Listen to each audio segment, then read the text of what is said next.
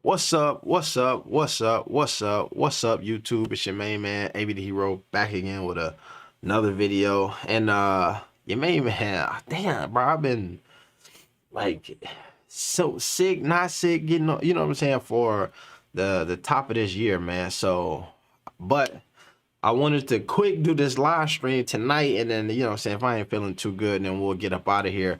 But man, I finally got my setup. I think I finally got my setup, you know what I'm saying, right, and in the way that I wanted it to be. So we're gonna talk NBA All-Star.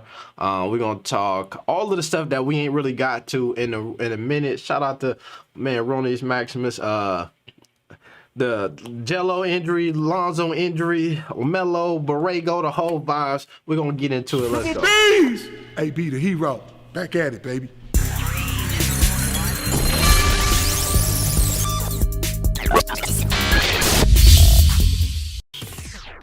Hey, all right, first off, appreciate everybody for subbing to the channel, hitting the notification bell. If you watching now, I already know y'all hit the like button before that intro was over and all of that stuff, man. But we're gonna get it going. We're talking All-Star weekend this week. This is the final day to vote, and it say obviously it's let me see, midnight. Gotta be midnight here. Let's pull it up. But I'm imagining that it's got to be like can't be Eastern time. It's got to be like LA time. So if not though, we got like 2 minutes to get 1 hour votes in. So I want to do that real quick. Let me make sure where my sources at, man, from my screen. Thank you. Boom. All right, let's do this, man. Let's do crop cam. Oh, wow. Yeah.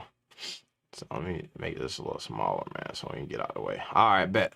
So we here, and I want to get this turned in real quick. So we're gonna start here, man. What's up? Let me know where y'all tapped in from. Hit that like button on your way in and all of that jazz. It's always much appreciated. But you know what I'm saying, it's the final day of All-Star voting. So if you ain't got your votes in on Twitter yet, if you ain't got your votes in on NBA, the app, the website, the whole vibe, it's time to do that now. I'm like 66% sure you got till, let's see, midnight. Oh shit, nah, never mind. It's a midnight Eastern time. So yeah, it ain't even you ain't even gonna do it. You ain't got enough time. Let's see, man. We gotta get to it. We got literally 1 minute. I might not be able to, shoot, you know what, man, I did it on the app, but if we only got 1 minute, we got one vote that we need to get in anyway, so let's do that. Bam. Look at my man LaMelo right.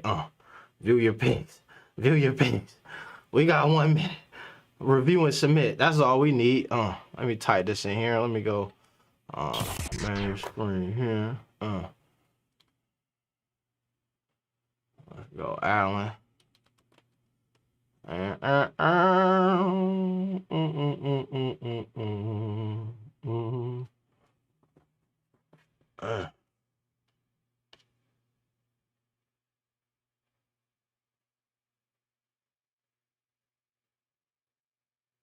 Did it go through?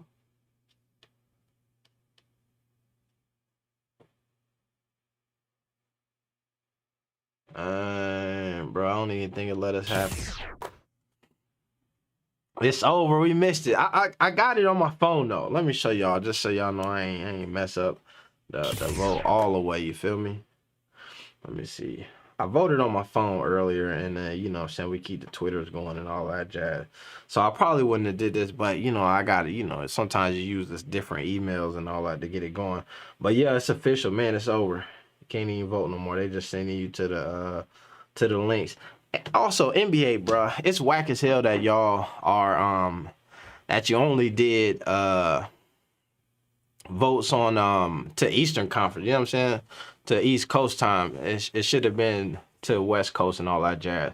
But man, how's everybody doing? How y'all feeling out here? I feel like at the top of this year, there's been so many topics that I hadn't been able to get to like I really wanted to.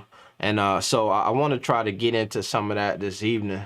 But before I do that, let me do this, man, because I want to make sure y'all can get in here. Because I think the way that switch both input output. All right, now. All right, so the way that I'm probably gonna start doing my streams and stuff is through my Discord. So I'm gonna send a link in the chat here. If y'all ain't jumped in the Discord or whatever, you know what I'm saying, y'all could definitely do that. Let me generate. Discord it's a cool little server situation, you know what I'm saying? There's everybody can get in there and talk and all that junk. NBA stopping LaMelo. I think that something is going on with that. There's something that I'll say when it comes to the NBA and Melo and all of that jazz, and in what I've seen from him over, let's say, the last 10 games, ever since he returned from the COVID protocols and all of that stuff, he being out on health and safety protocols. Let me make sure I say that instead of the other word. It's been kind of funny, man. It's been funny how he's kind of been treated on multiple fronts, right? On the front of what's going on with him and James Borrego. There's a video that I want to watch. Let me see if I can pull it up. Community. There's a video that I want to watch with him and Borrego, where it's Borrego talking about him, and it's just as interesting to me, man. It's just interesting to hear Borrego's input on LaMelo Ball. And what's more interesting is not even just the input, right? Because there's this funny thing that I think that people do oftentimes. And let me get here for this. There's this funny thing that people do with the media, right? And athletes and coaches and all of this stuff. is you ask a question, but you don't really want the answer, right? So sometimes you ask a player, like, what went wrong in that game? And he'll say, shit, man, coach called the wrong play. And they'll say, dang, he threw his coach under the bus. And he'll say, man, we would have won, but, you know, J.R. Smith took the ball, ran the other way. They ain't threw J.R. under the bus, right? And so it becomes, somebody saying here, it's not protocol. It becomes protocol for you to be, as an athlete to be what they consider to be media trained, in the way that the media is going to ask you some questions and you need to give these generic set of answers. We're going to do better next time. We just didn't, you know, we as a team collectively on the defensive end, we didn't do what we were supposed to do. As the leader of this team, I take full responsibility. There's these different things that you're supposed to say as an athlete, as a coach, as a professional, that allows you to not throw people underneath the bus. You feel me? He was driving. And then, and so it's interesting, though, when you do keep it real, and then they say, whoa, they throw you underneath the bus. The media does. And they say, whoa, he kept it too real. Something's going on. Problem in the locker room. And they do all of these things. And so when I was looking at this most recent clip from James Borrego, and I'll pull it up here in a second, we'll watch it together. It struck me so crazy at how candid he was being, right? At how much he was really just on some, this is what it is. He even got to a point where he's joking about LaMelo and his turnovers in the game, and almost had a quadruple double and all of this stuff. And I don't know, man. Maybe they seem close. Maybe it's some real stuff. Just join the Discord. That's what's up, man. Flacco, if you gonna be on here, man, you in the Discord. What I'll try is, there's some way. I probably should not try to do it live, but there's a way that you could join. I could pull you into a conversation, and then you could join the live stream, and we can talk, and then people should be able to hear you and all of that jazz. You might be off camera, I'm not sure, but it's a way that we can figure that out. Let me see. But we'll do that, man. If you're around a little bit later, I wanna pull up this video from James Borrego, man. Well, let me show you some love, man. since you my man Flacco as well, I need to create some like special group for like my folks who join the stuff. I guess, man, everybody the folks, but you know what I'm saying, content creators and all of that jazz, you know what I mean? So we can set that up. I never seen a superstar player treated like they do LaMelo. That was a lot of turnovers though. And here's the thing is, it was a lot of turnovers, right? But, and this is what I mean is, what's the difference in how people normally talk about it? Let me see, man.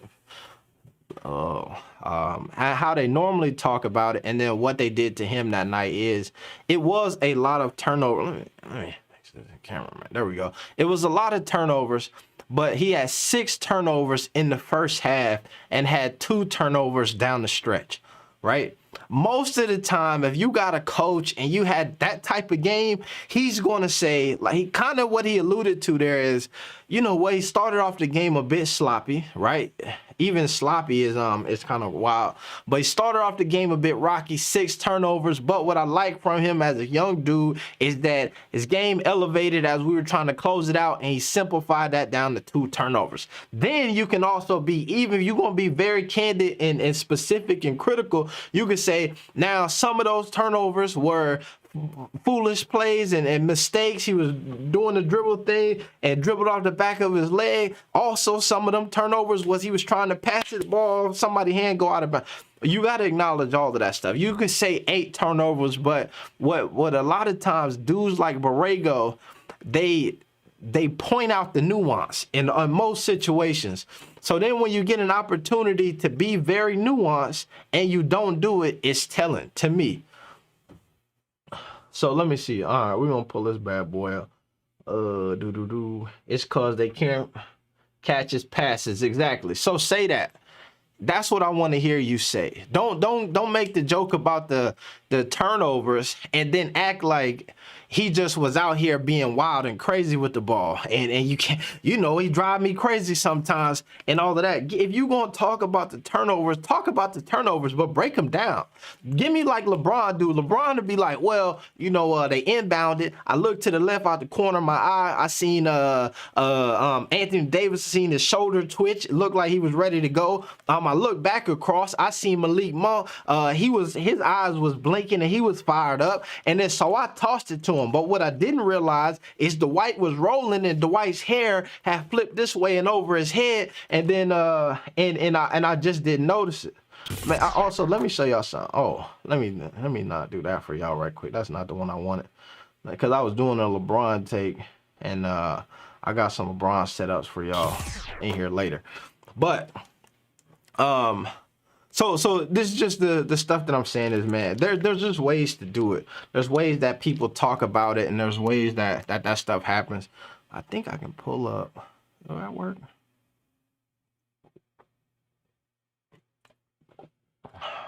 Docs.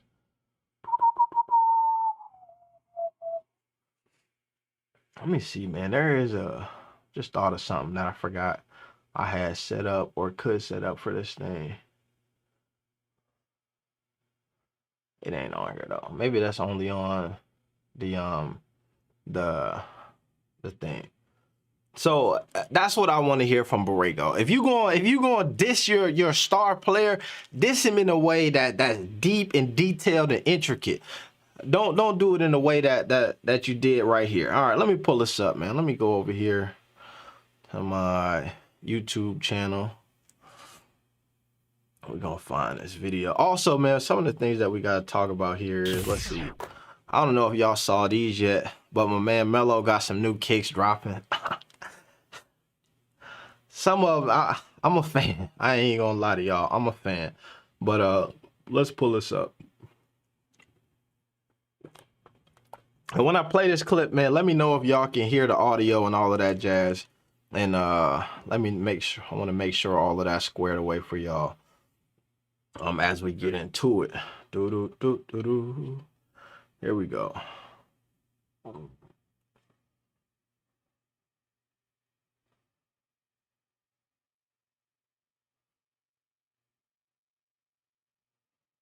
right. And here's some other stuff that I realized. All right, let me know if y'all can hear it. Can you hear desktop audio? Can y'all hear that? If you can, man, throw send me throw an emoji in the chat right there.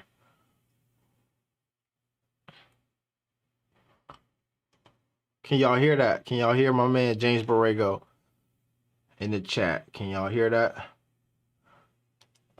February 2nd, black ones dropping. Yeah, for sure. The black ones is hard. If I definitely not copping all of those shoes, but I think that if I was to buy some, I had to go slide on the black ones. You know what I'm saying? They match my jersey. I think the Rick and Morty joints are, and we'll talk about them specifically. But can y'all hear me? Can y'all hear Borrego here? Let me get the volume up a little bit. Hold on. I mean, it ain't up. Let's go. All right, now.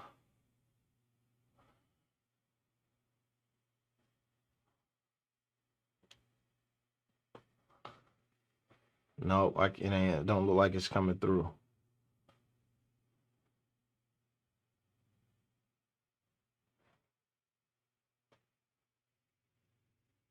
Don't look like it's coming through. No sound. All right, damn. Let me see. Two desktop. Ain't no just working. Let's see.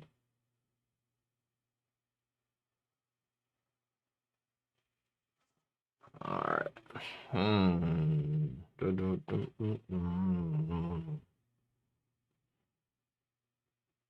All right. Yeah, that ain't coming through.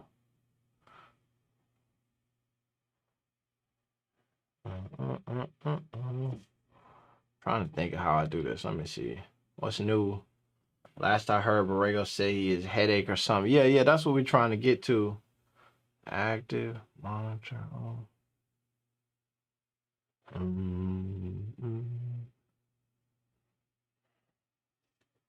Man, I don't know what the man. Let me see. Let me make sure. All right, I know. Let me check this.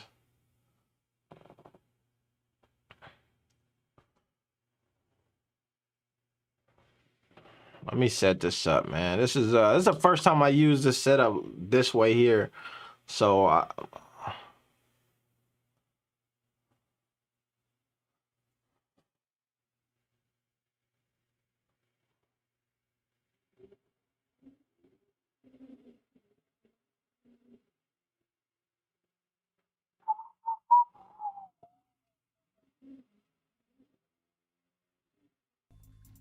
have to live with some of that. There it but is. I think there's Can y'all hear it now? for all of us that if I throw one and I lose it, I'm not going to try it again within a few possessions. And he's done a good job.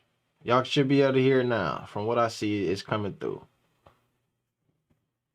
All right, let me know if y'all got that last little bit there. All right, let's take this down. We don't need 80p. Get that 720. All right, so here we go. Borrego, I can't listen to that dude. There's an echo. All right, let me see. Can you hear? Is there echo? What echo? Let me do this.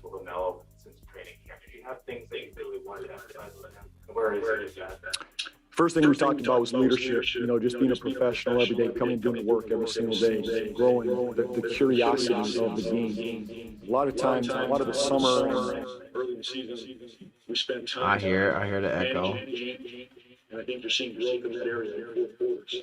At times he drives me crazy maybe for the first three quarters, but in the fourth quarter, all right, I heard the echo. All right, we finna get this fixed tonight. All right, let me see. There was an echo there. I heard that as well. Y'all heard that as well. So let me see. Let's go back to where we was just at. System preferences. Sound. It's good. Just go with it. Y'all sure, man? I heard that boy jumping like it's... Oh, audio for OBS. Aggregated. Okay. Let me try this, man. I had this here the other day. Maybe that's the echo. Still an echo. So it's funny. All right, let me see. Let me see. Tell me if you can hear it now, because I heard that boy.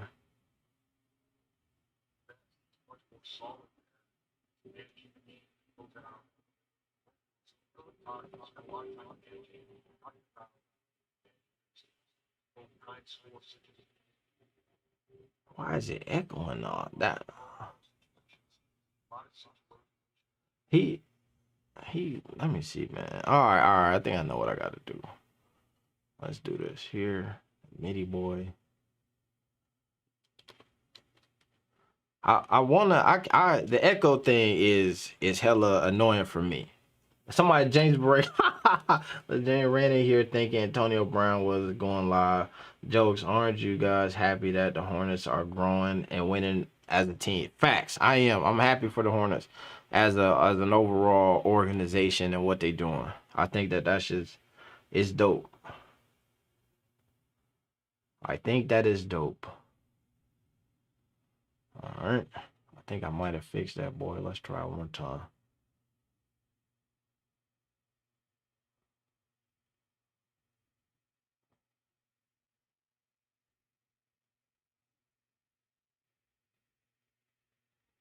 Damn, still echoing.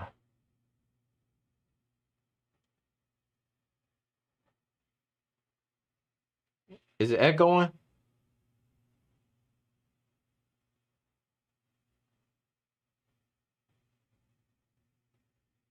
Is it still echoing, or is it not? Or is it done?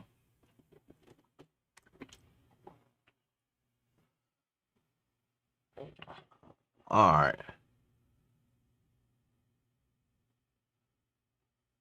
Good on you, AB. Let's do this. All right. Can y'all hear? Was it echoing right here? Let me know. Just thumbs up, thumbs down if that boy echoing. It's feedback. Turn down the mic. It shouldn't be no sound at all right now. The mic ain't even.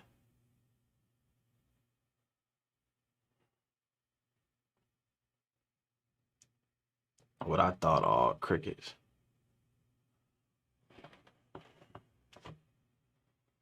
Now, no sound. There should be sound now.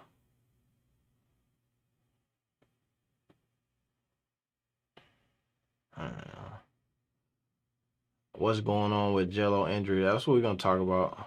Why is LeVar promoting Garland as an all-star? We'll talk about that as well. No sound. It's good. All right. Let's go. Let's go. And then, you know what I'm saying? We'll fix it next time if it's too crazy. All right, let's do this. Let's do this. So we're gonna check this out here. And now, so this clip is after a game where your boy LaMelo just got the triple-double. AB, could you dunk back in the day? Of course, man. Come on, athlete, man. Super athlete. Let's do this. So this clip we about to watch. This is a clip. Your man LaMelo Ball just got a triple-double in this game. Obviously, I think the scoring in the beginning of the game was rocky for him. Had 6 turnovers in the beginning of the game, and I made a video recapping this game. And here's what I found interesting, is that there were portions of the game where I'm listening to the commentators, because this game was on ESPN, and Doris Burke, and I can't remember the other dude, they had a segment in there where they talked about LaMelo Ball and his relationship with James Borrego, and it felt like this was one of those things where somebody hands you a piece of paper and say, hey, at some point y'all need to talk about this, right? And they went and they broke it down. You can't hear me or you can't hear anything.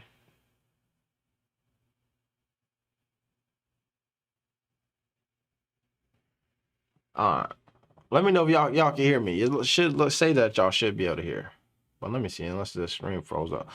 But so I only hear you. That's perfect. All right. So during the game, I'm listening to them talk, and they like, oh, you know, LaMelo, he oftentimes is a player who's got a lot of good instincts, but you know, makes mistakes. And then he says that James Borrego talks about, and they gave this very specific example of It gave this very specific example of LaMelo Ball, an instance in the game where the opposing team's player just scored 3 points in a row, and then LaMelo was trying to take the game over himself and kind of go head to head, right? And so he's doing that, and in that instance, he is not playing within the team, and that's one of the growing pains that he has to have, right? A very specific story, and it sounded like it was implanted for them to talk about at some point during the game, right? And then in a game where LaMelo was also kind of struggling a bit, it just felt a bit spot on. So then when we double back to the post-game interviews, right, and there's so much conversation around James Borrego, LaMelo Ball, and all of this stuff. And this guy here asks this question specifically that he asked, and then James Borrego's like, oh, I've been waiting to answer this question. Let me break this down, and let me give y'all some truth and honesty in a way that, you know, y'all probably wasn't ready for. And so that's what we're going to listen to this clip here and from Borrego.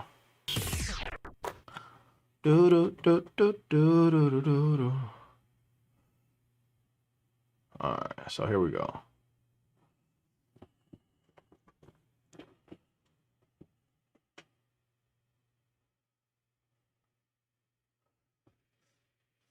So the question is, what were the points of emphasis that you had for LaMelo during training camp, right? And were y'all able to do that? All right. And as y'all in here, man, please hit the like button. It's much appreciated. I think we got about 60 folks in here, 20 likes.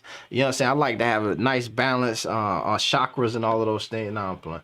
But as we get this going, but let me see here, because my man, I feel like it's some good dialogue happening right now in the chat.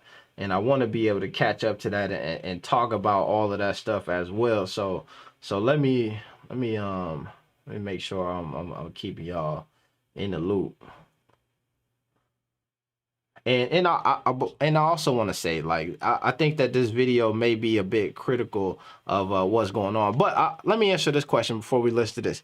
So my man says he was asking, why was LeVar Ball promoting Darius Garland, right? And so I think that it's really funny to me.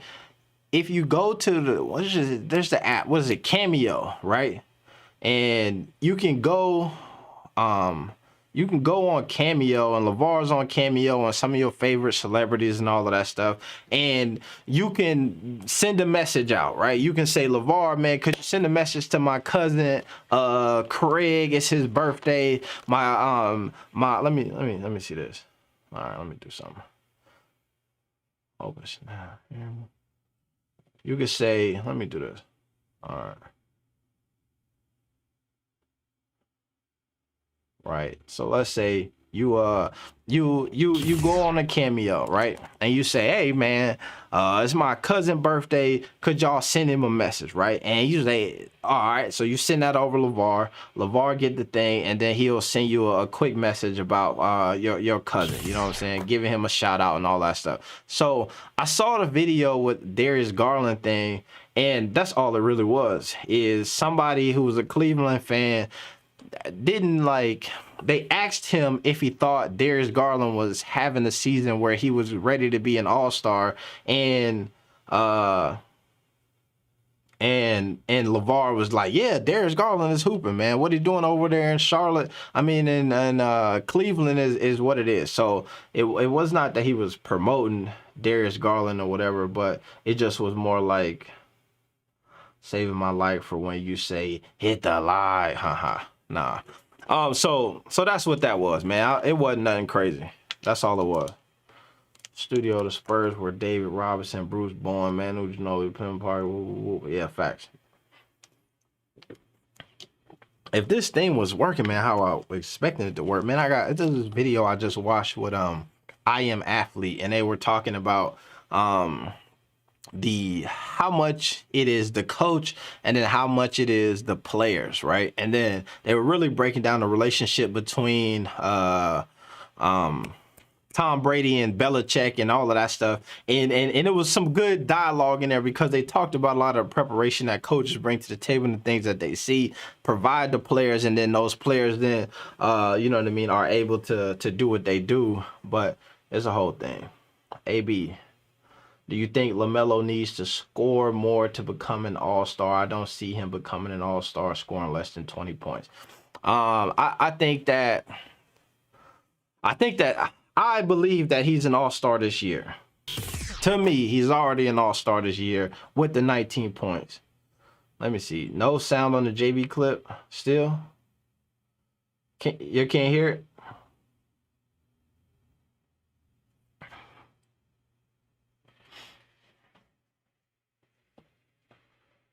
You're good, bro. Brother came in with a NLE. It's all about the content. Who's it? All right.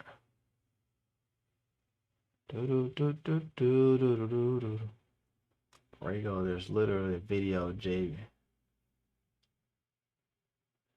It has to be fake news. Let me see where the fake news at. Over his own son. Oh no, that's what it is. Yeah, all right. Born after Tim Duncan. Yeah. So that's what the Garland thing is. He's not promoting Garland over LaMelo. Hell no. He just is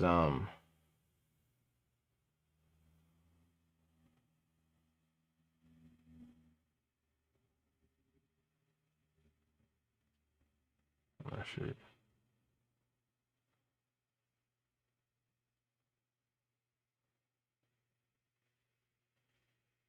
Management of this team, both time, score, situation, who to get a shot for, when to get a shot, who's hot, what would we call in those situations? A lot of situational talk we spent time on. And then the defensive end. We spent a lot of time on the defensive end. Just his coverage. Latest games have been good. So that's what I'm saying. I think that's what it is with the scoring, man. Let me check this out, man. Latest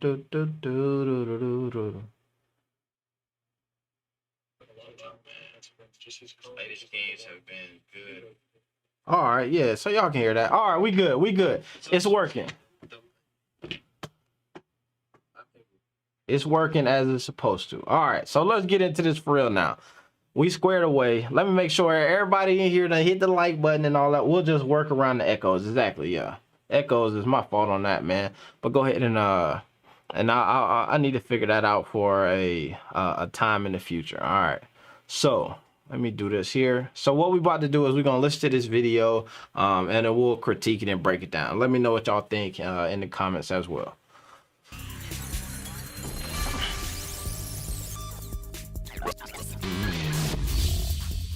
What were your points of emphasis with LaMelo since training camp? Did you have things that you really wanted to emphasize with him? And where is he with that? First thing we talked about was leadership, just being a professional every day, coming and doing the work every single day, growing the curiosity of the game. A lot of the summer and early in the season, we spent time on managing the game. And I think you're seeing growth in that area in fourth quarters. So for one, I think that at this point in the season, to ask the question about what were some of the things that you wanted to see from Melo in training camp, to me feels like, why are you asking that question, right? Most of us already know what the answer to that is, and then so you know what I mean. So what is that about? So that's part of where I first go with that. And then when I hear the way that JB breaks this down, it feels very like, you know what I'm saying, pre-planned. But let's go. Early in the season, we spent time on managing the game, and I think you're seeing growth in that area in fourth quarters. Yeah. At times he drives me crazy. I think that we all will say that you can see that as well, right? Even in the beginning of the season where we saw him coming out of the game in the fourth quarter, right? And not being able to close things out. But now we starting to see him be able to close games out and really have these huge moments versus really good teams down the stretch. Maybe for the first three quarters, but in the fourth quarter, he's at his best. He's much more solid there. He's managing the game to close out a win for us. So we spent a lot of time talking about management of this team, both time, score, situation, who to get a shot for, when to get a shot, who's hot, what would we call in those situations? A lot of situational talk we spent time on. And then the defensive end. We spent a lot of time on the defensive end. Just his coverage is number one. I think as the thing with defense and young players in this league, half the battle defensively is just anticipating the game to close out a win for us. So we really talked. We spent a lot of time. I think you're seeing growth in that area in fourth quarters. Just being a professional every day, coming and doing the work. Echo every single fix, day, perfect. Growing the curiosity of the game. A lot of the summer and early in the season, we spent time on managing the game. And I think you're seeing growth in that area in fourth quarters. You know, at times he drives me crazy maybe for the first 3 quarters, but in the fourth quarter, he's at his best. He's much more solid there. He's managing the game to close out a win for us. So we really talked. So that's what I'm saying. All right, that's for one. That's the first moment, right? And I just was listening, so then I messed it up. But at times he drives me crazy first 3 quarters, right? And I think to me that's such an interesting statement, and it also like gives credence to some of the issues that folks have with the rotations, right? And we have these moments where you see LaMelo starting to cook, and then James Borrego is like, come on out of here, right? We see these long lapses where they end up pulling my man out, and folks are like, yo, like what is going on here? You know what I'm saying? Sounds like another team coach, not his own. Facts, yeah. So it's interesting to hear him say that, because we see the way that he does that stuff. But when you watching LaMelo hoop, oftentimes, you know, he might have a slow start, he might be going and he might be cooking. But what I hear from him is a guy who is like, especially when you see him go for a couple buckets in a row, right? And he start talking about and I tell you, and you go back to what I was saying that folks said during the game, Doris Burke and them, about LaMelo scoring and going head to head and all of this stuff. He even started talking about who should get the ball, who should pass it, and all of this. And I think that what you see, and this is what is saying it to me, is there are times where he's shooting the ball and scoring the ball, and I don't want him to do it. Right? Early in the game, he's trying to take the game over and run the offense and score and do all of this stuff. And to me, I'm like, bro, don't do that. We don't want you to do that. Come out of here, right? So now earlier in the chat, when folks are saying, man, LaMelo's scoring is down. To me, this is why. Which ain't it? All right, yeah. To me, this is why. LaMelo's scoring is down. It's because my man is telling you that there are moments in the game in which he's driving me crazy because I want Gordon Hayward to get the ball, and he might be jacking the 3. I want him to kick it over here and let Terry go to work, and he driving to the rim. And so that's what I hear, right? So that's why I got to pull him out of the game, because yeah, you just scored 5 points, but that's not what I asked you to do. Right. And so that's what I hear. And when I'm thinking about what he's saying and then thinking about what I'm seeing on the court from those guys. We spent a lot of time talking about management of this team, both time, score, situation, who to get a shot for, when to get a shot, who's hot, what would we call in those situations. A lot of situational talk we spent time on. And then the defensive end. We spent a lot of time on the defensive end. Just his coverage is number one. I think as the thing with defense and young players in this league, half the battle defensively is just anticipating what's about to happen and not reacting to it. Here's what I want to say too, is truthfully, right? If James Borrego really feels this way, right? And this is really the breakdown of all of the stuff that we were working on with LaMelo and all of this, and this is what it is. I like that. I love that he gets on here and it gives us that insight into his thinking, into the game and all of that stuff. But what I want folks to do, and my thing is, you got to keep the same energy, right? When we go back to last year and you got Devontae Graham, who's struggling, can't buy a basket. And every time he can't buy a basket, you say, well, it's on me. I got to get him in better spots. I'm doing this. I'm fumbling the bag over here. I'm fumbling the bag over here. I messed it up. It's not his fault. It's me. As a coach, I'm taking full responsibility for all of this stuff. When I hear you talk about folks in that way, and then when I hear you break down other guys in a very candid way, where it's not even on me. He drives me crazy because he's making bad decisions. It's not even on me. I'm situation and all this stuff. It's him. So when I hear that, that's where to me also this sounds a little wild. But I do appreciate the breakdown. I do appreciate the honesty in the comment. It's just that when I'm hearing you talk about certain things and hear you talk about other guys, then I see where there's a mix up. I do think that this season there's another, even I believe in this clip too, he doubled down on it. But in the previous game, I think it's the post game and the pregame clip, it came out and he was talking about the rotations in defense and how they were lax on it. And he was saying basically it's my job to get guys on the court who can play defense, and if you can't, then I'm pulling you out of here. And he said that again in this post-game interview as well. So I think he's throwing a lot of that energy and information out there for a reason. All right, big fan of the channel. Let me see let me catch up with where y'all at on this conversation and topic as well. I'm gonna get the thing set up, man, where I can get the chat on the screen here. So if when I'm doing these type of live streams, we can just get that straight to the screen as well. I feel like coach could get the Hornets where they are. JB is average. I feel like any coach could get the Hornets where they are. JB is average, good coach. They're a top 4. To me, and here's my honest opinion, right? Because I'm one of those guys who I want to see LaMelo do well, right? I want to see LaMelo become an all-star, become a superstar, keep ascending to being the face of this league, right? But I feel like I am also one of those guys who appreciates the fact that Tom Brady is the greatest quarterback, maybe the greatest NFL player, athlete of all time, and he did not walk into the NFL starting from day one, right?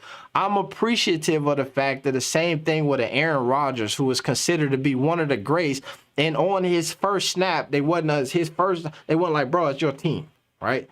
And so I understand that oftentimes there is a value to being a guy who can sit back sometimes and learn, right? Having an organization who does not say, here go all of the weight of this entire franchise. You wear it on your shoulders. We know you're 18, 19 years old, but we're going to come and go as you do. I appreciate the fact that you might have an organization here who is like, we know that we could give LaMelo Ball the keys and have him go for 25 to 30 points a night right now. And his statistics and his popularity and all of this stuff would rise, right? But we seen dudes do that. We seen guys do that. We seen the McGrady's do that. We seen all of these dudes who get the keys and they had the go ahead to score and do all of this stuff, but the people around them struggle. We see guys who do that and they become superstars. They become perennial all-stars, but they never win, right? And I think that for a team that's based in Charlotte, in order for them to ascend and actually get some W's, is going to take some chess moves. It's not going to be, okay, we got this one dude and we're going to let him go and then he's going to become. When you look at the Bucks and what happened with Giannis ascended into the MVP. Giannis was groomed and manipulated and taught how to, and he became that. And then they put the pieces around him over time and they grew into that. If you would have took Giannis Antetokounmpo in year one and said, bro, here go the keys, this is your team, they would still be trash right now.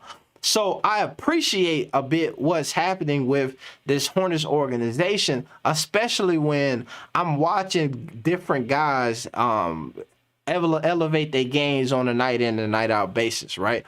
I do think that but I also understand when I hear folks talk about LaMelo and the disrespect and him being a young all-star, young superstar and not getting the keys and being I hear that as well. And that's the part where I'm talking about in this video that I'm critical of, is that if your strategically moving the chess pieces for him to grow and then be that guy later on into a Giannis Antetokounmpo where it's not like a Devin Booker where basically that season 1 they was like, Devin Booker, this is your thing, you know what I'm saying, you running this thing, and then, you know what I mean, eventually he's ascended and became a really good player in this league. But you also need to bring in a Chris Paul to really help balance things out. You also need these really talent in order to balance things out, right? So that's what I'm saying. I see that, but I think that when I'm listening to you talk about LaMelo and you're not giving me that, when they asking about like, you know, what's going on here? What's the strategy? What's this? And you can't articulate to me what the long-term plan is, right? When I'm hearing you, when he asking you about what are the expectations in preseason to now and how that's working, and I'm listening to you, and it's tinged with some salt. Because if you're really strategic with your coaching and all of this stuff, you see this coming. We expect these mistakes to happen, right? But we understand that with the experience and with these things, he's going to see it and then develop, right? That don't give you no headache. This is what we wanted to happen. And this was my initial issue with the Hornets even back then, is when they were like, man, we didn't really know. We got LaMelo and we really had no idea what we had. We looked at him a little bit here, but truthfully, we got lucky. And that's what I think. I keep hearing that from them, is that he drives me crazy in the third quarter, in the first 3 quarters, and then all of a sudden in the fourth quarter, something clicked, and then he made big plays for us. We don't know what's going on here. I'm out of, you know what I'm saying? That's what I hear from that, man. But that's me. Let me keep scrolling down here. Sounds like championship in the Continental Basketball League. He's a coaching genius. Phil Jackson, definitely coaching genius. The thing is, AB, I think Borrego has good intentions with him, but he seems to want to micromanage him too much. Facts. I agree with that. Stop lying, James Borrego. Let me slide down here. Plumlee is disappointing. Man, like I said, I think sometimes I actually like Plumlee when I see him do certain things. I think that he has. Isn't Scottie Pippen GOAT? I don't know about that. MJ, please sign any big and shot blocker. Fact.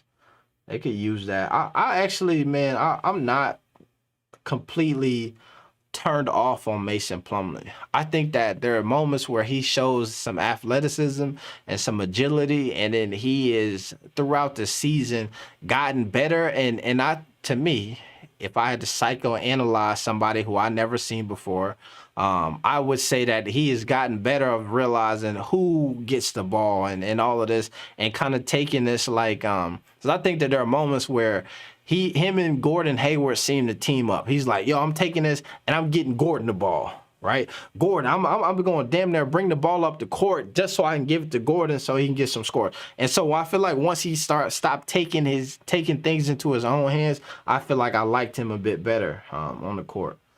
Mitch Kupchak knew what LaMelo was. That's why he drafted him. I think MJ Borrego weren't sure of LaMelo back then. I don't know if Mitch Kupchak knew.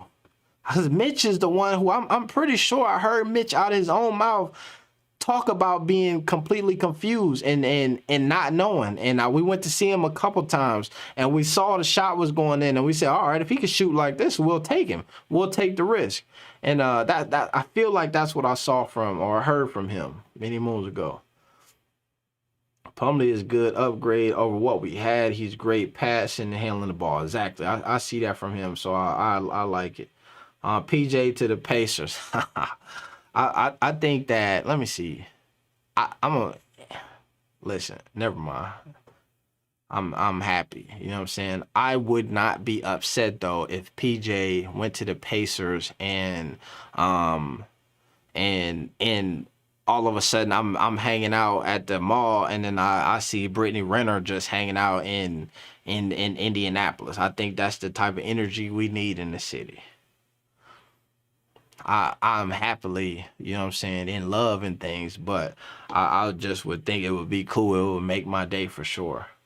No, we need a brother with hops. I think you could possibly need a brother with hops, but like I'm saying, what I think that this Hornets team has that is great is psychology. The psychological makeup of how these dudes interact is what makes them the team that they are, right? The biggest thing that I see, and I believe that people overlook oftentimes with professional athletes and in the NBA, is that when you make it to the NBA, right, you're a guy who most likely was in high school and was that guy. You were in college and you were that guy. And then now you get to the NBA and your rookie season, you're hoping that something is going to happen for you and you're going to become the rookie of the year. No matter what. James Bouknight is on this team and he thinks that he should have an opportunity to become rookie of the year. Right? And if you don't become rookie of the year, you feel like your next season, maybe you could become most improved, right? And if you can't become most improved and maybe you coming off the bench as a sixth man, maybe you could be sixth man of the year, right? And to give you some time and opportunity, you might become an all-star, no matter what that is. So I say all that to say, what is important to understand when you're picking up guys is where they're at mentally as far as who they are on the court. You have dudes who can be a starter in this league, but feel like, but understand that if you put me as a sixth man, I'm gonna go crazy. Jordan Clarkson could be a starter in this league, but they bring him boy off the bench and he a firecracker, right? Everybody can't do that. Russell Westbrook is in Los Angeles right now and could be coming off the bench, maybe being a firecracker. He like, off the bench? That ain't me. We seen when Melo was trying to get back into the league for a minute and they was talking about off the bench. I'm Melo. So you can bring in one of these bigs who can jump, but you also bring in one of these athletic bigs who can jump and all of a sudden he think he a point guard running the break as well. You need a big who can jump, understands his role. You can jump on offense, bro, but you also better jump on the other end, blocking shots. And so to me, it's the psychology that you also need. And I think that, and that's what I was saying with Mason Plumlee, is that there was a time in which I'm looking at him like, bro, you do not understand your role on this team. You are never at any point running the break on this squad. And I used to see him do it, and I'd be like, what the? What? Who? What? And I'm telling you, I'm looking at the screen like this. Mason, who are you, Mason? Mason, what are you doing? Confused, baffled, and all of that stuff. Staring at him like... And I think that he then slowed it down, and then now he is somebody who understands his role a bit more. Could he be a bit more athletic? Yes. That's the only thing that scares me about the Miles Turner trade. Is Miles Turner is a guy who probably he know that if you come to this team, we're not expecting you to we're not expecting to throw the ball to you in the post and let you go to work 10 times a night. We want you to run and jump. Pick, roll, get to the basket. We might throw it to you, but the back to the trying to go to, that's not happening. We don't want it. That's all I'm saying. That's what I want from these dudes. And then maybe on an occasion we see something going on and you crazy and you hot, and then all of a sudden you give us a game like Mason did a while back where he damn near didn't miss the whole game, just reaching back, dunking on folks. Then that's what I want to see from you. Let's see. Studio Baja said Westbrook should not be coming off the bench. The Lakers coach is weak. The coaching in the NBA is terrible right now. But that's what I'm saying is that in the NBA, right, especially now, when folks start talking about players and who's the greatest of all times. The conversation that's happening now is more about legacy. Did you win? Right? You can score all of these points, LeBron James statistics, all of this stuff, and the knock on him is, but you made it to the finals X amount of times and you lost. And so we could look at a Russell Westbrook and we could say, talent-wise, Russell, you're a starter in this league. But you can also say, right now, as a starter in this league, on the way this team is constructed, it ain't, the value proposition ain't there. You a guy who want to handle the ball. We got LeBron who want to handle the ball. We got these other guys on the squad who need the ball as well. It would behoove us if you could come off the bench and you see what Jordan Clarkson do. Do that. Keep the pressure. But folks don't want to do that. But I understand. I don't think that talent-wise he's not a starter in this league. I just think that at least try something. How many Warriors are all-stars this year? Do you think Wiggins will make it? I don't think so. I don't think so. But you know what, man? In looking at the Western Conference votes, like, it's hard to choose over there. I feel like it's pretty cut and dry when it comes to the Eastern Conference is who's an all-star, right? You can say, all right, we got obviously in my voting package. All right, so let me say this. You got DeMar DeRozan, who's an all-star, right? You got Trae Young, who's definitely an all-star, and you got Joel Embiid, Giannis Antetokounmpo, Kevin Durant, right? And Kevin Durant is hurt, so you could swap him out with it should be DeMar DeRozan, to be honest, but they got him on playing guard or whatever.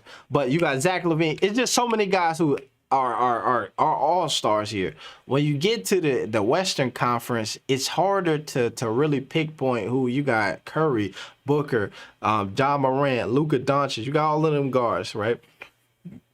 Then you go to the bigs. You got LeBron. You got Anthony Davis, who's not playing. You got Karl Anthony Towns. You got Jokic. You got you know what I mean? I don't know. To me, it's just a bit harder. So I think maybe the Warriors sneak a couple extra guys in there. But to me, Steph Curry is that dude over there, man. That's without question. He's an all-star. Everybody else is fringe at best. And I think though, because there are going to be some injuries and people who not playing for X amount of different reasons, I think that it helps a guy like Andrew Wiggins maybe get a shot. This is the thing, bro, with this hat, man. That's damn phone, man. The camera sometimes be trying to, I don't want to focus. There you go. You good? Biz is hungry. I gotta check that out, man. I seen something on Twitter where Bismack Biyombo was going off. Facts.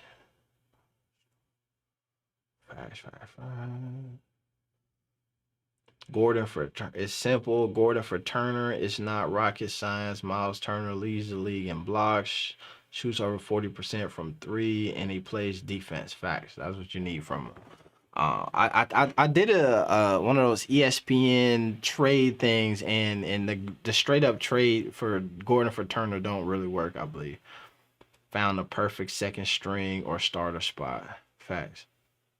My BTS preach. Biyombo balling lately. I saw that. I saw he had a decent game tonight. 21 and 18 boards tonight.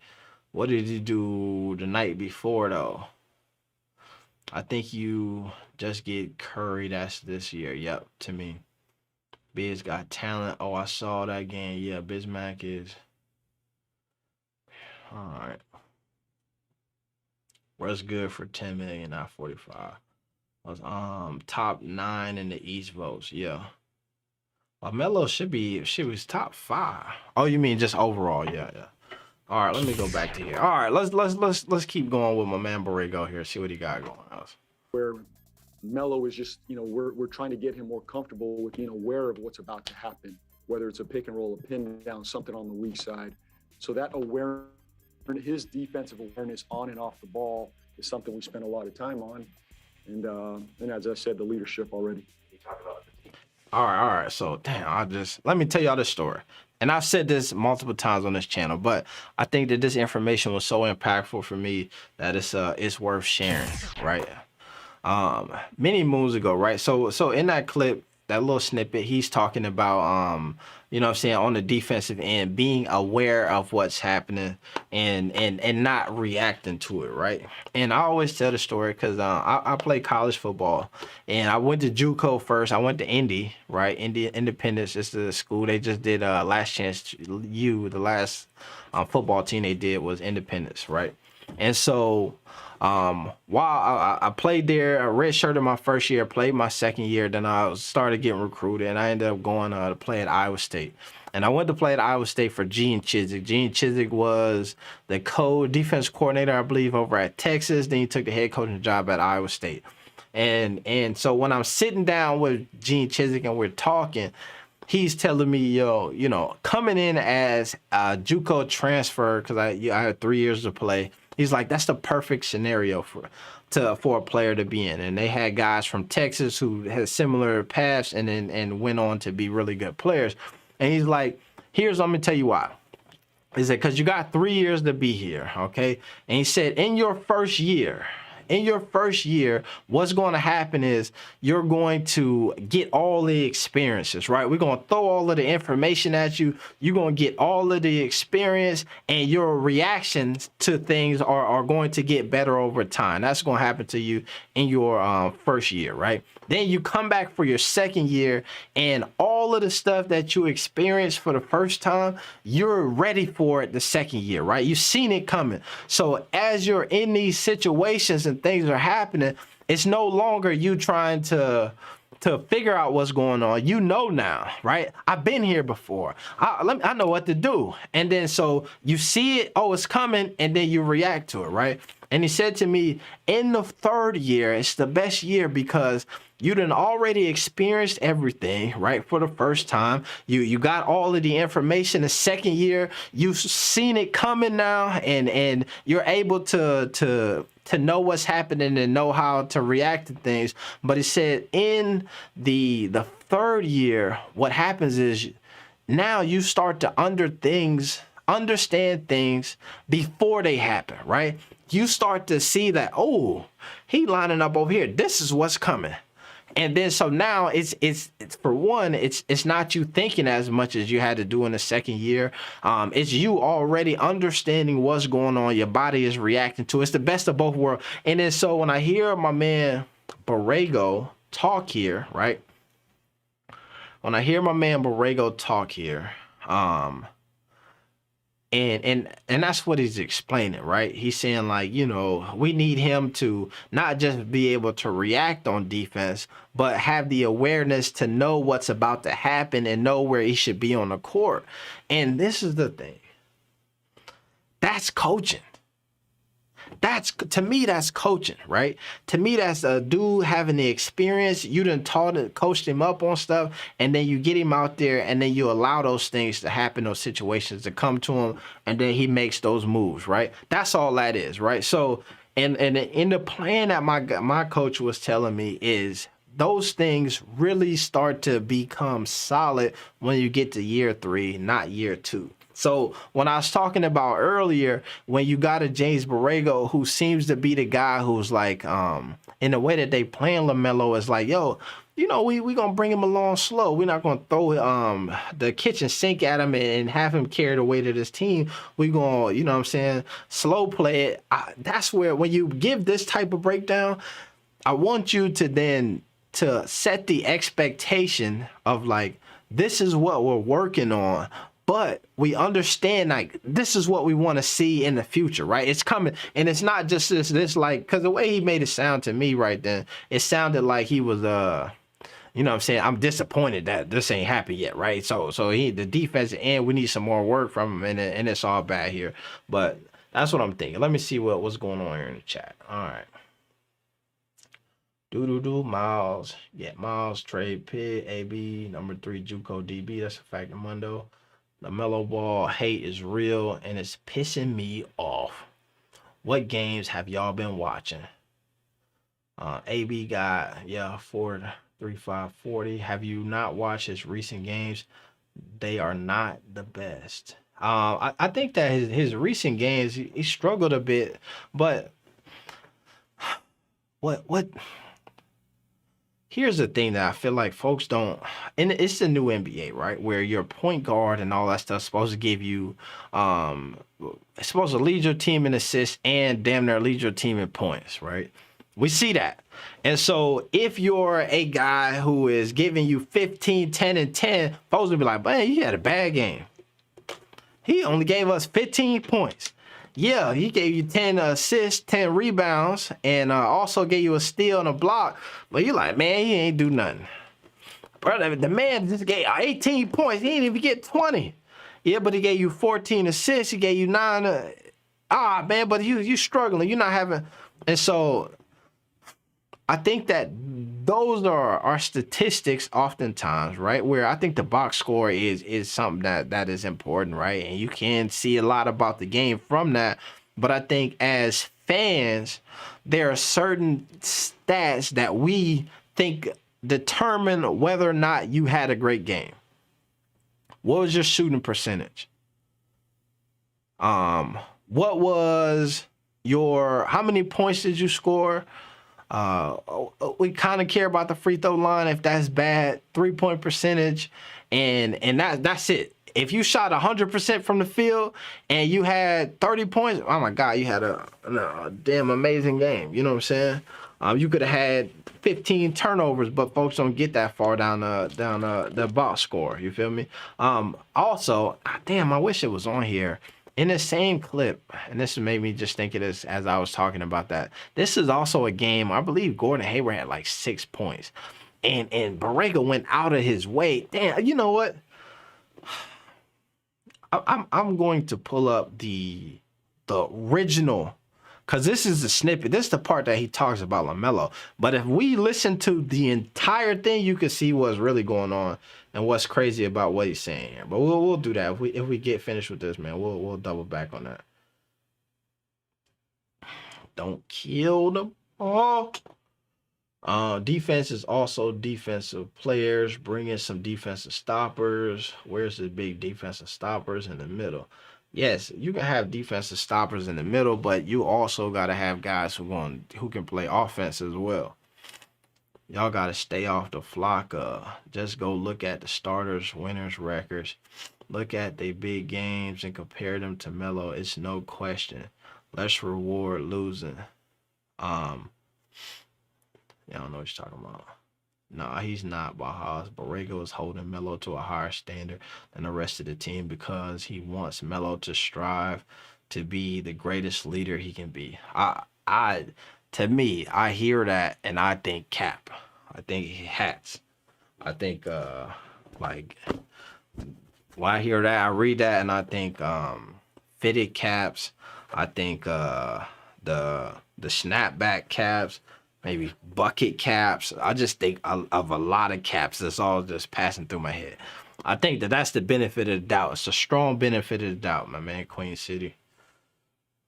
I don't know if I'm ready to give that kind of benefit of the doubt.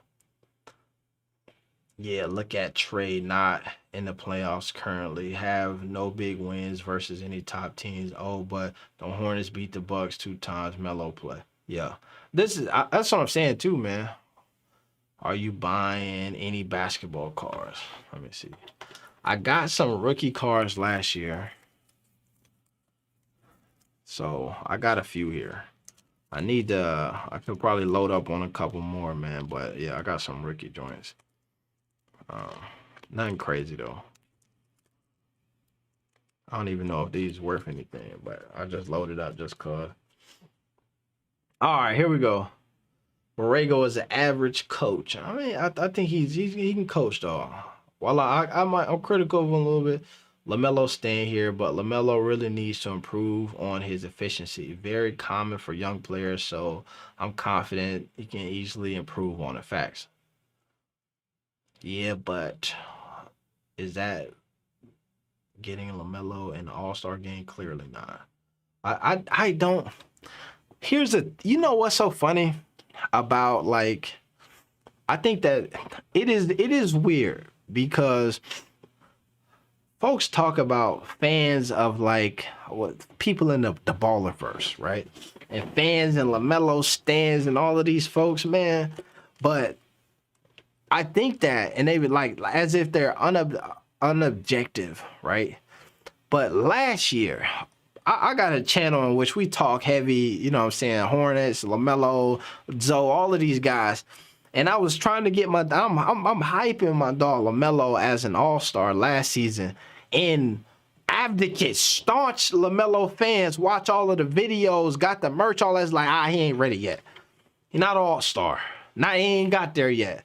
And so it's so funny to me when I listen to people who, like, you know what I'm saying, talk about the community being stands and all this, but it's a lot of super objective people here who can say and comfortably say, my man need to play a bit better. If he play a bit better, he got my vote. Such and such is playing better and not. So I think that's a nod that I give to the community of it's not full of guys who, like, when I look at Klay Thompson, who no matter what is now in the top 5 vote getters. Kyrie Irving, who has not really played, damn near is top 5 in votes. You know what I'm saying? I'm looking at some of these dudes whose statistics and teams are not winning and all of this stuff, and they in the conversation heavy duty. And I get to start talking about LaMelo, and I'm seeing people in the chat, and it's debatable. One of the teams who are exceeding expectations across the NBA. Most folks in the NBA and executives and all of that didn't expect this. The own Charlotte Hornets talk about how the team is performing 2 years in advance to where they thought they would be across the board. And then when it comes to talking about all-stars and all this stuff, people are like, he ain't all-star yet. He ain't in my look, folks get this, be hit me with this. I say all-star where? Who? LaMelo? What? I don't know what you're talking about. And so it's interesting to me. That's interesting. But let's go here. Keep going. 5 minutes. Jello got sick career. I'm hoping that. Who is better, Westbrook gameplay or LaMelo play style? I'm going with my man LaMelo. I love Westbrook though. Yep, he's reverse. He should be a starter. A reserve should be a starter. But the guy really believe they counting votes. It's not a scam. It's not a scam. It's definitely a scam, man. They're not counting the votes. I'm telling you, to me, I think the votes that count are the ones where you submit it on like NBA.com and all that stuff. The Twitter votes and all that, to me, that's a scam. That's a scam unless they got some like organization who like is just an analytical beast, right?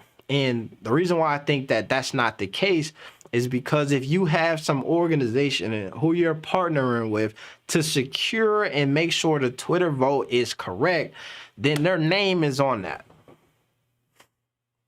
Right, that's not a secret. That's if you going to those links to secure and then make sure all of the Twitter votes are right, then like the company that's helping you do that, you letting people know what that is because you want that validation. You don't go do all of that and then keep that a secret. So that's why I think it's cap. If I was doing something and I was like, yo, trust me, this is clear. We can't count every vote that you do is going to be counted no matter what. And here's how I'm gonna show you why.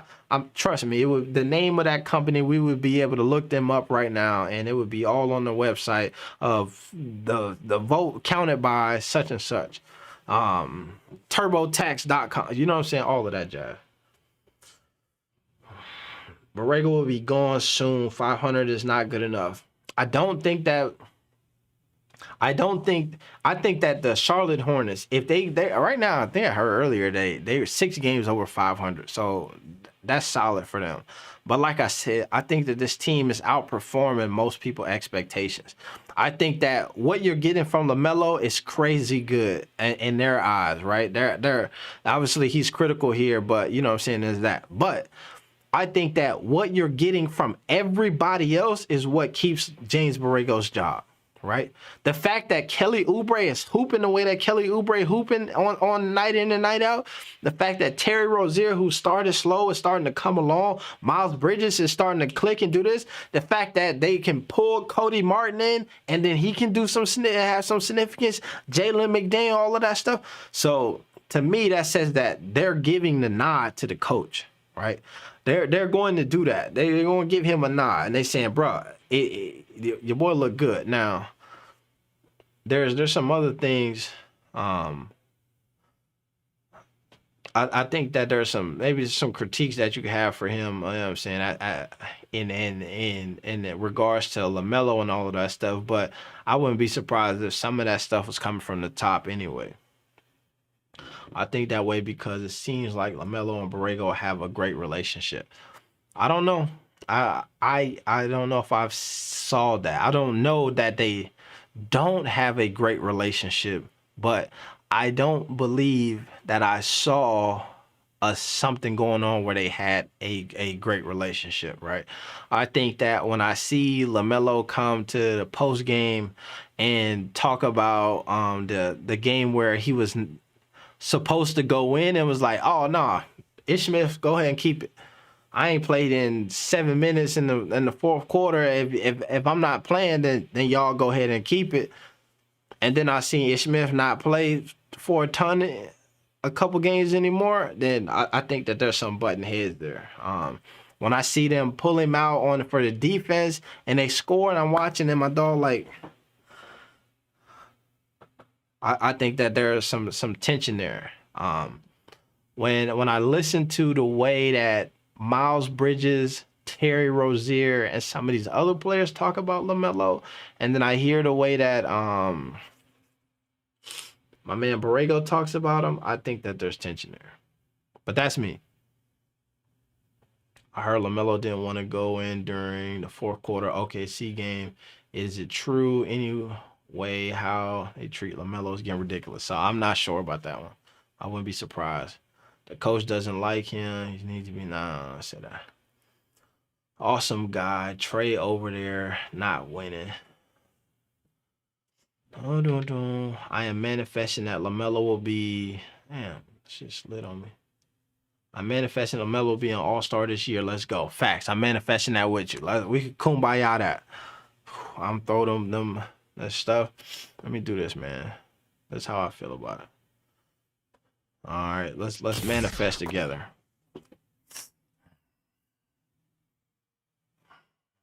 LaMelo, all-star. LaMelo, all-star.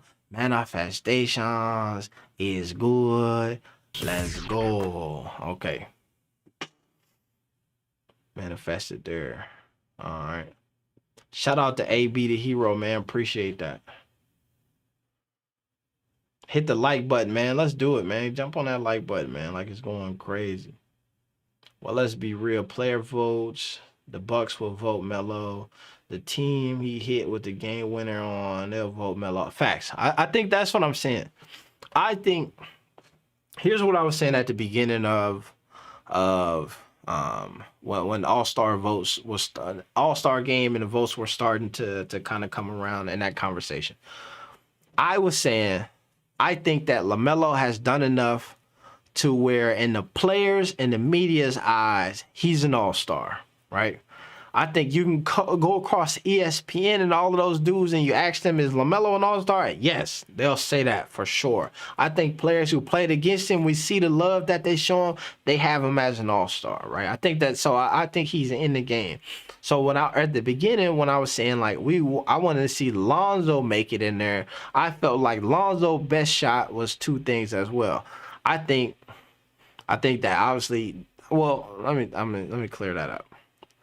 I felt like LaMelo all-star to all of those people, but I also felt like the fan vote would be what he would get in that way as well. I thought Lonzo was a guy as well who is more respected amongst players and I believe maybe the media than I think the fans do with his stat line. So I felt like he was a guy who coaches and players were going to say, yo, give Lonzo the nod if the opportunity presented itself, right? I felt like all of the other folks, the fans, like I said, folks in this ballerverse are not just like, yo, you averaging a decent stat line, the you know what I'm saying, scoring a good ball. We like you a lot. We gonna vote for you just cause we rock with you. They don't do that. You gotta hit the certain criteria, and folks be critical and they be on it. You know what I'm saying when it comes to Zoe. So I felt like the players and guys who really appreciate his defensive prowess may give him a nod. You know what I'm saying? And so, but obviously my man's hurt right now and wouldn't be able to play anyway. And then, goddamn, that health and safety protocols really stifled a strong like run that he was on. All this LaMelo hate is funny. Dude having a better second season than Luka. Team is way better than Dallas, and they already smashed Memphis. Are you not entertained? Big fact. Well, let's be real. Player. Shout out to AB. That boy just jumped. Whoever is the Hornets social media manager needs to be fired. Now,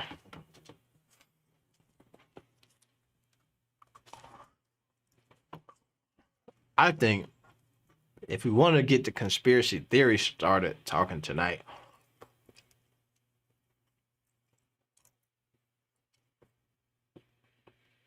there's something there. I think this organization is not firing that social media manager. They damn near giving him a raise because they did exactly what they wanted him to do. Make it look like we promoting LaMelo Ball, Terry Rozier, and Miles Bridges, but don't actually do it. That's what I think. For some wild reason, it seems like that's the play. It could be the Miles Bridges money. Because if Miles Bridges become an all-star this year, this offseason, back up the Brinks truck. Back up the Brinks truck. The man gonna want to get paid. So, and because of that, I think that maybe you get hit on some other guys, right? They don't get the nod, right? We can't really promote LaMelo without promoting Miles. Let's throw Terry in there as well to muddy up the numbers a bit. That's if I was being a conspiracy theorist. So I don't think that the Charlotte Hornets social media guy is getting fired. I think he's getting promoted. Head of marketing. You did a great job of running the campaign, but without campaigning.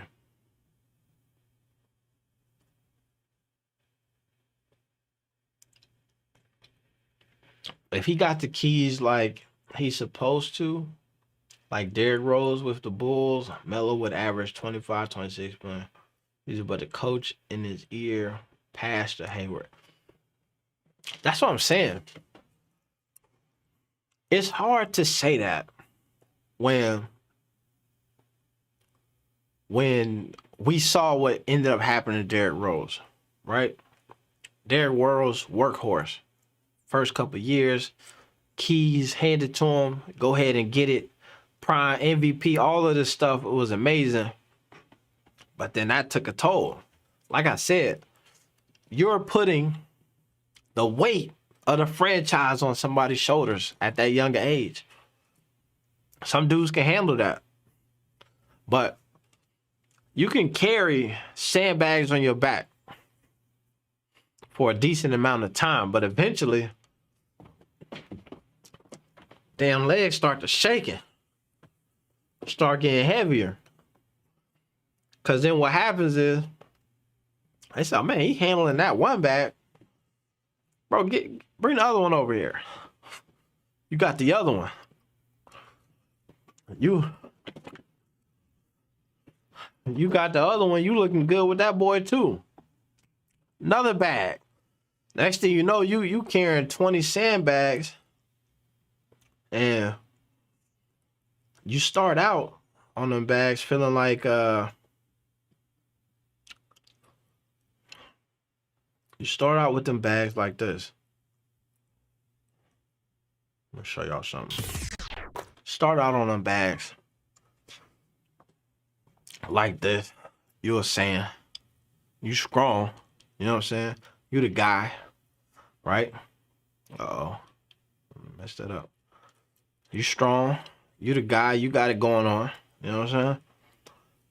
Next thing you know, 2 or 3 bags on you done went Super Saiyan. Next thing you know, you all the way out here.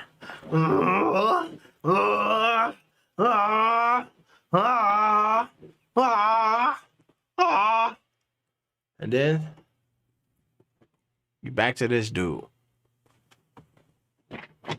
Bug-eyed, trying to figure out what's going on. I was hooping. Grant Hill, I was killing him. Anthony Hardaway, I was killing him. Derrick Rose, I was killing him. T-Mac, I was killing him. We see it all the time. They put that weight on these young dudes, and they come out the gate like this. Unstoppable, undefeated. Can't do nothing with them. Looking like the Sage of Six Paths. Prodigy. And all of a sudden, they right here. Bug-eyed. Not everybody can be LeBron James. LeBron James is one of the only guys who got that weight put on him young and somehow managed to carry that weight through their career. Kobe didn't get that weight put on him that young.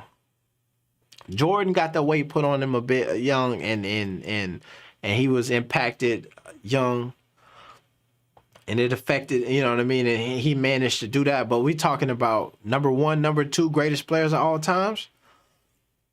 It's not a lot of guys who get that weight put on them young, and they can handle it. Now everybody could be Bron. Most of them end up looking like this.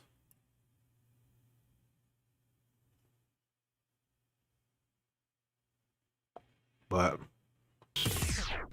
that's my story for y'all.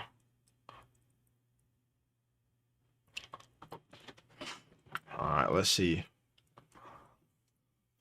Melo will sub himself in. Hayward. Melo should be an all-star. I'm with that.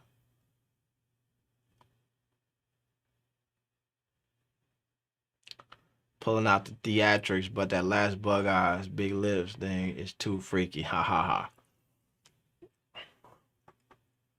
That's all I'm saying. I was surprised Melo was 5th in the fan vote. I think I was surprised too. I wanted to see him a bit higher, man. I think that I don't know.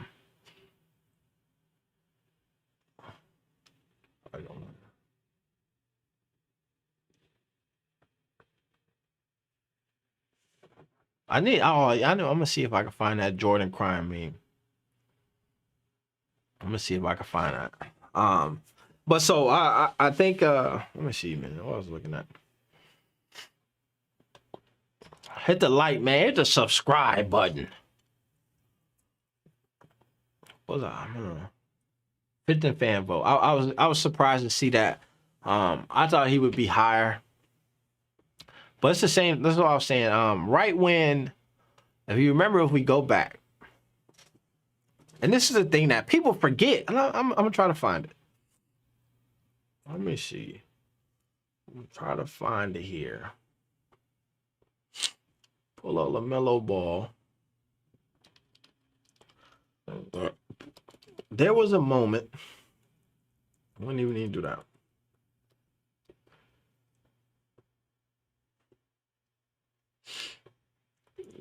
Probably better this way. There was a moment where 15 in jersey sales.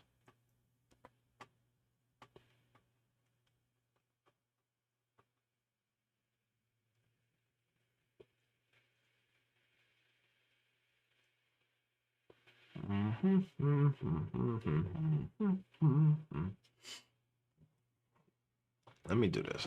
Well, let me say this. I don't even go. I'll try to find the article here, but there was a moment where NBA.com was talking about LaMelo Ball in the MVP race. Right? This is before All-Star voting and all that stuff started happening. And they're talking about the MVP ladder. And my man LaMelo just hit a game winner over Giannis and them boys. And on the next day, not even a game winner. I think they lost that game if I remember correctly. They lost that game. But he gave him 30 and it took him to the wire. Giannis hit the game winner and was preparing to go on a roll. Conversation changed from, is LaMelo an all-star, to, is LaMelo in the MVP race? Right? Had him, if not top 10, but in the top 15 vote getters, right? And so to me, if you're in the top 15 guys we're talking about in the MVP race, because your team is winning, you playing really good, then that to me says that you're a shoo-in for all-star, right? But what happened right after that? Slowed everything down. COVID protocols. Health and safety protocol. Slowed him down. Missed, 10 days? Came back, had some okay games, had some struggle games, had some up and down, up and down, up and down. And then so now we are where we at now. But there was a time, we can't forget that. There was a time in this season where folks had my guy LaMelo Ball in the conversation to not just be an all-star, but to be an MVP.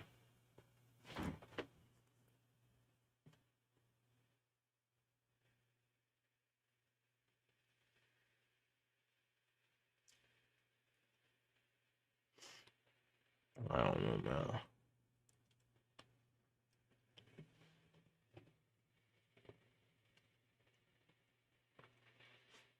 Let me cut down some of these. Is it? All right. Let's get back to this man here. Full screen with Borrego. John Moran is a beast. Also, if we get to that conversation, there was a point in this season where John Morant came back from an injury. And there was a fan who was like, "Oh, bro, go sit down somewhere." Remember that. There was at some point this season where John Morant came back from an injury and they were like, "Oh, hell nah, too soon." And now he hooping, shooting as an all-star. So the NBA season has these peaks and valleys, these ups and downs that happen, right? So that's why when I hear people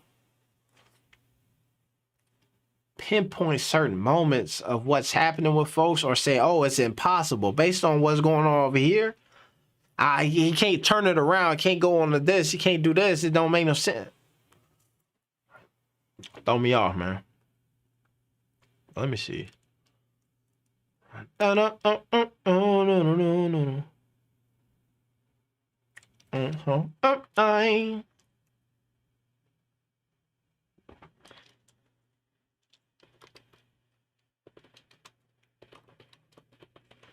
Do do do do do do do do do.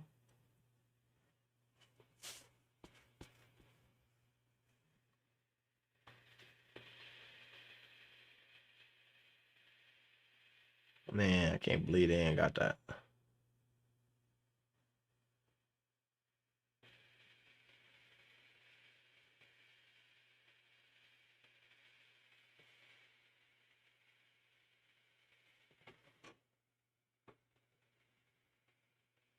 Do do do do do do do do do. I.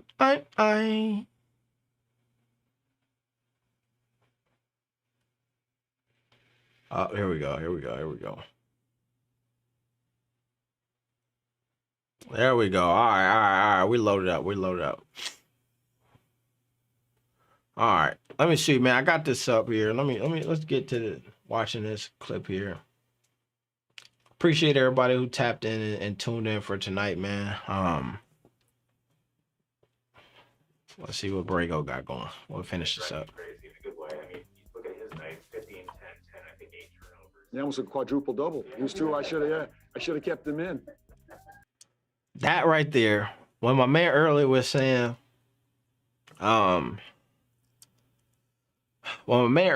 they got a great relationship, here's another point of why I think that maybe that's not correct.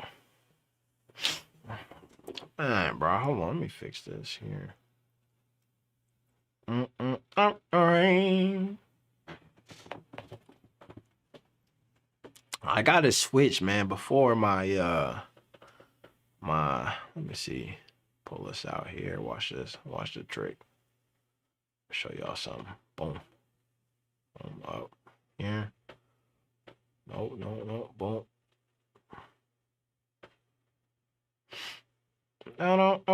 no.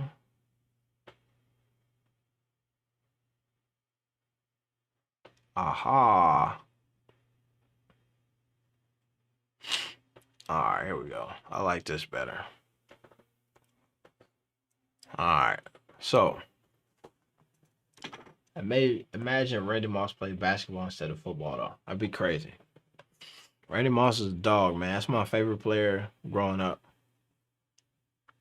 The Beast, don't get me wrong, but national media acting like he carrying that team. The 10-game win streak they were on, Grizzlies won 6 of them without Ja. That's a fact. But he added some stuff to it, man. I think what it is he still, you got to say that and you got to acknowledge the fact that he still makes them a better team.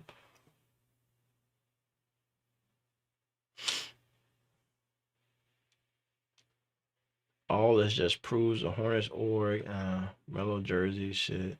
You ever wear a top 5 jersey, easy. Fact, top 15 jersey, easy. Let me see. Am I saying another dude made a video saying that? What?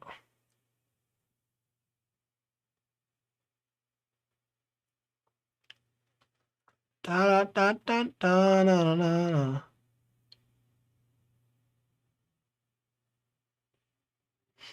All right. Let's see. All right, let's get into this, man, because we got a couple of videos we can watch tonight, man. That was a quadruple double. It was true. I should have kept him in. This is what I was saying. All right. I mean, you look at his night, 15, good way. I mean, you look All right, at here we his go. night, 15, 10, 10, I think 8 turnovers. That was a quadruple double. It was true. I should have kept him in. Get a few more turnovers. I mean, do you live with that, though? That's shady. It's a quadruple double. I should have kept him in and get him a few more turnovers. You know why he's saying that? He's saying that because people keep talking about Melo's minutes and keeping Melo in the game. So this is a direct call to that of, oh yeah, y'all wanted him to keep playing. Should have kept him in, got him a triple double. I should have done that. That's interesting from your head coach to one of your top players. That's not pushing P, as they would say. Give me the smoke. Give me the gun. Oh, Lord. Borrego interview just confirms everything we're saying about Borrego hating LaMelo's game. That's obviously a joke. Oh, I mean, it's obviously a joke. You should have kept him in. So he could have get 10 turnovers, quadruple double. That's what I'm saying. It's obviously a joke. It's obviously a joke, right? We understand that that's a joke, right? But the joke is a joke because all of the stuff that's been happening. So I'm making fun of it, right? You can joke and make fun of people. And while you're joking and everybody's laughing, the person you joking on is like, damn, that was inappropriate. People do all that time. People all the time at work lose their jobs, get rid of and all type of things because they just was joking. That's all I'm saying. Not saying he need to lose his job or nothing because of that, but I'm just pointing that out. That's just an obvious thing. The turnovers are obviously a little high, probably, but is that okay with you? I have to live with some of that, but I think there's growth there for all of us. That if I throw one and I lose it, I'm not going to try it again within a few possessions. And he's done a good job in that area this year. We're one of the lowest turnover teams in the NBA. And this is also why when I hear people say, oh, but that night he had a ton of turnovers. But throughout the season, one of the least turnover teams in the NBA. So that night, high in turnovers, but typically that's not a thing. So tonight is something that we don't normally do, but we're doing that tonight. And he's probably our highest usage guy. So I don't want to jump to, there's growth here, there's progress here for him, right? So like that right there. That's the part what I'm saying is like when I was talking about earlier, that's the part that I want to hear him to talk about, right? Don't talk about it as, because what's happening is he just did all of that monologuing and the reporter is trying to say, but come on though. 15, 10, and 10 tonight, gave you a triple double. There's some good stuff there, right? Right? You got to live with some of that because that's what you getting the production from him. And then he said, oh, well, okay, I see where y'all taking this. I'm not trying to say we're not growing. I've seen it. Now he gives you that praise and all of that stuff. And so I appreciate the back end of this. But I think that this is also, like I said, the read in of like, yo, hold on, let me clear this up a bit. You know, when you think back to last year, you know, those turnovers were too high. I think one of the strengths of our offense right now, when you look at our numbers, is our low turnover number. Tonight was not that for him. Okay, so there's some of that. I've got to let him be mellow and be creative and live in that improv world. But there's also got to be some awareness from him as well. Okay, I just tried it. It didn't work out solid now. And that's just growth. All right, that's cool. Pushing P. I don't know, man. Some of that to me seemed like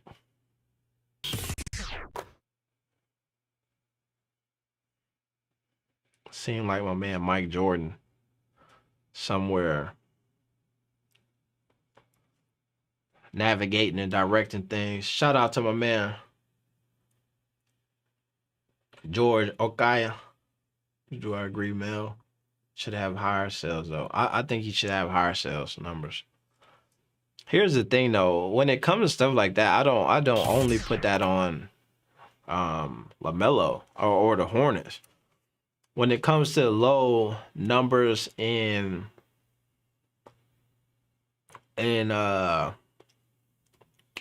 all-star votes, to me that's not only on the Hornets.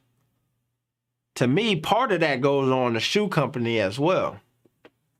Right? The shoe company is in basketball or whatever, that's the real record deal right there. That's the folks who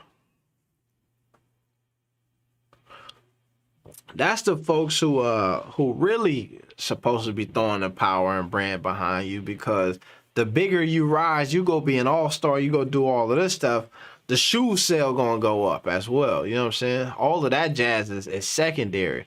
So they got to put some stuff into it as well. Exactly, Ken. It's right in the Hornets' face. They got Oubre, who's perfect role player. Just get a big and fill out the roster. Facts. Everyone smash the like button. Let's run it up. I'm with you, Joaquin. Lippe.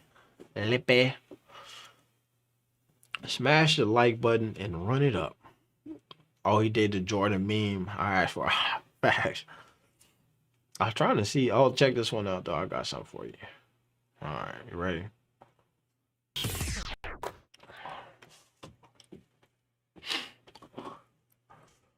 Yeah. We out here tonight, folks. It's your main man, AB the Hero. I'm sorry. It's your main man, Michael B. Jordan. Chilling with my girl, Lori Harvey. Illustrious. I should do the rest of the stream like this.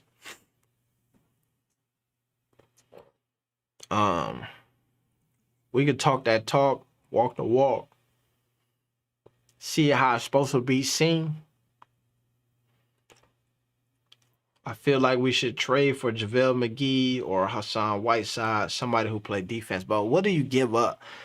I think that's the tough part when I hear people talk about like us making a trade. Damn, if we lose one of these critical pieces, that's a hole. Michael A.B. Jordan, fact.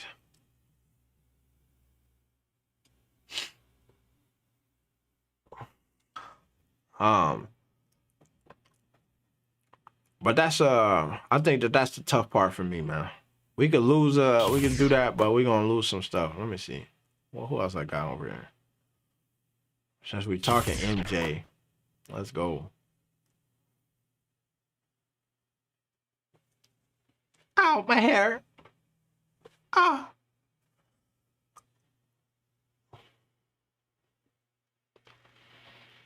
This ball just cracked me up when Michael B. Jordan facts. That cracked me up too. PJ and picks because McDaniels and Cody stepped up the offense. Facts. If anybody on the squad we was going to trade and I think we could still hold down things, PJ Washington. Facts. Factamundo. If somebody wanted PJ, I would let him go.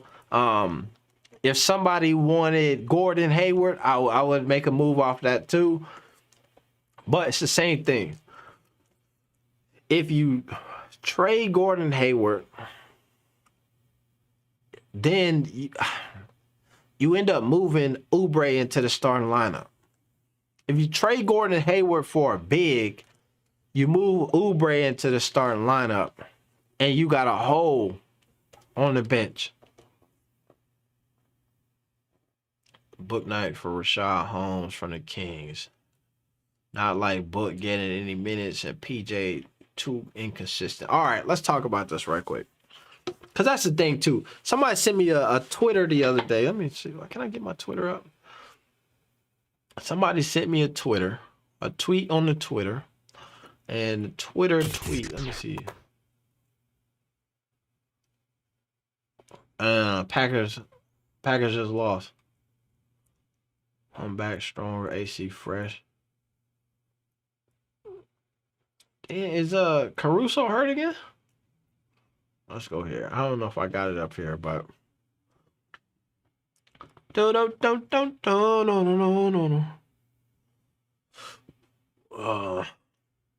somebody asked me why Book Night wasn't playing. And I was thinking about that, and I was like, man, where are you gonna play at?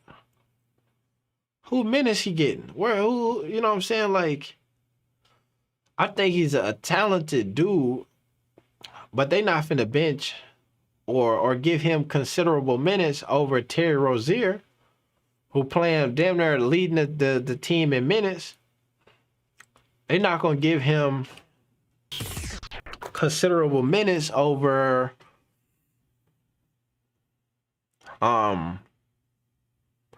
Melo, obviously.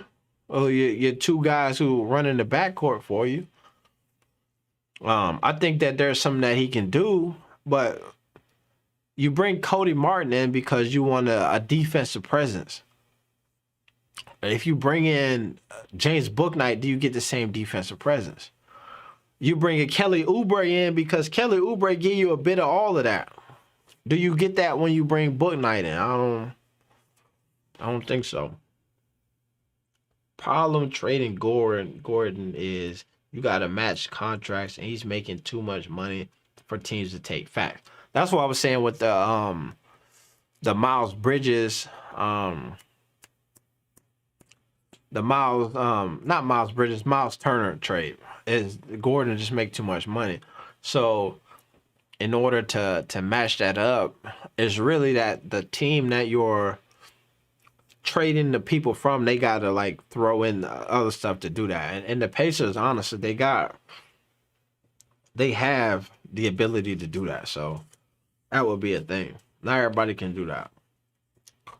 Because most of the time they send you a guy and you just gonna have to cut him or waive him or do something anyway, which a lot of teams, I hope they don't really want to do that.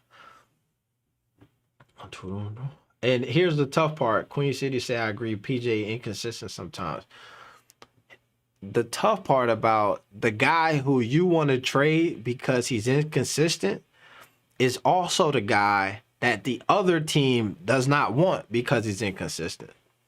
So we want to get rid of PJ. Come on, let's get him up out of here. He hit or miss. And they like, why we want PJ? He hit or miss.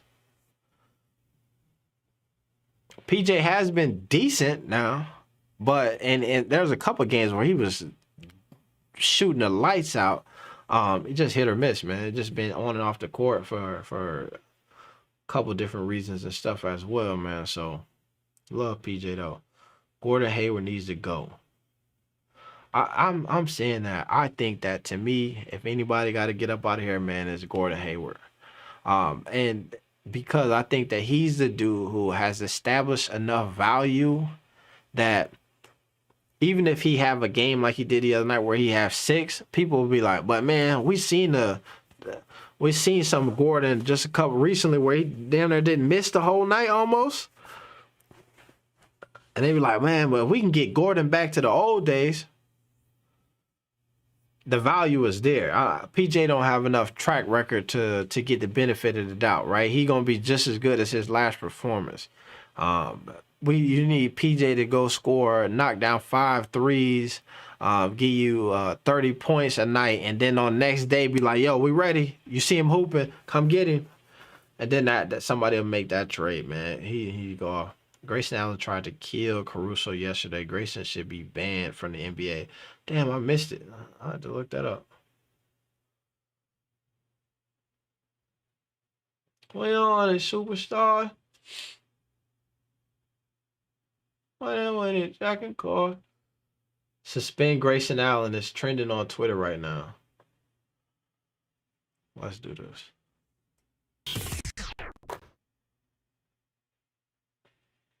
Let's suspend Grayson Allen for a long time. Grayson Allen just pulled a Grayson Allen.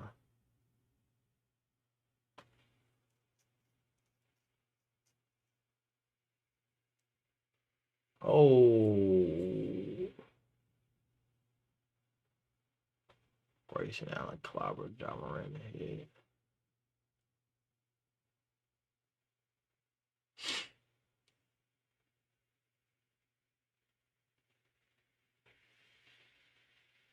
Damn.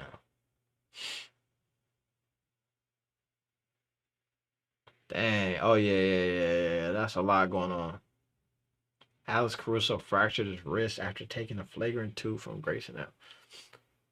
So, but that's the thing. Is he swiped the ball and then came around with another hand to knock that to really seal the deal. At least he ain't kick him though. Grayson needs to go to China. Grayson has done some bad stuff, facts. Gordon Hartwork, not even better than Oubre. Hornets way better with Oubre on the floor, but facts. But the beautiful thing about Oubre and his position is he get to come off the bench and do all of that stuff, right? So you can move Oubre to the starting lineup. Colin Kaepernick is trending. Led the 49ers to 3 victories over Aaron Rodgers and the Packers. Keep Aaron Rodgers. I'll take Colin Kaepernick. Oh Lord. Let's see this. Did y'all Colin Kaepernick is trending right now because I guess the Packers just lost. What? But that's what I'm saying. I think the 49ers just beat the Packers. Pretty rich. Watch NFL Patriot MK Jr. tonight considering their black ball patch. All right, my fault, man. Let's get on. But that's extra smack was after the play. And that's what I'm saying. The extra smack to me is what did it. Not even a good player either. Has nobody told this man Grayson he needed anger management facts. He needs something. You got to do something about it. Got to do something about it. Let me see. Let me try to pull up this. I want to get y'all thoughts on this thing here. I doubt that I retweeted. I did quote tweet it. This was something that came up a couple weeks ago, and we never did a video about it, man, because I was not feeling good. It might, hopefully it's deleted, man. Some of you. All right.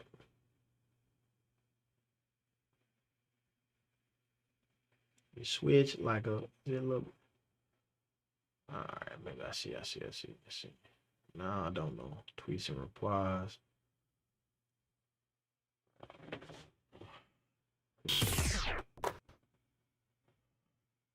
Oh, it's not safe for you. Level candidness. Butter eating in here.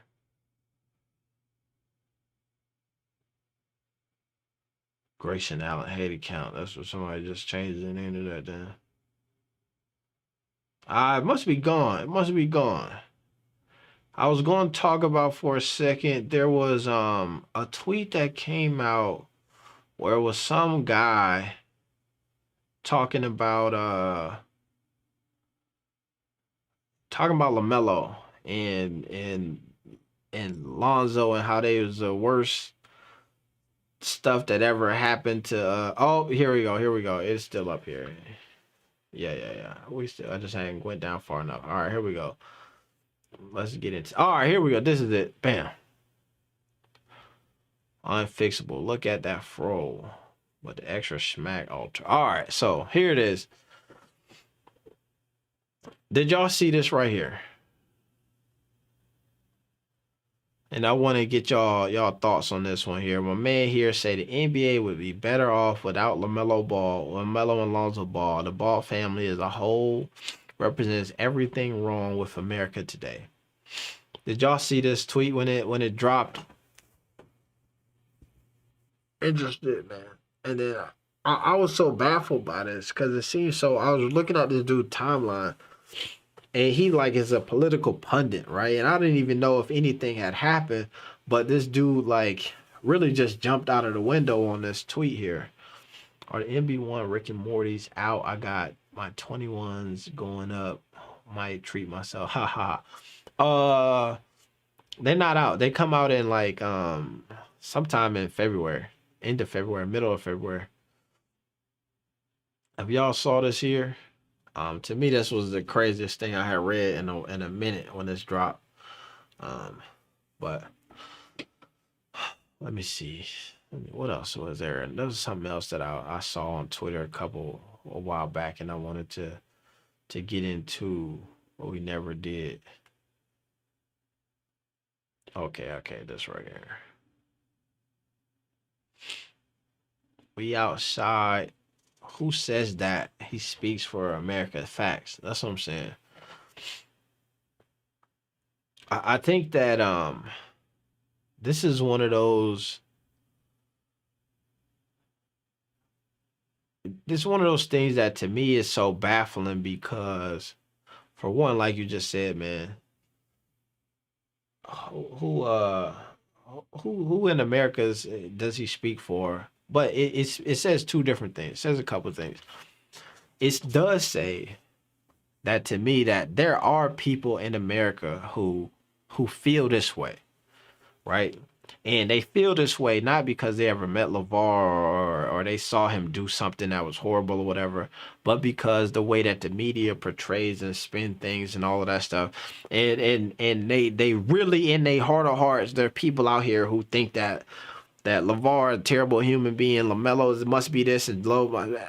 They are out there, which is so crazy and bananas to me. And it's so interesting because y'all see me, man. I go out. I'm BBB down all the time, right? And it's funny because I'll go places and I'll have the BBB on, and the first time they be like, "Oh, you got the BBB on, bro? You know what I'm saying? That's crazy, some BB," and they'll acknowledge it. And then I'll see folks again. They be like, "Dang, you got it on again. You must be one of their biggest supporters or whatever." And then I will start talking about it. They're like, "Oh, so wait a minute, you know LeVar? Oh, wait a minute. How? What? What's he like?" And there are people who I had these conversations with who, like, in their head are like, "Oh, but I don't really mess with him like that. But I'm interested. I want to hear what you got to say.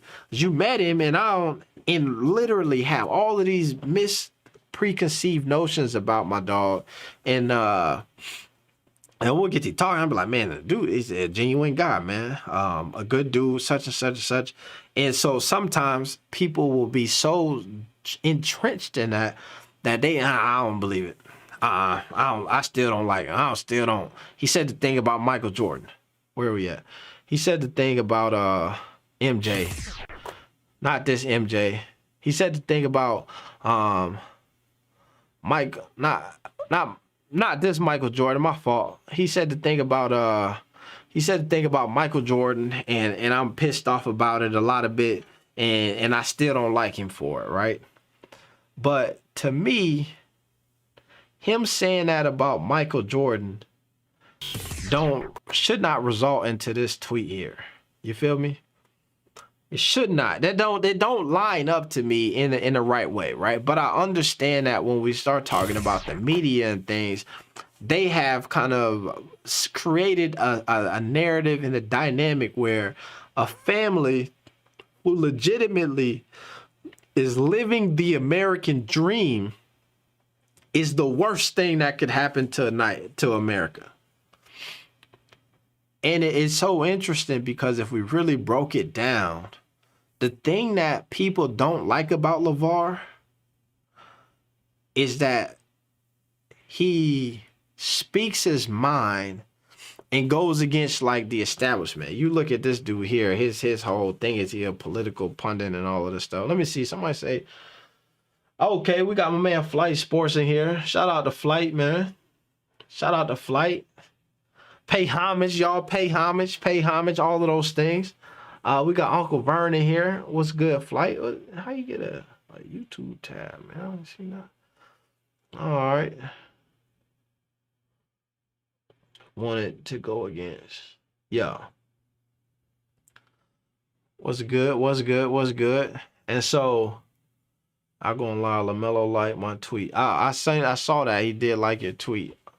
But let me see. I think that, so what I was saying is that it's interesting to me because I do run into those people, and there's a strong group of folks who be like, "Yo, dang, now that you said that, you know what I'm saying, I dig it. I'm interested. I kind of like the dude now, just based off of your rep." And there's also folks who no matter what you tell them, they kind of are going to hate, you know what I'm saying? And I hate calling people haters and all of that stuff and all that. But I'm talking about people who, like, really going to hate. And I think that what's interesting to me is that the thing that your man LeVar Ball has done that has pissed people off until this, like, level where they gonna make these kind of tweets and stuff is that has gone against the establishment, right? Has been outspoken, has challenged people in ways and challenged people who folks are not used to being challenged. And because of that, you know what I'm saying, people, you know what I mean, they respond this way. I think that if you go back throughout the history, man, and you think about what's happening with the Nikes, the NBAs, and all of that stuff, man, it's a big deal what my man LeVar got going on right now. All right, but let's see. Hey, Ken doing it big. He doing it big. Michael Ryan, it don't have anything to do with him being Republican. He's just an idiot. That's a fact of Mundo. It really don't. It's not even like the political party and all that stuff, because you could be a Republican and appreciate what's happening with the big baller brand, LaMelo, Lonzo, and all of that stuff. Man, I'm sure in Chicago and Charlotte, they got some Republicans who got some MB1s and all of that stuff. Man, he just is a unique character, to say the least. Let me do. Damn, there was one other thing that I had on here that I wanted to talk about, because I thought this was huge, and I wanted to break this down, man. Here's the why didn't LeVar thank Trump? To my understanding, and here's what I could tell you about that. All right. To my understanding, the reason why I did not thank Trump is because, according to the people who were on the ground in China, what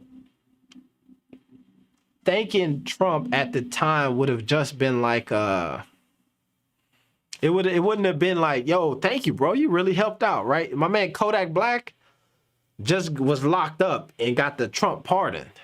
And so you talk to Kodak, he on, hey, Trump, that's my guy, man. I mess with him. Woo, woo, woo. Jello did not get the Trump assist to get out. You know what I'm saying? I think that there's this misconception that people in China, because Jello stole the glasses, they don't rock with the brand and all of this. That's the misconception. From what I was hearing is that people already were working on getting things done. And I want to say like, and so basically that's why, is that it was a kind of a grandstand to be like, yo, I'm here to try to get thanked or whatnot. And it didn't do it just because they felt like, you know what I'm saying, he was trying to make it seem like he had more to do with it than he actually did. And so, same shit that we're talking about. Your man LeVar is not the guy who's just doing something because the world is like, hey, this is what you're supposed to do, if he don't feel like that's the right thing to do.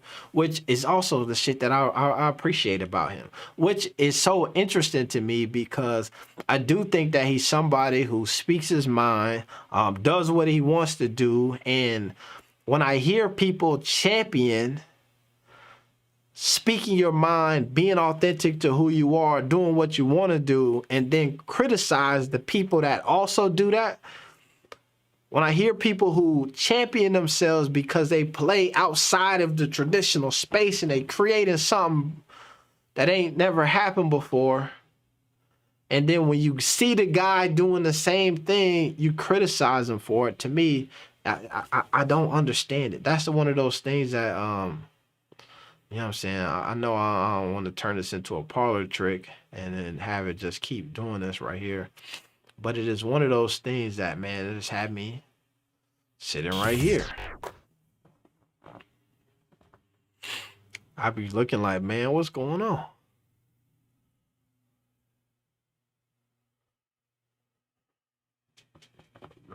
What's going on, man? I don't understand it. But that's another... neither here nor there, man. It can get scary out here, man. Get very scary. Very scary soon, man. Alright. Go here.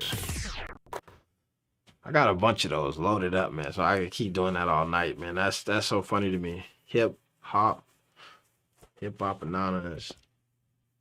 You probably did, but that's that's politics in general. Facts. But that's what I'm saying, is you're one of those politic guys, and then, you know what I'm saying, you mess with dudes who don't play by them rules, you're not finna get the shout out when you want it. But that's something. All right, so this is another thing that I wanted to pull up here. All right. Because this was dope to me. And this was, I want to talk to Samson. This was something that I felt like was huge. And I feel like it got some covered.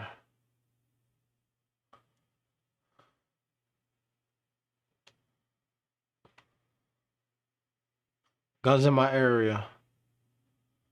Yes, thank you for not doing that.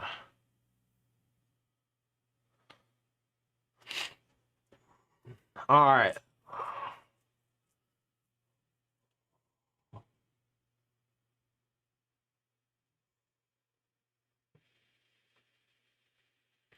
So this here is this video of in New York City, your man LaMelo Ball warming up for the game, and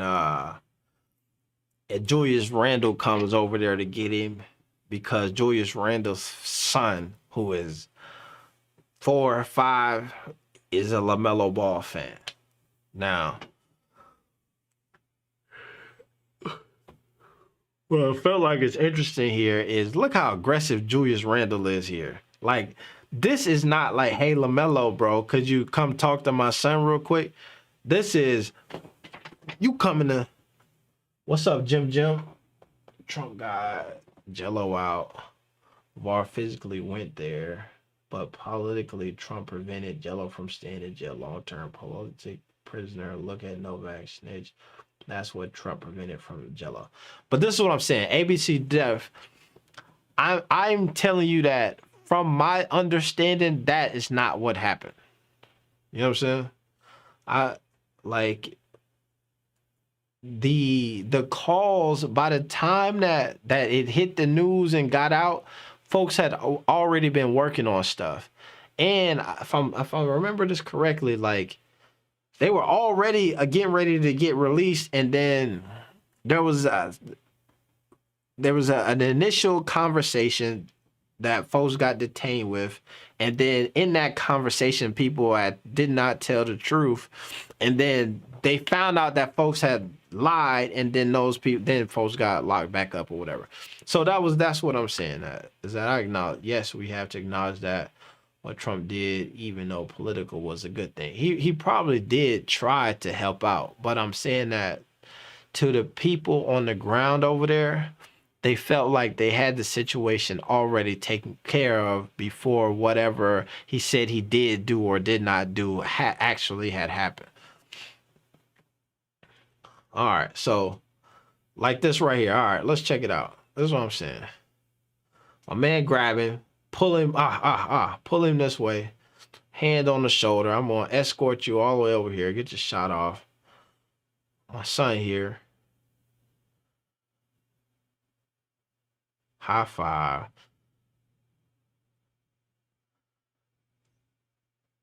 I think that this is a big deal. This is a big deal. And also, if I'm being funny with y'all, this right here, y'all, I don't know if y'all can see that. I got the mouse on him right here. That's Calvin Brown from the New York Ballers. And so he's trying to get LaMelo attention, which is funny that, you know what I'm saying, you don't even see him.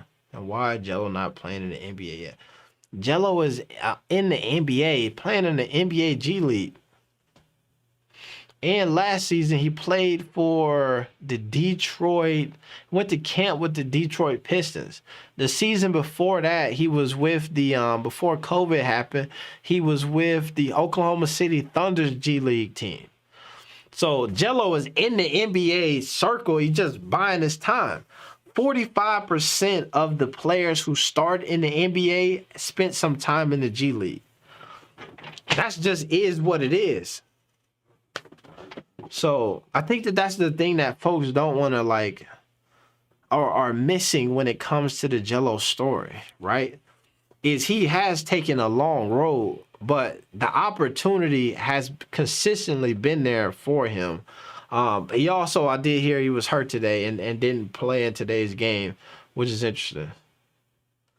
It took Melo how long to get into the rotation as a third pick? What do you think Jello has to do to go through as a G League signing? I think that Jello will crack the code not this season. I think that they already got their mind made up that they didn't. This not his season for that.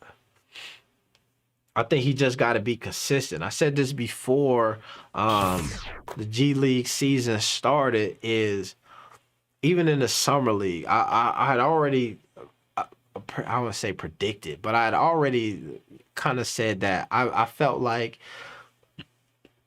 they were not going to give him like straight up minutes, right? I didn't think that they were going to give him the like, you're going to play 8 minutes here in this quarter, you're going to play. I was saying that he was going to be spotty, going to come off the bench, and what Jello was going to have to do to show people that he belonged is what is impossible, right? What most people will give you, or they'll like kind of shit on the coach for doing this to players, where all right, so we warmed up before the game. We did all of the pregame stuff, such and such. And then now it's the second quarter. You ain't played. You ain't warmed up, got a shot. We're bringing you in. We're going to run a play for you to shoot a 3. If you miss it, we're going to bring you out. If you make it, you can stay. That's Jello's plight. Is if he's going to get and continue to be in there, he's going to have to continue to be the guy who, I haven't took a shot for the first quarter.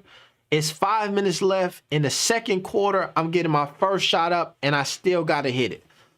I can't say that I'm cold. Got to hit it. I took a shot in the second quarter. It's the bottom of the third quarter. Time running out, and I got my next shot, and I got to hit that as well. That's Jello's game. That's what Jello's going to have to do to stay into the game, into the league, and make it to that next level. And you're ridiculous, Keith. You're talking trash about somebody on the internet who's worked his whole life to be better than you, or he get paid to do it. I don't know what you're talking about. Must missed it.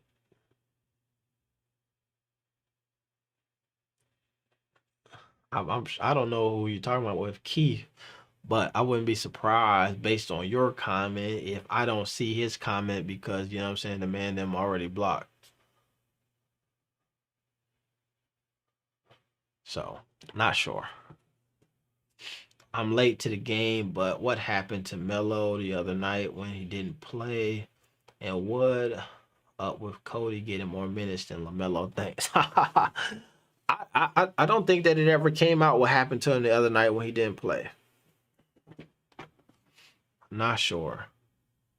Brashley McNeil, that sucks. Thanks for letting us know. And Michael Ryan, thanks for bringing up Jello originally. AB, keep up the good work with these videos. We see you and know it's hard work. Big facts, man. I appreciate it much. For sure. All right. Let me see. But this right here, this scene in Madison Square Garden is a big deal. Oh, it's washed and we are ridiculous. Oh, okay. Maybe I know I did see that then. Just see Jello just got hurt because Holmes on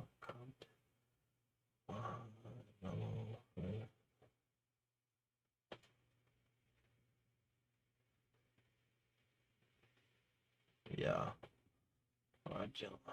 Yep. Ken Borakis. From your favorite player's favorite player to your favorite player's kid's favorite player. Damn, that's a factor, Mundo. Yes, we have to acknowledge what. All right. Yeah. I don't see it. But that's what I'm saying. I agree. This is huge because we talking about Julius Randle, who is the top player on this Knicks organization, and his kid probably likes LaMelo as a hooper. You know what I'm saying? Is going to hoop someday, and they'd be like, man, I'm wearing number 2. And he'll be like, why you wearing number 2? Because that was the Melo old number, because LaMelo be wearing 1 at the time. Melo making the All-Star team, I got him in there. To me, I think he's making it. We are ridiculous. I think that here's the funny thing, man, about the G League. Oh, I see Keith. He's right there. Give it up. Y'all are ridiculous. Here's the funny thing about the G League, man, is that DJ Carton this year, who is playing decent minutes for the Hornets G League, played for the same team last year. what's the name? The guy Andre Ingram, dude who played for LA, been in the G League system with them for a ton of years. The guy down in San Antonio was a walk-on dude for the G League team, and then kind of made his name for himself. We seen Vernon Carey play heavy minutes last season in the G League. Can't sniff the NBA. We've seen guys who play in the G League, come back to Summer League, get opportunities, lead the G League in scoring, never sniff the NBA. We've seen guys who don't lead the G League in scoring and then eventually become, you know what I'm saying, solid players on teams. I don't know. It's just a lot. It's hard to tell. But here's the thing is, this is what I'm saying, is that it's even harder when you're trying to, you can predict stuff, right? I'm a fan of predictions. I'm a fan of saying, like, here's what I think is going to happen, right? But when you're only basing your information, which is probably the best way to do it, to be honest, off of what you're seeing happening right now, without taking into consideration what could possibly happen, how things have changed for people and all of these things, you're looking at it very short-sighted, right? So many people, I remember this. People before Jello got to the G League, people would ask the question, is Jello an MVP? Not an MVP. Is Jello an NBA player? And people would say, I don't know if Jello is an NBA player because he's not in the NBA yet. I won't be able to tell you if Jello is an NBA caliber player until I see Jello play in the NBA. Right? So it's like, is Jello an NBA All-Star? I don't know, because can't tell if he's an NBA All-Star until people vote him in, and then I'll be able to say, yes, he's an NBA All-Star. That's not predicting. That's not the fun part of this thing. The fun part is being able, it's not like scouting. That's not the fun part. Watching somebody play on one level and then saying that, will that game translate to the next level? I think when I watch Jello play, I think the game translates. I think when I see him move around and play these limited minutes in Charlotte and get shots, I think that there's a space for him somewhere on the NBA court, right? I think that it is the I think it's hard to I think depending on what role you put him in will determine their success, but we see that he's a shooter. We see that he's a shooter. We see he can come off a screen and knock stuff down. We see that he can, in transition, stop and pop. We see that he can get the ball and get to the basket and score around the rim. We see that he's a shooter. We see that he's a scorer and all of that stuff. Now,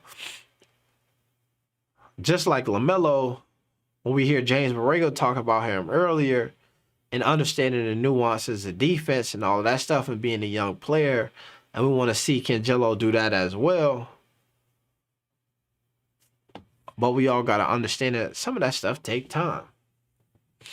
And how much time people give you oftentimes is not based on what we see from you on the court, but it's how much money we invested in you before we even saw you on the court. Right? This is why a guy like James Bouknight, who get passed back and forth from the Hornets to the Swarm, move right into the starting lineup every time, right? But we saw Cam McGriff go play for Portland, come back to the Swarm, and come off the bench. We're going to warm you up, get you back into things. The swing of it, you got to earn your spot back before you get into the starting lineup, play limited minutes. But we watching Bouknight, Kai Jones, JT Thor come straight back. You know what I'm saying? So that's what it is.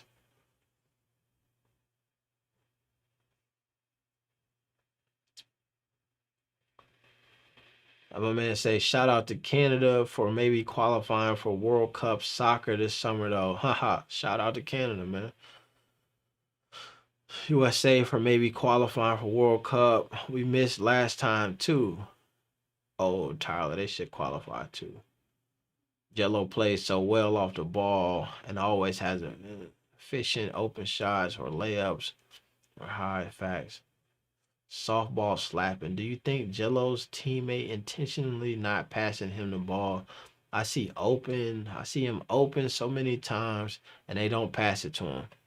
I think it's a I think that's the thing, man. Here's what I don't know if I believe though.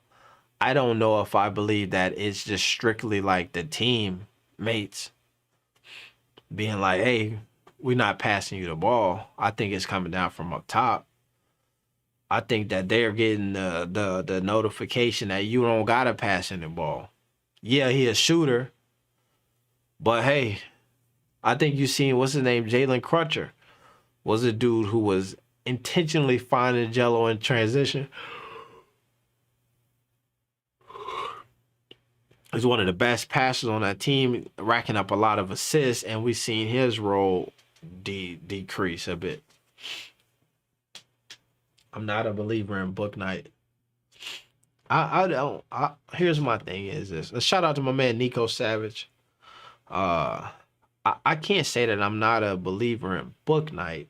What I can say is I can understand, depends on what your expectation, depends on what the organization's expectations are for him, right?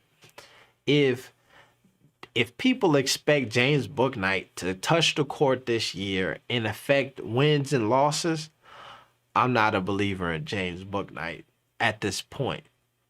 If they expect James Bouknight to become a NBA level scorer, like a real deal guy over time, I'm a believer in James Bouknight. I said this earlier and I kind of gave some shout out to him. Jordan Clarkson, score, elite, dribble, handle the ball, all of that stuff. I wouldn't be surprised if James Bouknight could evolve into that type of guy. Just a bucket. What's up, Ruthie? You? What's up? Are selfish and don't pass as much because they're trying to prove their own worth. Facts. That's a fact.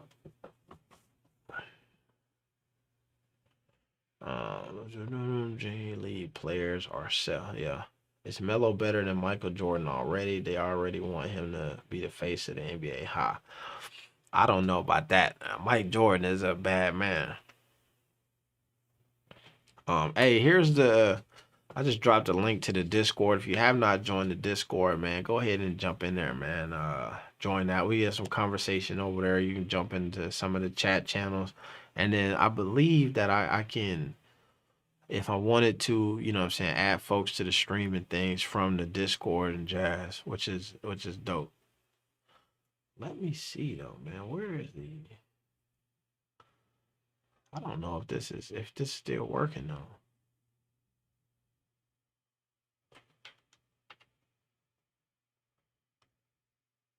Just cut off. I bet y'all know what's going on.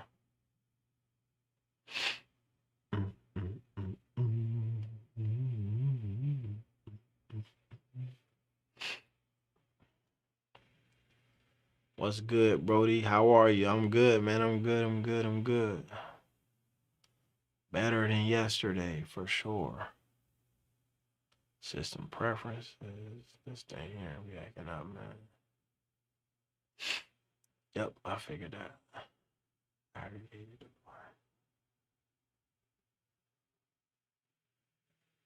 Hello, there we go.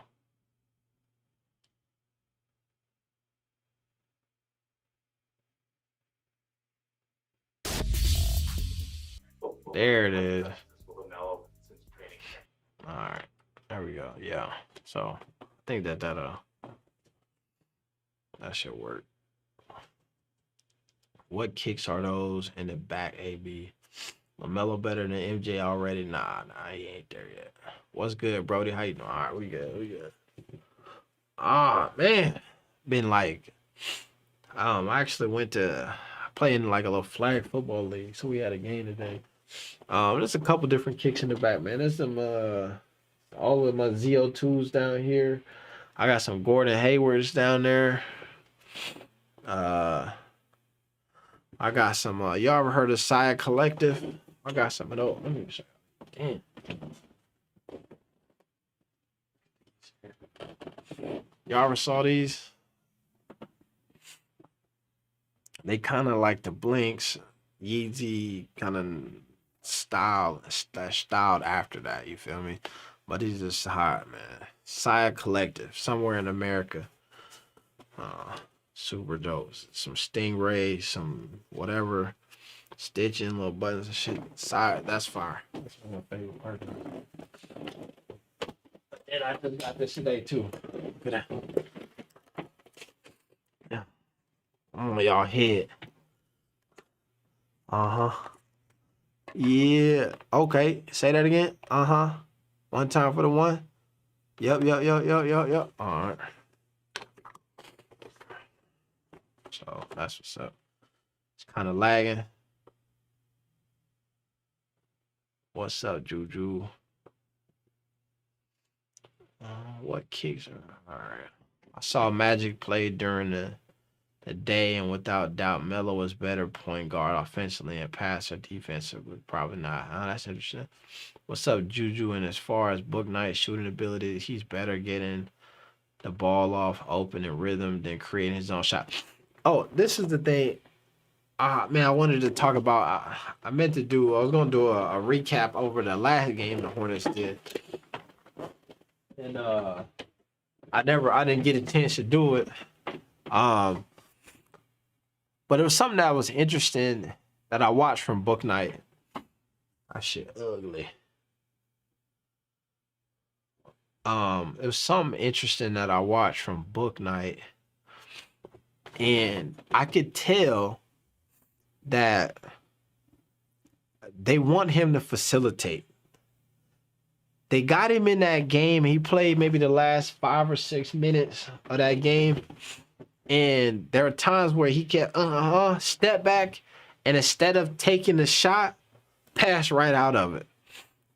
And I'm sure that folks have told him that the roles that if he wanted to like get some minutes right now, he would have to kind of work into that backup point guard role, like an Ish Smith role or something like that. And in order to do that, you can't just be a scorer, you got to be a facilitator.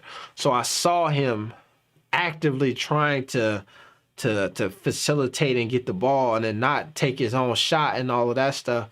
And so to me, that was going to be an interesting moment to see him play with like a Jello tonight, where we talked about how selfish oftentimes it is to be in the G League, especially when you like, I'm a scorer, let me score. But when you got a guy who like, that's the Shaq camcorder with Vince. What a dunk, got that straight up. When you got a guy, his ball handling, facilitating ability is awful. That's what I'm saying. Like, he was trying so hard to get into that facilitation bag the other night, and it just was not there. It was not there. Or not that it was not there, but it seemed like this is something that I'm working on. It didn't seem like, yo, this is the move. But check it also out. This is what I'm showing up. So, I just got this too. Vintage. Old school boy. You know what I'm saying? So I don't know. That they don't necessarily work, but I think that I'm just getting some like decorative pieces. And because I do some camp photography, videography, I want to kind of use some of that stuff. All right. Let me see, man. But shoot, man. How long we been on here? 2 hours. Damn, 2 hours and 30 minutes. I think LaMelo should be an all-star. He a top 5 voter for sure, man. He should be an all-star. How's Melo going to get better defensively if he isn't in the game in crucial situations at the end of the game? It makes no sense to me, man. Makes no sense to me either. I think that's the tough part, right? Well, let's see this, right? It's tough because you have him in these crucial defensive moments at the end of games during the regular season. And for a team like Charlotte, you need to get every W you can, right? So I can understand why a coach would be trying to take things in his own hand and coach stuff up and then make that play and then make that call, right? But you run the risk of not giving those experiences to your young future of the franchise player. And then when the playoffs come around and things are tight, and now you got to make the decision, do we call this timeout, play offense or defense, or do we let our guy stay in the game? Because if something go down, we need to get back on offense just as fast as we just got off defense. And you don't want to risk having to call time. All that stuff, it ends up coming up, man. And so you miss those opportunities to have him be already used to that. And I think that, from what I can tell, there's some dialogue happening behind the scenes with Borrego and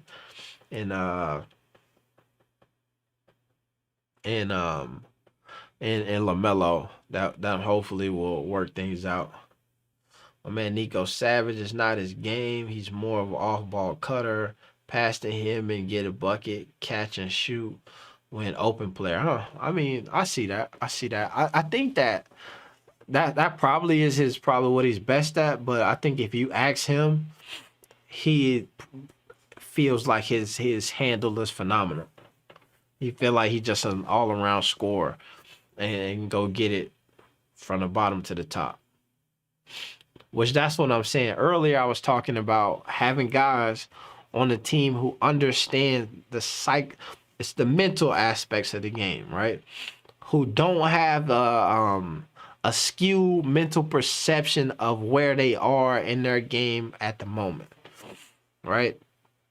Most guys, James Bouknight feels like he should be potentially the rookie of the year. Kai Jones signed that contract thinking I'm somehow gonna win rookie of the year.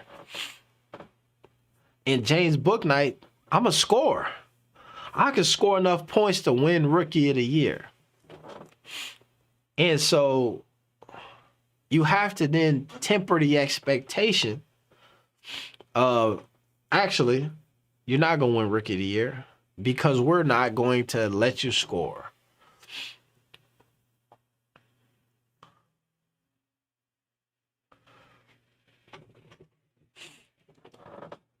And if you're a guy who knew I was getting drafted, I'm about to be in the lottery and all of this stuff, and I want to be the rookie of the year, and I got the coach telling me it ain't my moment, it's not happening, you end up looking like this on the bench.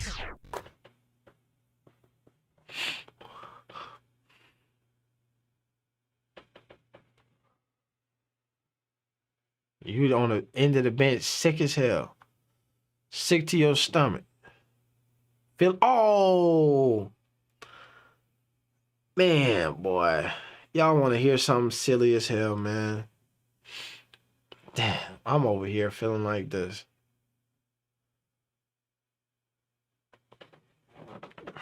Look at this right here, man.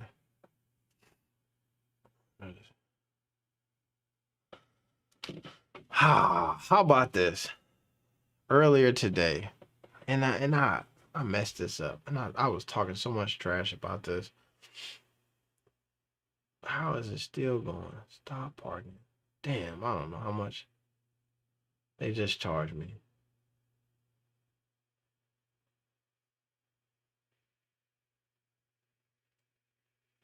All right, not terrible, $6. Oh, but so I was downtown earlier. No reparations, no votes, simple. All right, let's do this.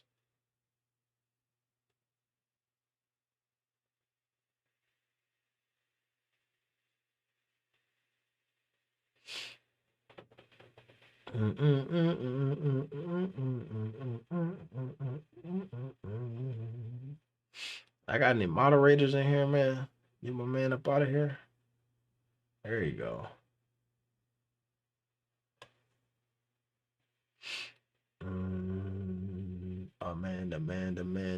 Amanda show.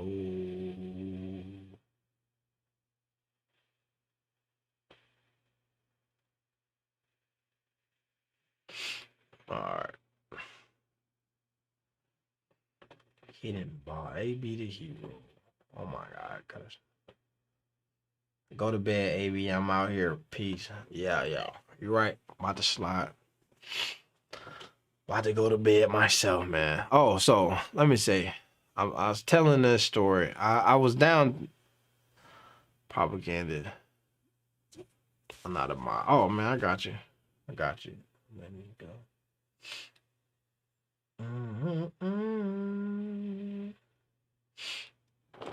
I got I forgot I got this damn Jordan crying face meme on. So I was down out of town, not out of town, but man, like I was saying, I played in a little flag football league. It's like it's like damn, I drive an hour to go play, so it's cool, but it's worth it because it's fun. But we went to go eat after the game was over, and then so I parked at the meter, and they had the type of meter where you know how some of them you tell how long you're gonna be there. And then, you know, if it's short, then you have to put more money in it. But this one is different where it just runs. And then when you get back to your car, you just stop it on the app. And then so I was like, oh, yeah, man, I'm stopping on the app. And then right before we got to the car, my girl was like, yo, make sure you stop that boy on the app. I was like, oh, yeah, I got it.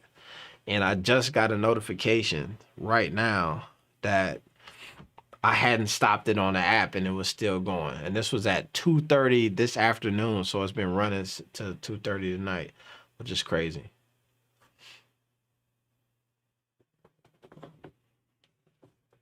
So, yeah. But it was actually only like $6, so it's not terrible. But I'm like, damn, almost had your boy. All right, let me do this, man. This is my favorite.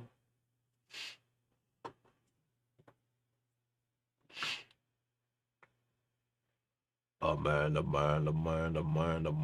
show. So, I don't know, man. Appreciate that for sure, man. For sure, man. Appreciate you. All right, it's getting late, man. Let me look back at this one, man, see how it went. And then we'll probably stream sometime tomorrow, man. I need to, now that I got the stuff set up, man, I feel like we can go came in with this slanted lineup. We can do these streams a little bit more often. Pay for half a day's parking facts. Yeah. Damn, I'm spam level. Yeah, spam level. I blocked that guy. Good job.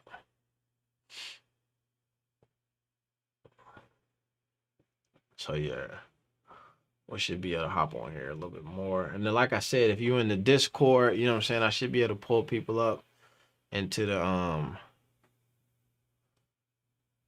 boy. Let me see. Flacco.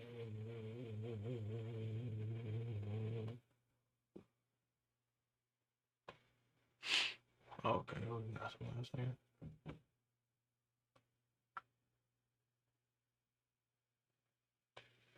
Amanda show.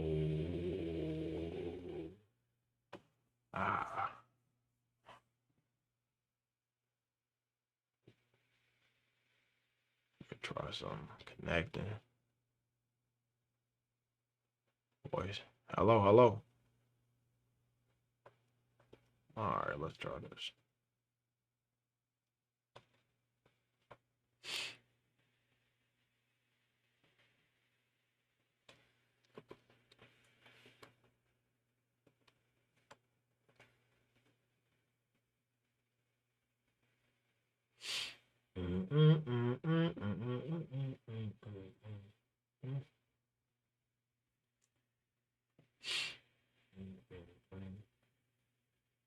He can't be stopped now. Oh, this bad boy for life. What do you think? going nowhere. We ain't going nowhere. We can't be stopped. Cause it's bad boy for life. Alright, trying to see how we do it.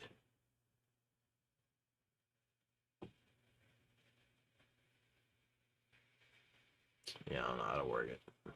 There we go. I was trying to.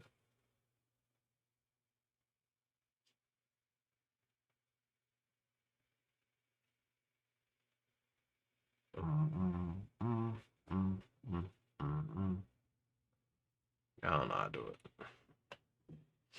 I was in LA once for a week. Crazy shit happened there. Facts. If you was in LA, the meter would have came up to $200. Straight up.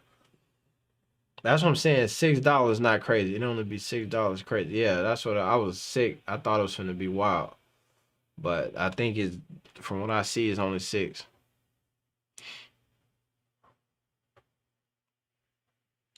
I think that's it, man. Unless it's gonna like load up on me. But nah, say there, yeah, 11 hours and 45 minutes. 675. Can't beat that. I'll take it.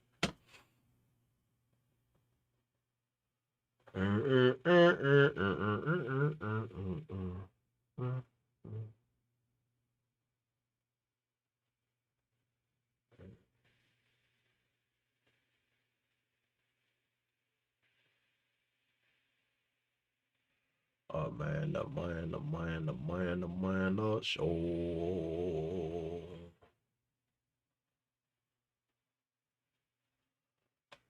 I was in LA.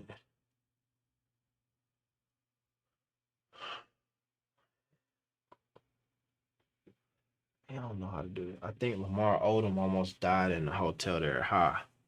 Man, you know how many people almost died in LA? It's crazy. It's crazy. It's crazy. Members.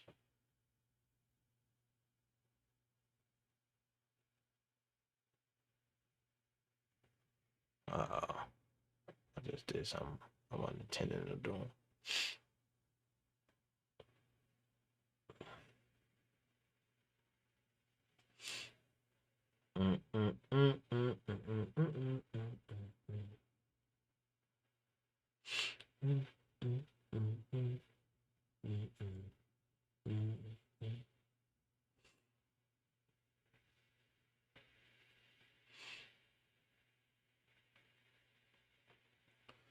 Kobe went to visit him in the oh damn.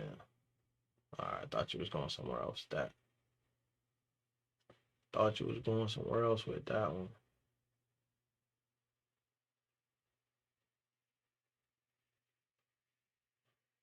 Hey. I may head to bed now. My Titans lost on purpose today. I'm still messed up by it. Yeah. Shoot, man. All right. Holla at me, man. I'm gonna get up off here as well. I might try to now. We at the end of the stream. See if I can get one of these calls connected. I don't know if I could do it or not though. I might send me a message. Pending.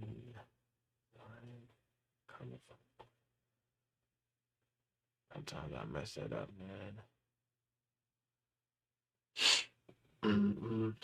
ABD Hero, are you part of Melo's NFT Discord? Yep. Yeah.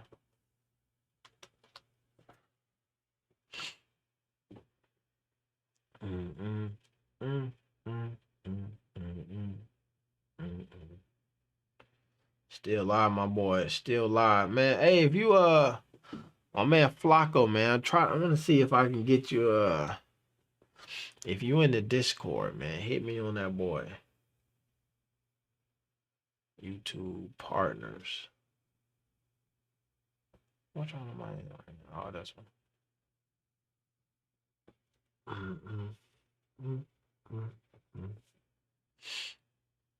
No mention. Where is that at?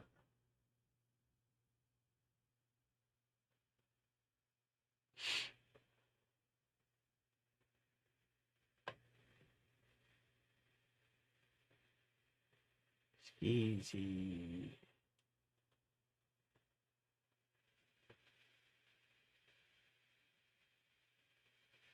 Box. Walk like a man. Blue Wrench Crew. All right, man. I got you. Join room 1 on Discord. What's up, AB? Exact. What's happening, man? The Discord jumping. All right, got you.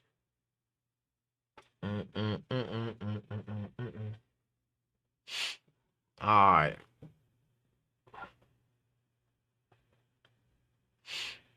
My man Flocker, you know how to run the Discord? There it is. All right, how I do it? Hello?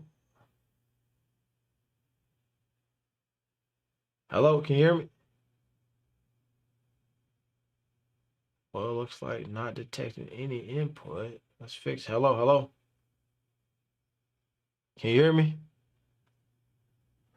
All right, let me see how I got you on here. Hello, say something. Yo. Oh! Listen, man, it's Poetic Flocko the GOAT in this bitch. Well, not bitch, right? Because we streaming right now, right? Yeah, we streaming now. I think I got you in the stream though. If I'm correct on it. Let me check real quick. Let me check the stream real quick. All right. Discord jumping.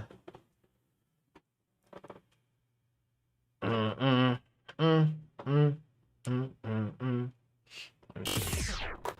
yeah, bro. That shit working out. Yeah. All right. That's what I like. I just gotta figure out how to do what you just did with the rooms and shit. I don't know. I seen somewhere where Yeah, like man, you could pull people into the room or something. Twitch, though. The Twitch, yeah. That's next up, right? Twitch, yeah. You feel me? Yeah. You know. That's what I'm saying. I'm trying to get. The plan is to get the this working right so I could take it to Twitch, then chop it up and then bring it to YouTube. Man, That's the listen, man. That Twitch money different, yo. I see it. I believe it. That shit different, man. When somebody says, yeah, but yeah, I can hear him. The Discord jumping. How many folks in here right now? In the Discord, I think it's like, let me see how many I could tell. We got, I think like 60 total members. But right. I've been listen though. There's 45 people right now in the chat. Yo, join the Discord right now, and at least get us like 100, right? Yeah. Facts, huh? Join it, jump in the conversation here, cause this is what I feel like too, man. I as I was doing the I like the StreamYard stuff. It's easier, you know what I'm saying? But I think if you get the Discord, you know what I'm saying, you get to know folks a little bit, you know what I mean? It's a little bit more of a community to then, Wait, so right now, hold up. So you're on like StreamYard, like with all the effects and shit like that? Nah, I'm not on StreamYard. I'm using OBS.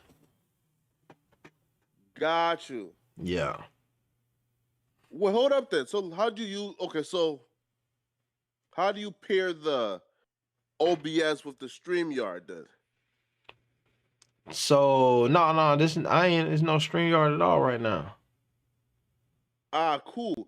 Right. Regular nights though, how do you Say what? Regular nights though, how do you like run? Oh, okay, all right. So normally I do the StreamYard. Okay, my man Queen City just joined. I see him pop in and pop out of the call. He was on here.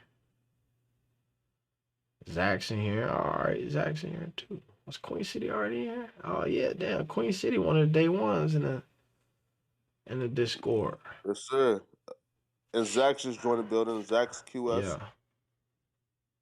Right. Well, wait though. Usually you just stream through StreamYard, but then how do you have the same setup with the strive for more and AB the hero, like the Yeah. font and the text looking tremendous. So how Yeah. do you like get that shit working in on StreamYard? So this is what I'm saying. It's not StreamYard. So this is I'm streaming straight from OBS to YouTube. Ah, Yeah. gotcha. And then so that's why I want to get this what is this shit? This Discord working, because then instead of bringing, you know how you can bring people in from StreamYard, it's just nice. You just send them the link or whatever.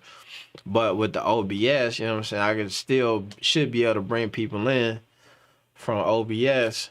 You know what I'm saying? I mean, from with the Discord, I still should be able to bring people in via Discord, and then as opposed to, you know what I'm saying, the StreamYard. Shit. Oh, wait, hold up. I'm backtracking with a live right now. I'm seeing the effects with like the gremlin with the what the Yeah, hell? look, hey, hold on, dog, chill, bro. You answered a lot of questions right here, dog. Yeah. We got the effects going. We taking it to the next level, man. Yo, let me find out. OBS, is this legit? Yo, what the hell? Yeah, now you can do whatever you want in the OBS, man. You set it up for. Yeah, man. Look, I can go check this out, man. Let me show you something. The effects, man. Nah, man. Nah. So I just bought a second, right? So so sorry. I just bought my first monitor, right? So should I buy 2 monitors or can I stream from my laptop plus the one other monitor? What to use like OBS? You saying? Yeah. You could use right now. I'm using my laptop and one other monitor. All right. But I probably you could it wouldn't be a bad move to have an extra one, right? So how my shit is set up is and why I'll maybe use an extra one is I have my OBS and stuff on my laptop here in front of me. And then all of my like streaming stuff that I'm using or whatever, you know what I'm saying, is on like when I was playing YouTube earlier, it's on my monitor, right? But all of the like other little things that I'm using in the background, you know what I'm saying, on in OBS, I gotta have I'm doing it on the same screen on top of OBS, you know what I'm saying? So I got like 3 different apps up. I got the YouTube chat and all of that stuff on here too. So it would be nice if I just had if I had another monitor where I could like have YouTube up on it. You know what I'm saying? Like the back end of YouTube where I can monitor the chat and all that jazz. Right. But like, guess like the big difficulty is, right? So for example, I know how to link my laptop to my one, monitor, right? Through the HDMI cord. But how would you link your like 2 monitors then to your laptop? So let me see. So you can use it at the same time. I'm not sure. This is just a bunch of different ways, man. So for me, I don't know. I'm sure damn. I got this laptop, man. So I'll just buy a PC. Say what? Or just buy, the PC, yeah. PC. I think though, man, you can get the 2 monitors and there's a cable that will, you know what I'm saying, should go from one out of the computer into 2 monitors. Yeah. Bro, I'm in Raleigh, North Carolina right now. I bet y'all won't believe the temperature. Where? In Raleigh, North Carolina. Bro, listen, your Philly right now is something crazy, bro. Yeah. Philly is cold as a motherfucker. Raleigh, North Carolina. Let me look at the temperature right now in Raleigh. 1 second. He said he wants you to guess, man. Hey, Beto, listen though. Once you get to Twitch though, you gotta start that game. Listen, man, gotta play some 2K with us, man. Yeah, you Twitch? Well, nah, so like, not yet, right? That's why like I bought like you call it the monitor, right? So Yeah. I can start the Twitch streaming, right? So right now, listen, right? So look, so Twitch is so much easier to like get monetized, right? So you need just 50 subs and like it's like 4 people, but to watch your live stream for like 7 consecutive shows. So like, Yeah. once you do that, it's free game and rolling, bro. I think I'm monetized on Twitch now. Oh, word? I think so. Oh, damn, yeah, man. Let me see. Let me pull up my Twitch, man. Let's see. Let's pull up the Twitch. Twitch. Well, hold up. It's only 18 degrees right now in Raleigh, North Carolina. Like, Yeah, but that's in Riley, that's probably a lot. yeah, bro, like that's nothing, man. Like, yeah, that's nothing, man. Like 18 degrees. Yeah, 18 degrees Fahrenheit. My guess was close. I said, yeah, 18 degrees with 5 inches of snow on the ground. Yeah, man. Yeah, bro. That's what. Yeah, bro. Bro, that's nothing, man. Like for college, man, like it was like legit, like negative 30 degrees. You feel me? So yeah, Yeah. but trust me, yeah, that's shit. Yeah, bro. Like 18 degrees is actually love. Mm. There we go. Someone says, nah, yo, man. Like Twitch is definitely next move, man. But like, or like, you can, for example, are you gonna be playing games or just doing like the live streams and shit on Twitch? I mean, I want to do.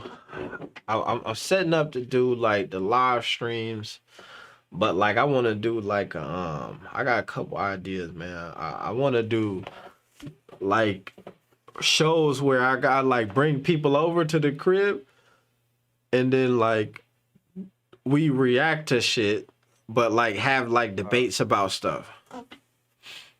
You know what I'm saying? Yeah. I So Aiden Ross type shit. yeah, something like that, but with black people. Aiden Ross got some niggas around him, though. Yeah. But you know, I said, I'm not. Let me take it back. Not black people, but with adults. Yeah, facts. Yeah, man. Yeah. You know what I'm saying? So we'll talk some other about. type stuff. Yeah. They like young boys. The I Show Speed kid, man, and he's something dangerous, man. Like, yeah, man. Like he out here twerking. Oh yeah, he dangerous, Yeah, bro. Like he I don't want no kids watching that guy, bro. Man, they killed me when they had songs. Love it. What is this? Oh, The trans girl and shit. yeah. Oh yeah, bro. Yeah, man. That shit was. Yeah, bro. Can't have kids watching that, bro. Yeah. They was throwing me off with that one. I was like, yo, what is this shit? I've seen some of it, though. I watched some just to see what's going on. You know what I'm saying? I try to be in tune just a bit, you know what I'm saying, to what's happening with the internet, just so I know what moves I could potentially make, you know what I'm saying? But yeah, they... Not in fact, yo, like, or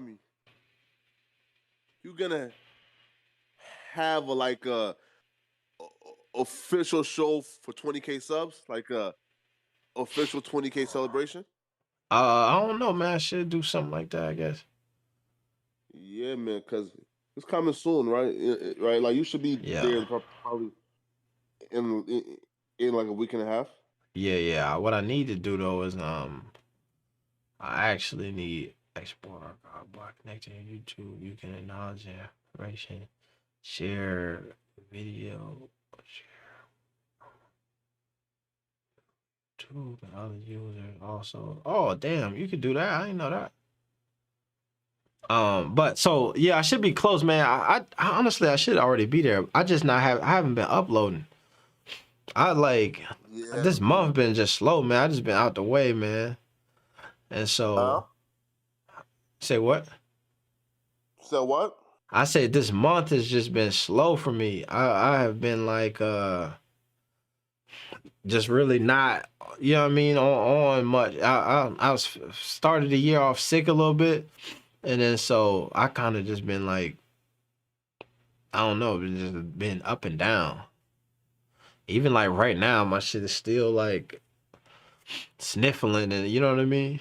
So Man, bro, listen, man, like listen, like people don't even like understand how hard YouTube is, right? Like, for example, like folks think if you get like a 500,000 views video, like you about to like take off, right? Like, you feel me? yeah, At least like 100,000 should like, subscribe, right?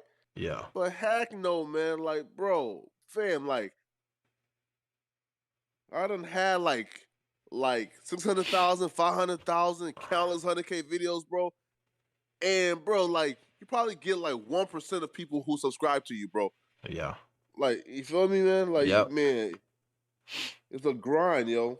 You know, bro. But it you, sucks. You feel me? Like that shit sucks, man. Like it's a grind, man. It's like almost like nothing is enough, right? Because you drop, let's say, a video, right, on Monday. mm-hmm, If you don't drop one on Tuesday, like that video on Monday means nothing, yo. Like, bro, it's like a never-ending cycle, man. That's why, bro, like I can't wait, right, until like I no longer have to be a part of like the never-ending like breaking news cycle. You feel me? yeah. But so You you, know, your shit though, bro, and I commend you because I look up, man, and in every 2 hours you got a new video coming out. yeah, man. And I'm like, damn, Yeah. why this nigga again, nothing, you know what I mean? Yo, you know what's that part, right? Is making YouTube like me, right? Right? Because YouTube like hates content creators like me, right? Who make these like short videos, right? Who don't go live too often, feel me, right? And Mm-hmm. right, and like who cuss a lot, right? But if I if I'm dropping 5, 6, 7, 8, 9, 10 videos a day, I'm undeniable, right? They can't Yeah. stop me from growing. Feel me, Yeah. man? Like, right? And then also too, man, bro, like I'm trying to like take niggas spots, yo. Like I'm trying to Yeah. like, like yo, like right now, right? I would say like my pinky toe has crept in the door. You feel me? Like I've gained some form of like foundation now. Feel me? Yeah. Like now, like I'm trying to be like the biggest hip hop blogger in this space. You feel me, man? But like Yeah. it's a real overly saturated space. It's a lot of content creators. So you just gotta, right? Just it's like just like I guess like just like drop as much content as possible, right? Yeah. Also, too though, man, so like what y'all told me, right, bro? Like it's starting to like stick now, right? Like for example, in like Discord, right, or even on like Instagram, right? Folks are saying, "Yo, Flock, I can't stand these musty niggazoids now and Negro mice and stuff like that," Mm-hmm. right? Right? Like so, like my catchphrases now are sticking with the people, and they're now like regurgitating it on all platforms now with me, right? That's Yeah. what I say, yo, that is genius, right? Because now, like, that's what makes me stand out now, right? Like the Negro mice, the niggazoids, and stuff like that, right? Mm-hmm. And you be hearing it, right? When I be saying Yeah. that shit. Yep. Yeah, man. Yeah, bro. This shit's a blessing, man. But we can't stop here, AB, man. Like, bro. Listen, man. Like, we both gotta hit that 100K, man, by Christmas, bro. No, facts. Yeah. I think that's what it is. And I'll say this, man, is one of the things that like what I realized even with your channel, right? Because you were talking about when you were started popping, it was because, like you said, the breaking news was going on, and anytime you dropped on the breaking news, you know what I'm saying, like those videos was taking off, right? So it was like the question of, one, should you just keep riding that train or should you keep spreading the love around? And you spreading the love around, and now when I look at your channel, you're like the minimum view count on every video is higher than it used to be. You know what I'm saying? Yeah, of course. Even one. So you had the ones that's like oh man, what's going on with this shit? You have the ones. You had the big breaking news stories or whatever, but you I see, man, you be let me tell y'all the story about such and such. You know what I mean? Some shit that maybe just didn't happen yesterday. You know what I'm saying? But it's still like, you know what I mean, content or whatever that folks tapped in for, which is dope. 1,000 minimum now. Yeah, bro. Listen, right? Like my minimum, like what? Like 2 months ago, AB was like what? 100 views, right? And, right, and yo was like, yo, 100 views is still hard and good to come by, and I was like, man, yo, man, y'all don't stop that bullshit, bro. Like, I'm struggling to let it be, right? Yeah. Now, like, you know, the minimum AB like for like in 24 hours is 1K or 2,000 views, right? So right, so now, right, here's like where, right, I feel like I play this smart, right, AB, right? Like, there's a bunch of bloggers right now, right, who are still riding the whole like Young Dolph shit, right? I'm talking about, bro, like these dudes are like out here just making up videos, bro. Like these dudes, bro, are just out here trying to extract anything, right? Because they just make exclusive Young Dolph videos. But I realize, yo, like I can probably ride this Young Dolph train to like, you know, like 40, 50,000 subscribers, man. But after a while, bro, like you gotta, you know, like what's the point of doing that if you do, right? If you do some other shit, it gets like 500 views or, you know, 200 views. Feel me? Like, you know, nah, man, like I ain't trying to build like that, man. Like I'm trying to, you know, like for example, man, like right now, AB, like my goal is, man, by June or December, it's time to be a full-time YouTuber. You feel me? You feel me? You feel me, man? Like, it was like your goal, man. And when are you gonna be a full-time YouTuber? Man, shit, bro. I don't know, man. What number? 50K subs, 100K subs, what?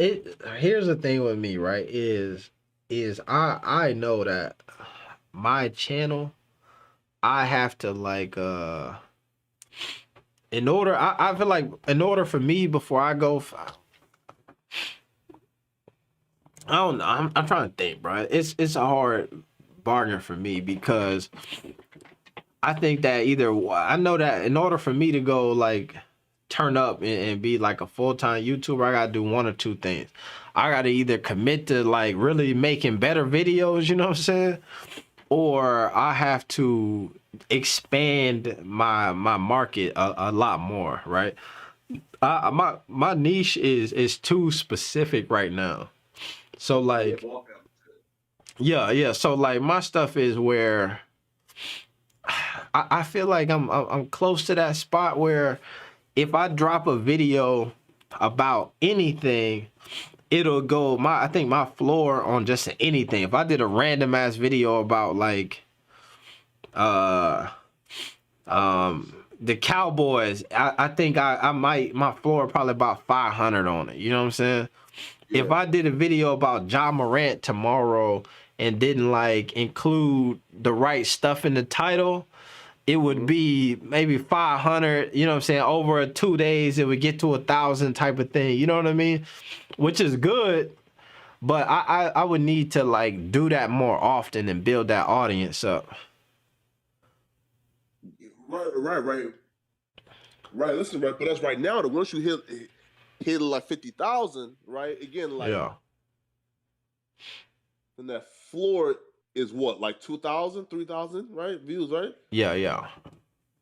At that point, yo, like you just gotta spam content now, right? Exactly. But this is all right. So that's what I was saying earlier. This is the point I was trying to make when I was talking about you, is that what I've noticed from you is that you be dropping videos after videos after videos, and your floor is still the floor. You know what I'm saying? So sometimes in this niche, I don't hit video after video like that oftentimes. Like I'll do after the game is over. I'll do a couple like post game recap, some of them clips from like the post game press conference or whatever. But then I'll just let it simmer, and then you know what I mean, like it's more of a timely situation, right? I'll at a certain point I'll drop a bunch of videos, but mostly I'm doing like one here, I'll drop another one later in the afternoon if I'm going double upload or something like that. But what I watch from you is, and I might try it and see how it goes, is like you'll hit them with 4 or 5 videos, 6 videos in a day, you know what I'm saying, and folks will watch them all.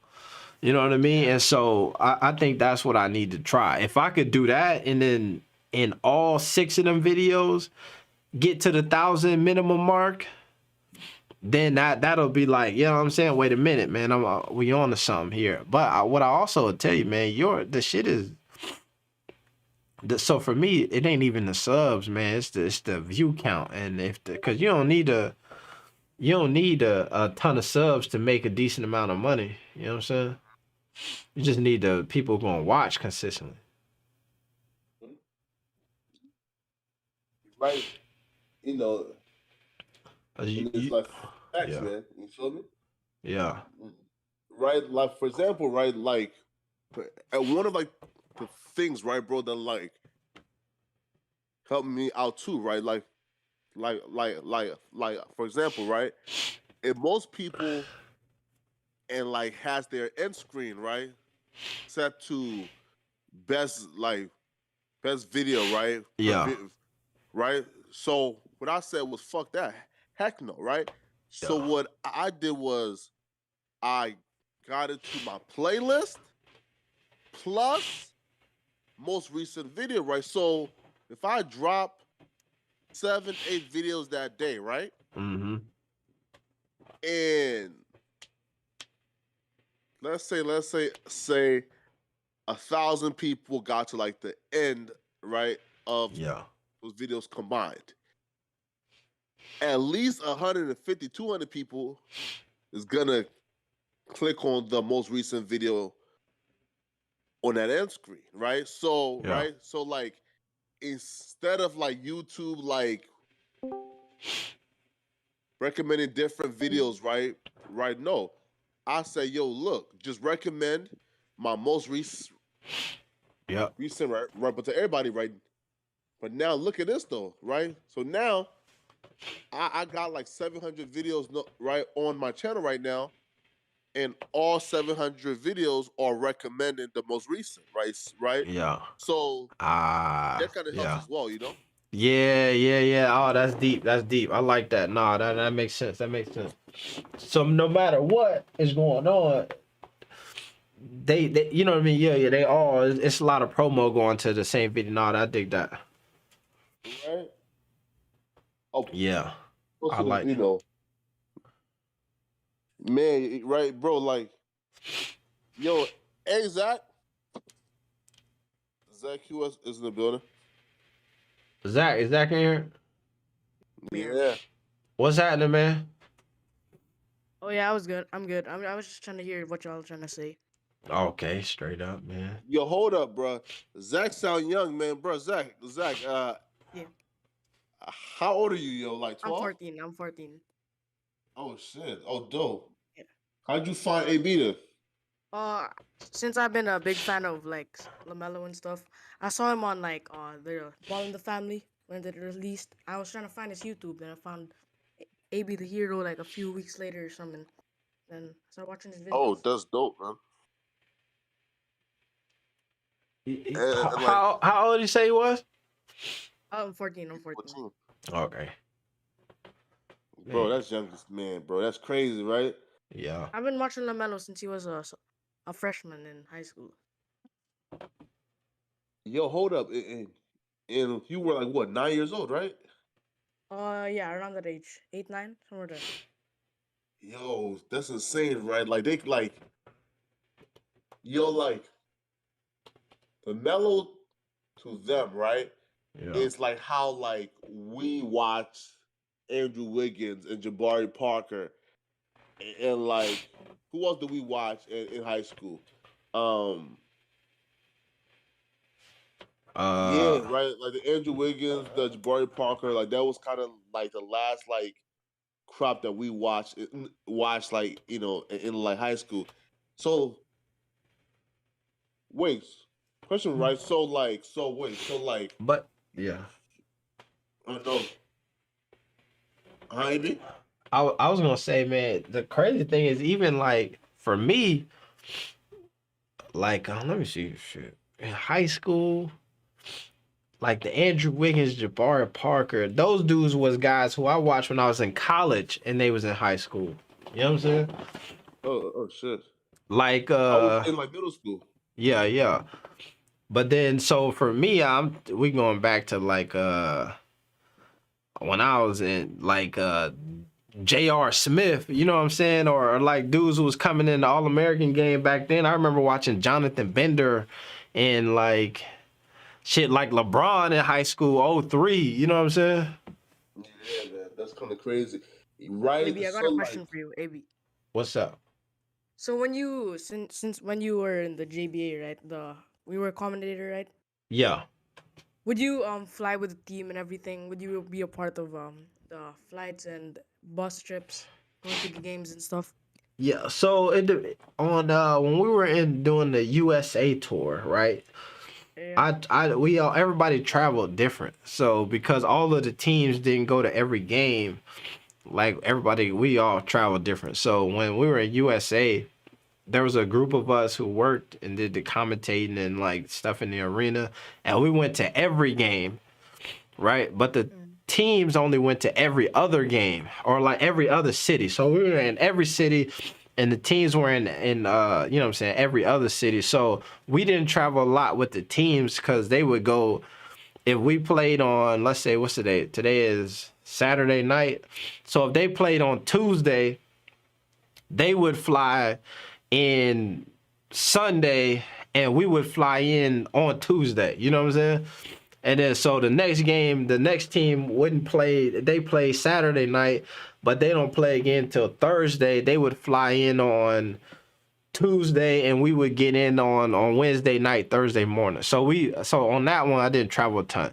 But when we went to USA, then we traveled, all of us traveled. It was just one team, so we all traveled together. So basically like we had a bus and we just traveled like Europe and Asia and like look Eastern Asia or Western Asia and in our bus. So yeah, then I did. So then it was kind of cool because then like LeVar, he it would be me, LeVar, Coach Doyle, and then Coach Charles O'Bannon, and we all like kind of had a section in the front of the bus, and then so LeVar would just sit behind me and just be, you know what I mean, talking the whole time. But it was cool. So that yeah, so part of the time I did, part of the time I didn't.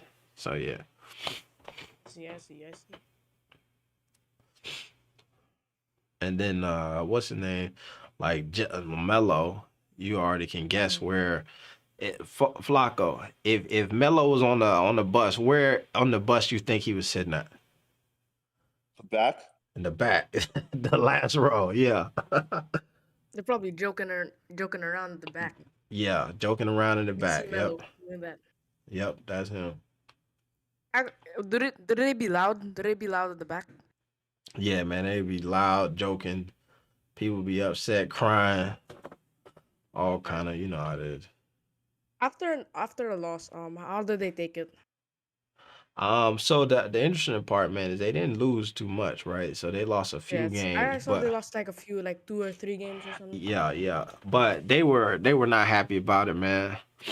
There's some clips where on that JBA thing, man, where LeVar was pissed off as well, man, going in on those guys and really like, especially LaMelo, man, going hard on him. Yeah. But Be the they hardest on the LaMelo. I saw the exact, clip. yeah, exactly.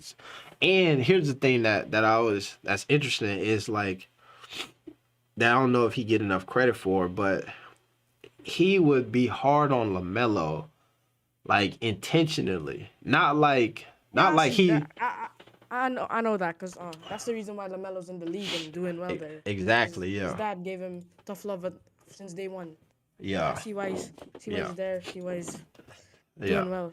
And that's what I'm saying. It's on purpose though. So it's not like LeVar just was mad at LaMelo. It was like, I'm going to push him right now and see how hard I can push him, and if he'll break. You know what I'm saying? And then Yeah, like, he said. and yeah, see if he gonna respond and all of that jazz. And then so it wasn't just like he just was like, oh, I'm mad and I'm finna go talk crazy to my son. It was like, yo, I got a plan. So But ever since like he was a freshman, I never saw Lonzo. I never looked at them. I never looked at Jello and Lonzo and all of those guys as in the starters. I always looked at Melo because I was a young gun on my team too. So mhm. I always looked up to him because he was young and he balling out. And I wanted to be just like him one day.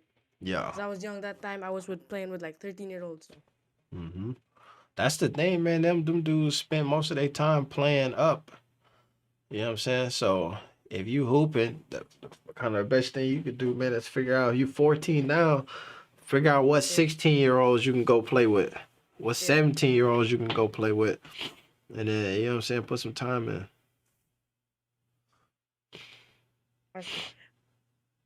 Yeah, that's what they did.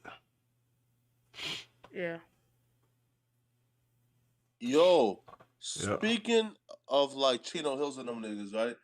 Yo, listen, man, like, yo, so somebody told me again, I should know never to listen to dudes in this space, right? Like talk about different things because again, a bunch of the information be off. Somebody told me that like Eli Scott was predicted to go like top 20 or like in a lottery one day. Right? Yeah. But I looked like at the mock draft and he's not even like in like the top like 60 picks. Like he's like so like do you think that Eli Scott will make the NBA? I think so, man. I don't. I think he will get a shot. I think he gonna earn it. I was. You know what's so funny, man? You say that is. I remember I was on the call with you when that conversation was being had, and I was just. I think I don't know what we was debating on, but I was just going with it because somebody said it like they was like for certain, and so I was chuckling. So now that you said that you looked it up actually, and it wasn't 100% true.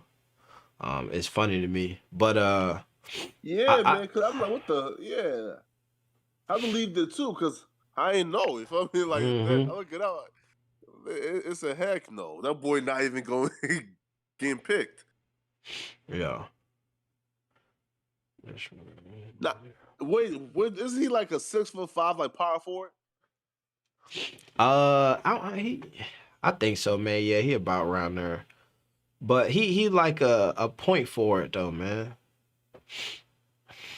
That's well, the he's smaller, right? Draymond Green is like 6'7", 6'6", right? yeah. No, nah, man. And he like 6'7", right? Eli Scott is like PJ Tucker size, but you know, can he play right? Can he play? You know, but I hope he makes it though, man. But you know, like 6'5", power forward with like no perimeter game. I don't know, man. He got game, man. I want to see what he does, but shit, the team that he on, man, he like they everything. You know what I'm saying? I want to say he, and I could be making this up too, but he obviously played D1 basketball, and on his team he lead them in like in every statistical category. Yeah, man. Right, yeah, because he averaged like 19 last year, right? So he's no scrub, Yeah, exactly. He no scrub. right? Like he's no scrub, man. Oh shit! What? Y'all got your own little like room for Jello called it's called Jello News. Yeah, yeah, bro.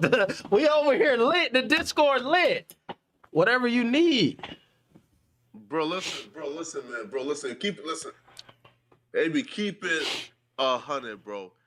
Is Jello not the prettiest light skinned Chill. dude you've ever seen? I don't know, bro. Pause, no homo.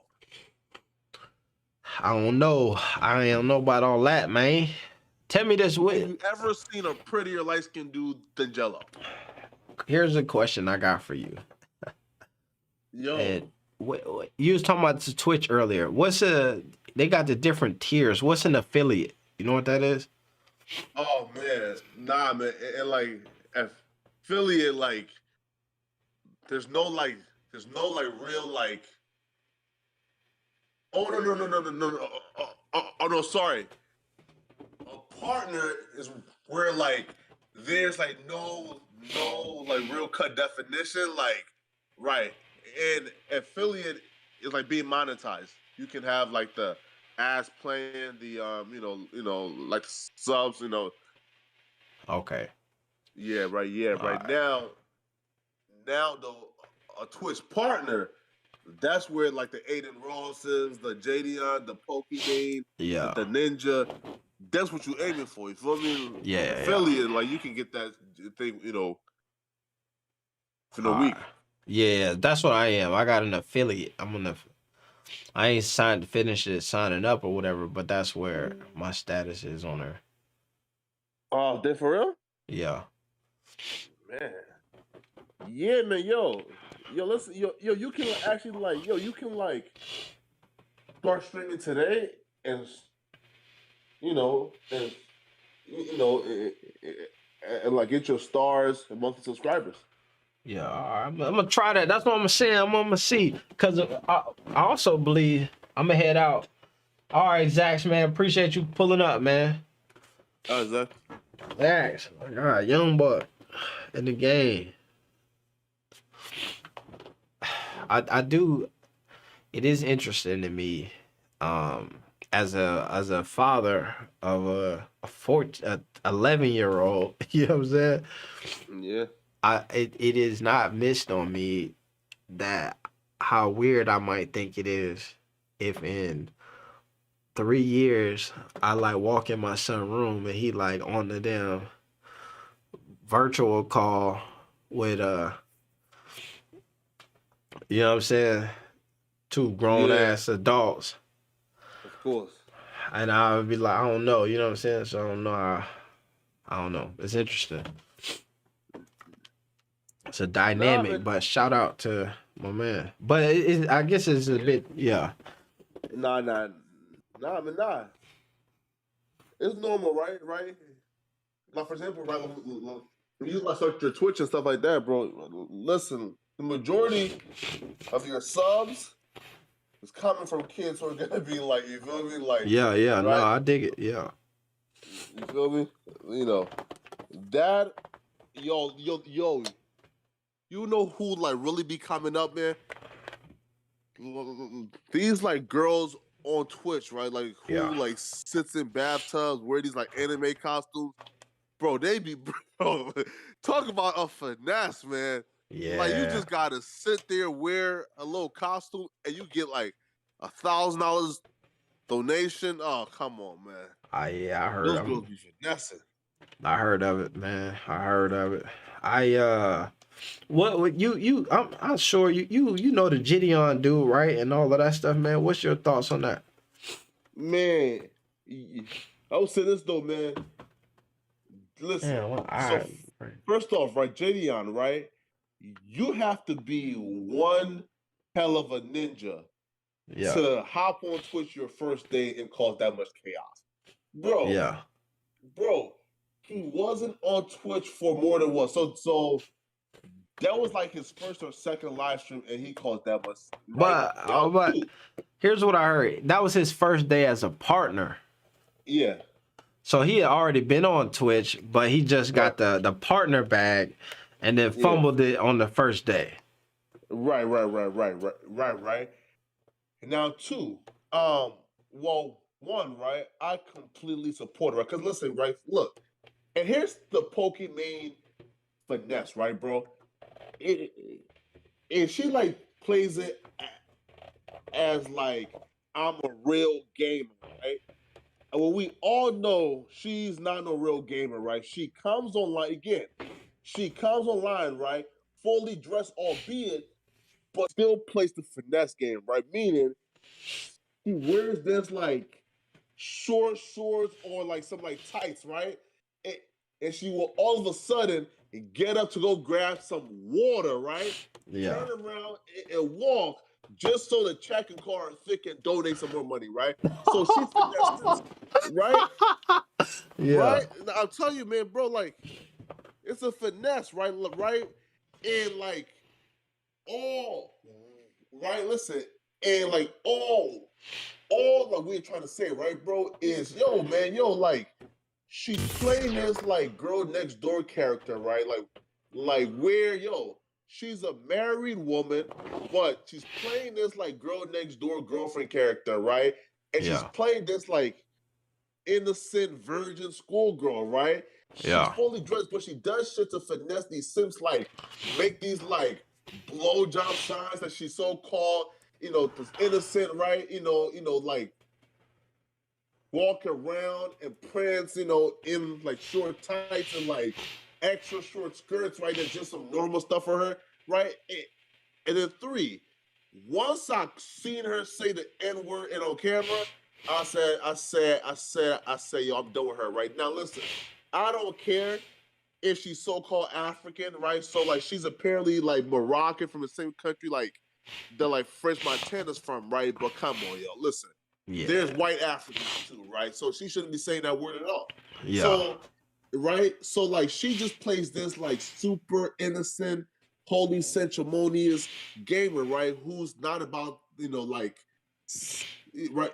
So look, so she says that she's not selling sex. That's not true, yo. She sells it in a very sly and coy way. Yo, AB, I'll tell you, listen, right? She wears this like, these like real tight, like quality, like tights, right?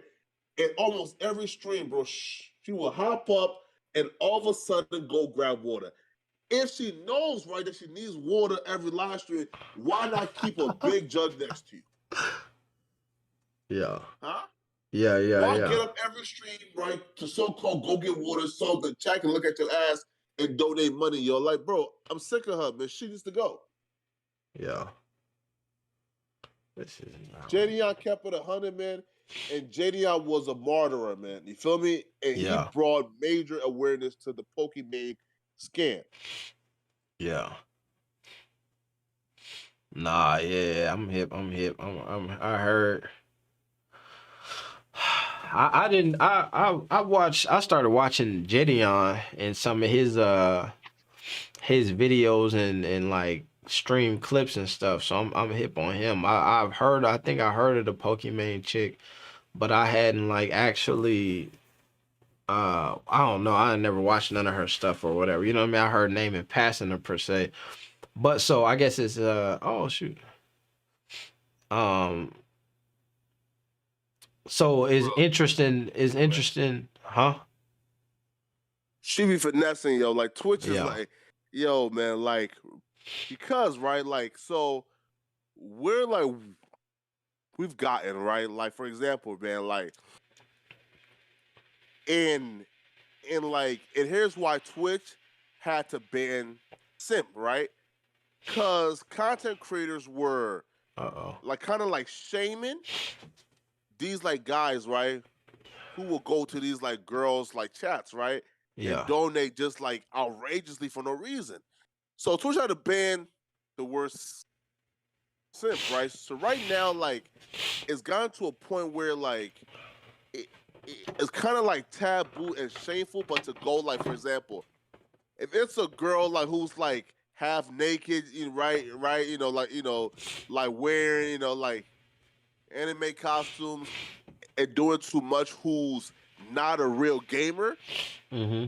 and she's just there for cash, it's kind of taboo, but to donate to her right now, right? So, right, there's really only 2 tiers, a thought and finesse, and on Twitch right now, right? Yeah. It's the girls.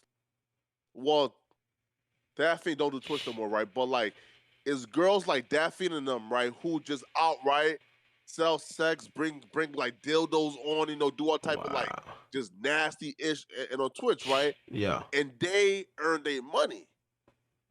And then there's the coy and sly one like Pokimane, right? Who now understands that it's taboo to like not be a simp and be finesse. So she plays it like she's a real gamer, man. Yeah, bro. Like I can't stand Pokemon. Like, bro. And like once, like, listen, man. Once she falls,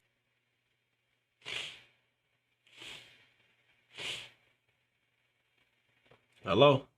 these women, again, man. Like we should treat like things like for example, right? We should treat simping as a mental illness, right? Like Oh, for God. example, right? Look. I look, right? So look, Yeah.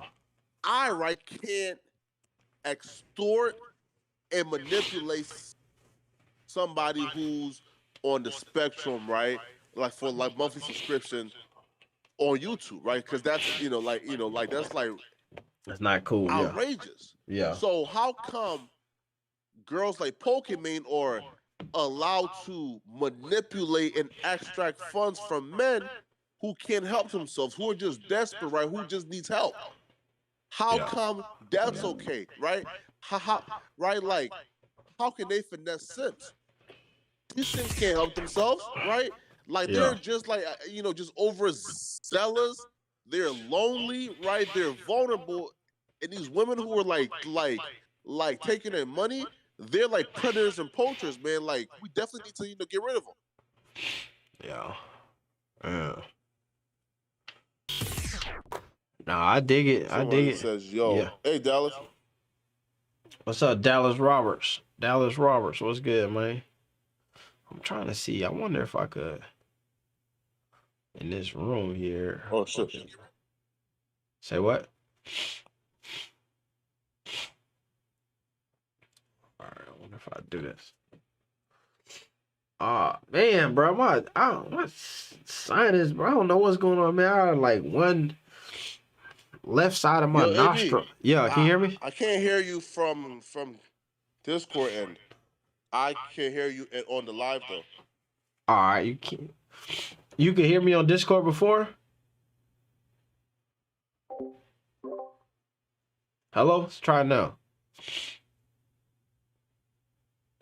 Hello? All right, yeah, hold on. Let's check. All right, let's see.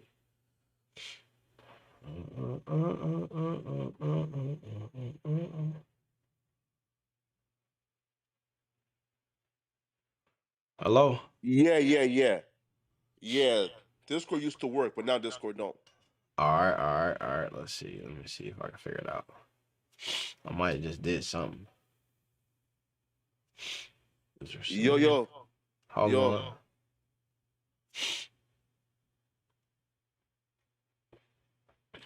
Let's do. Hello, what about now? That work?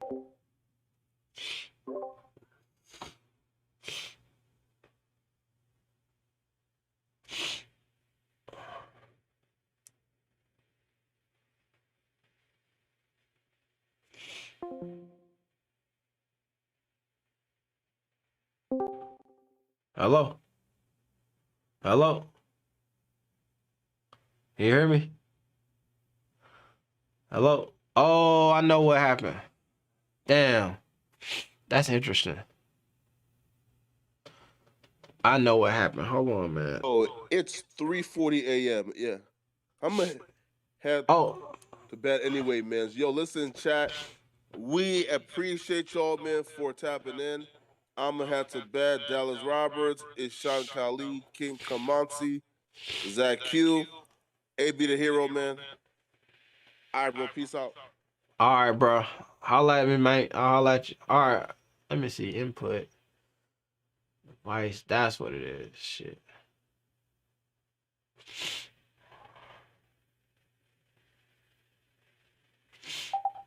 Hello, hello. Hello, hello, hello. Mic check. Mic check, mic check, mic check. Mic check, mic check. Hello, hello. All right. Let me see. Hello, hello, hello. Hello, hello, hello, hello.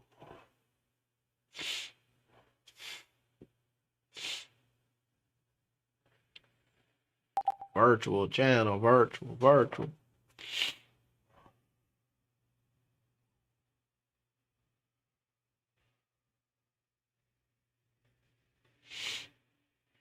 Ah, man. I could just hear you on Discord. You could just hear me? I could just hear you on Discord. Right now?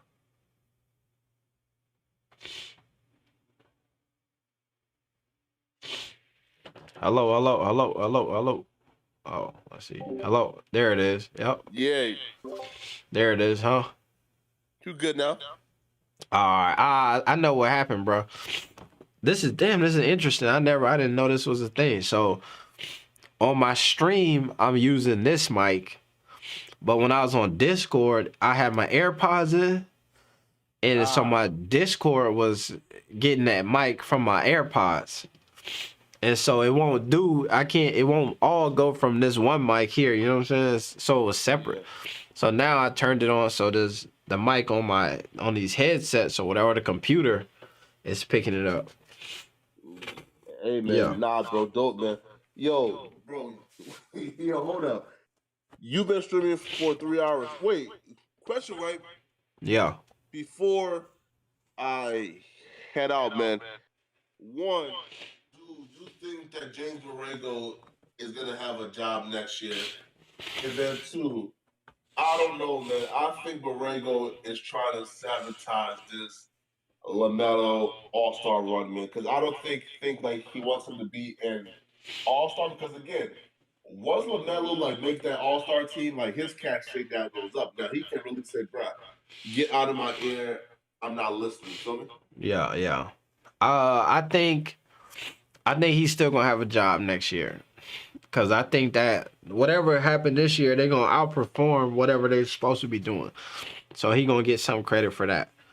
LaMelo hooping, but also Oubre hooping. Rozier is starting to hoop. Miles Bridges starting to hoop. Mason Plumlee look decent at times. Gordon Hayward, you know what I mean? He got a whole cast of characters in such a deep rotation playing decent basketball that I feel like it's going to help him keep his job. To me, I think that the issue with the All-Star game for them is layered, right? We got Queen City in here. The issue with the All-Star game to me is layered, and I do agree. It does feel like they don't want him to be an All-Star, and they not promoting it the right way. Like even like the game plan and the way that he been played over the last couple of games seem like things is fishy. But I think it's partly due with Miles Bridges, and I think if you see, they like most teams, they're promoting multiple guys to be all-stars, right? And so I think that some of the lack of promotion from that standpoint, not even just in the game, is because the bigger you build up the eyes on Melo, the bigger you build up the eyes on Miles Bridges, and I feel like Miles Bridges finna get a bag at the end of this season. You either finna lose him or you finna pay him astronomical amounts of money. You know what I'm saying? He gonna be $100 million guy at the end of this season. And so I think that if he go get an All-Star, he damn near is a $150 million guy. And so you think they paying Gordon, they gonna be having to get it back to Miles, and they wasn't trying to do that. So I think that some of the shade on LaMelo go to is just a byproduct of them trying to shade Miles Bridges. But I think he's but I don't know. I think it's a control thing, man. We was listening to that audio from Borrego when he was just talking about what was it? Borrego was talking about Melo in the last press conference or whatever, but not before the most recent game, but the game before last, I think. And we were breaking that down.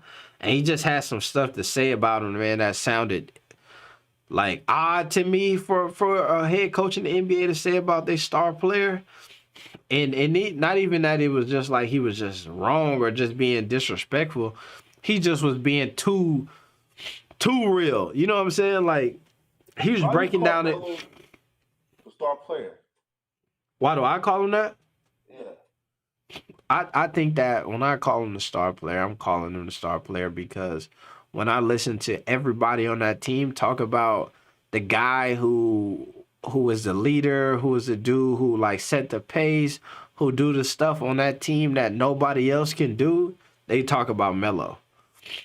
You know what I'm saying? When he talk, when Terry Rozier be like, "Yo, I gotta keep my head on the swivel because I know Melo gonna get me the ball." Miles Bridges and they relationship, you know what I mean? Like when the media, everybody, no matter what, they got to ask you a question about what's going on with Melo. To me, that's your star player. What? Right. So look, I'm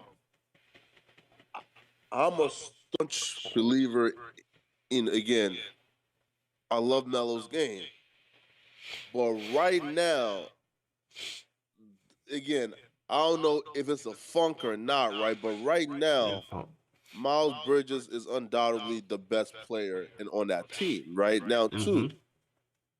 I don't know what happened, bro. Like, Melo right now, bro, is ranked 108th, again, 108th out of 126 possible candidates, right? In field goal percentage, bro, right? So his efficiency, like, has deteriorated to a point where, like, I don't even recognize, right? So I don't know, like, if it's, if it's like JB just trying, like, for example, if we know that the Melo has to be creative, he has to be playing free, and then there's JB trying to, like, trying to, like, down talk him and keep him, right? So I can understand, right, how that can, like, throw off his rhythm, right? But if he's averaging like 19 points per game and 41% from the field, can we say, like, without a doubt, and he deserves to be in All-Star over, like, Van Fleet and Darius Garland? I if you're asking me personally, I could say that. I think that the Cavaliers, right, they playing good basketball as a team, right? They've been winning games. Toronto is Toronto. Them dudes hooping. But I think that to me, when they go to All-Star, it's more than just like, what's your statistical stat line for night in and night out? You know what I'm saying? Yeah.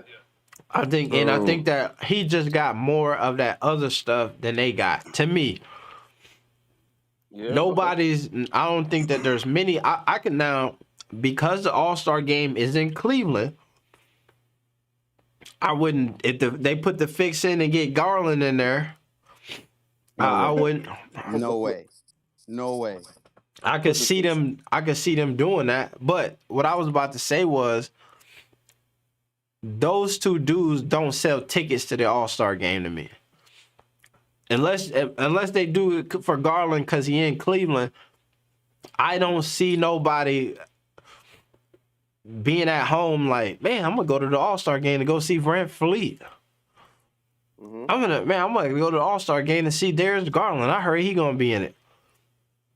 I think that Melo will put some tickets in there. You know what I'm saying? Sell some. So That's to me. That's another layer of why I think he will get the edge. So is this actually like a conversation here? Like, are we actually having a conversation about LaMelo, Darius Garland, Fred VanVleet? This is really a topic like this? That's actually an argument. You know what I'm saying? Like, is it not? Wait, so Flacco, you actually believe Van Fleet and Garland have been playing better than LaMelo this season? And you brought up earlier that you think that Miles Bridges is the best player on this team. I think that Miles Bridges is for sure the best player on that team. Yeah. Why do you say that, bro? Okay. He's the best scorer. He's more efficient. He's the best athlete. Right now, bro. Again, like Melo right now this year, bro. Like this year, Melo has been playing like shit. Well, they say right here, Raphael Laurie say yes, he deserves it because he plays less minutes than those guys. But it's not even that. If we're just looking at his production, right, and you compare it to Darius Garland. LaMelo Ball, 19 points, 7 assists, 7 rebounds, 1.6 steal, and 4 reminders. The only other player to do that at 20 years of age is LeBron James. But we're sitting here comparing him to Fred VanVleet and Darius Garland. And then we start looking at everything else. Free throw percentage, 88%, which is also a career high. The only thing that we're talking about is field goal percentage, and that's because he's being snatched in and out of games, not playing full quarters compared to Miles Bridges, who's playing full quarters, playing 41 minutes, who has the whole game to get into rhythm, comparing him to LaMelo Ball. I mean, if he was in a similar situation, we saw when he was in a similar situation early on in his career with James Borrego when he wasn't getting consistent minutes. He wasn't doing anything. Let's keep it a buck. LaMelo Ball has unlocked Miles Bridges' game. And Miles Bridges, he has improved. Let's give him his credit. But he would not be where he is right now without the addition of LaMelo Ball. That's just pure facts. And his team would not be where they are right now without LaMelo Ball. That's just pure facts. I don't care what you say about who Miles Bridges is, the best player on the team. I mean, the stats look well. You know what I'm saying? He's athletic and all that. Let's not get too much ahead of ourselves, man. You know what I'm saying? Let's remember why this team is relevant, why we are even watching this team in the first place, and why they're going to be competing for a 4th or 5th seed, just like I predicted earlier on this season. It's LaMelo Ball, bro. And the numbers back it up. Wait. But let me just say this though, right? Darius Garland averaged more points per game, more assists per game. He's more efficient, right? But only thing Melo does better is he rebounds better, and that's because Melo is like 6'8", and Darius Garland is like 6'2", right? So like. He's also a much better defender. And then you also have to take into context their team. If, bro, Darius Garland is not the engine of that team, Jared Allen, if anything, deserves to be the all-star of that team. He's the guy that's making that thing go. Bro, imagine if LaMelo Ball had screens set by Jared Allen opposed to Mason Bumley. He would be, oh my God, his field goal percentage would be 50%. I promise you. Bro, Darius Garland is benefiting off of playing with 2 7-footers playing the 4 and the 5 position. You cannot compare that to LaMelo Ball playing with the underside 4 and playing with Mason Bumley at the 5. It is not comparable. And look what he's doing with the coach, snatching them in and out. Darius Garland has the full push of this whole organization, the whole Cleveland city, bro. You cannot compare that to LaMelo Ball, who doesn't have the same leeway with his coach, doesn't have the same leeway on the court. He takes one shot, he's getting pulled out. Terry Rozier does not get that same treatment. Miles Bridges does not get that same treatment. Darius Garland, Fred VanVleet does not get that same treatment. And LaMelo Ball is still putting up better production on a consistent basis than those guys. So what is the real argument here? LaMelo. Wait. Here. Hold up. Hold up. Darius Garland is much more productive than Melo. What? Yes, he is. On what level? Bro, other than efficiency? bro, again, more points per game, more assists per game, better field goal percentage, Bro, and he's whoa, All 42. right. I more mean, points a game. They both average 19 points a game, bro. What are we talking Nah, about bro, here? 19.8, right? Yeah, Melo averaged 19.8. 19. Bro, he it's said. 19, bro. I don't want to hear that, bro. Come on, bro. I'm gonna, I Bro, you mean, must have an A+ in algebra, bro. Come on, don't do that, bro. All It's right. 19, bro. Don't do that. right? It's Listen, man, 19, bro. bro. Don't do Listen, that. LaMelo right now, bro, is ranked 108th out of 126 people in terms of field goal percentage, bro. That right there is horrid, deplorable. I'll give you that. You're right about that. And the turnovers, the last couple of games have been horrible. He's been stinking it up. But But again, just like AB the mentioned, last, I want to say the last awful game he poor. only had one. He only had one last game. I thought he had 8 last game. Nah. Or that was the game before. That was Yeah, the when game he had before. triple-double. Yeah. Yeah. But anyways, just overall, the turnovers, the decision making, it's been pretty bad to watch. But it's JB's fault. Why did you not play him against the Knicks? You didn't play him against the Knicks, and then the next game he comes out of rhythm shooting the basketball, and then you're pulling him in and out that game. It's like, JB, when do you expect him to really get into a rhythm? And it started with that Knicks game. So when are we gonna start looking at the coach opposed to looking at LaMelo? Because that's really the whole reason. Darius Garland averages more turnovers a game. Thank you. 3.7, LaMelo 3.1. Who averaged more steals? Steals, we got LaMelo at 1.6, Darius Garland at 1.2. Who shoot the higher free throw percentage? Let me see. I don't got it on post. To matter though, right? It matters the points that comes in the basket, right? Like, right? Bro, they both Field goal average percentage, 19, Flacco. free throw percentage. Garland Right? free throw percentage, actually. Garland got a higher one? Yeah, 91. Melo at 88. Wait, on how many attempts? Let me see. How many? 91 on 2.5 attempts. LaMelo Ball has 88% on 2.8 attempts. Okay, so you got it there. Darius Garland got it there. Okay. Wait. But it's still similar, 90 to Question 88. though, right? Yeah. That's minimal, bro. Nah, listen, right? Bro, look though, but bro, listen. I agree with you, right? Melo is dealing with a lot and off the court. However, right, we can't buy into no sob stories, no coaches. Listen, right? We have to Sob determine stories. right, but but the All-Star is what happens on the court, right? Listen, right? I can probably tell you. Not listen, just that, though.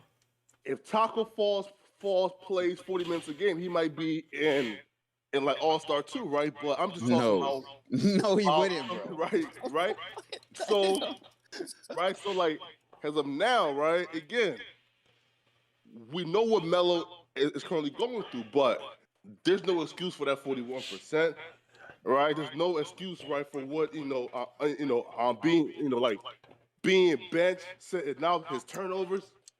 I'm telling you, right now, bro, Darius Garland has earned that shit, bro. So we can't, just be, Can't say that. Let me tell you this. All right, so I got the per game stats up here, right? Per game stats is a little bit of Melo, a little bit of Darius Garland now. And you go to per 36 minutes though. Right? And some people use that statistical, breakdown. You got Melo leading in points, Melo leading in blocks, Melo leading in steals, Melo leading in less turnovers, Melo leading in assists, Melo leading in rebounds, and then Melo leading in 3-point percentage if you do per 36 minutes. As Darius Garland has played 200 more minutes this season than Melo has. Facts. Which adds to some of his. McGee is the MVP, right? If we do per 36, bro. Bro, Flacco. If you want to look I'm at just per throwing that 36, out there. bro, literally, if you watch the games, LaMelo Ball outplays Darius Garland every time they play each other. Facts, bro. LaMelo Ball looks like a clear superior player, and you brought up the All-Star game. The first thing that the All-Star game is all about is money. LaMelo Ball is going to make you more money than having little Darius Garland out there, first and foremost, and that's easy to say. And then second of all, LaMelo Ball is giving you the stats of an all-star. He's giving you the production of an all-star. And he's outplayed Darius Garland multiple times this season. So how are you to sit here and say, other than the Cleveland Cavaliers are playing better than the Hornets, and Darius Garland has better efficiency numbers. Other than those two things, what other argument then do you have for Darius Garland really being an all-star over LaMelo? Darius Garland, as of now, has better stats, so hence he deserves it. But what's the better stats, bro? Are you talking Yeah. about efficiency? I just said other than efficiency. So what's other than efficiency, bro? More points and assists per game. But so this is 7.7 to 8. Higher free throw. You feel me? Listen, man. Listen. 2%, 88% to 90% on 2.8 attempts to 2.5 attempts. That's literally the same thing. Yeah. But still higher though. Here's what I'm saying though. The thing is that here, it's still higher, right?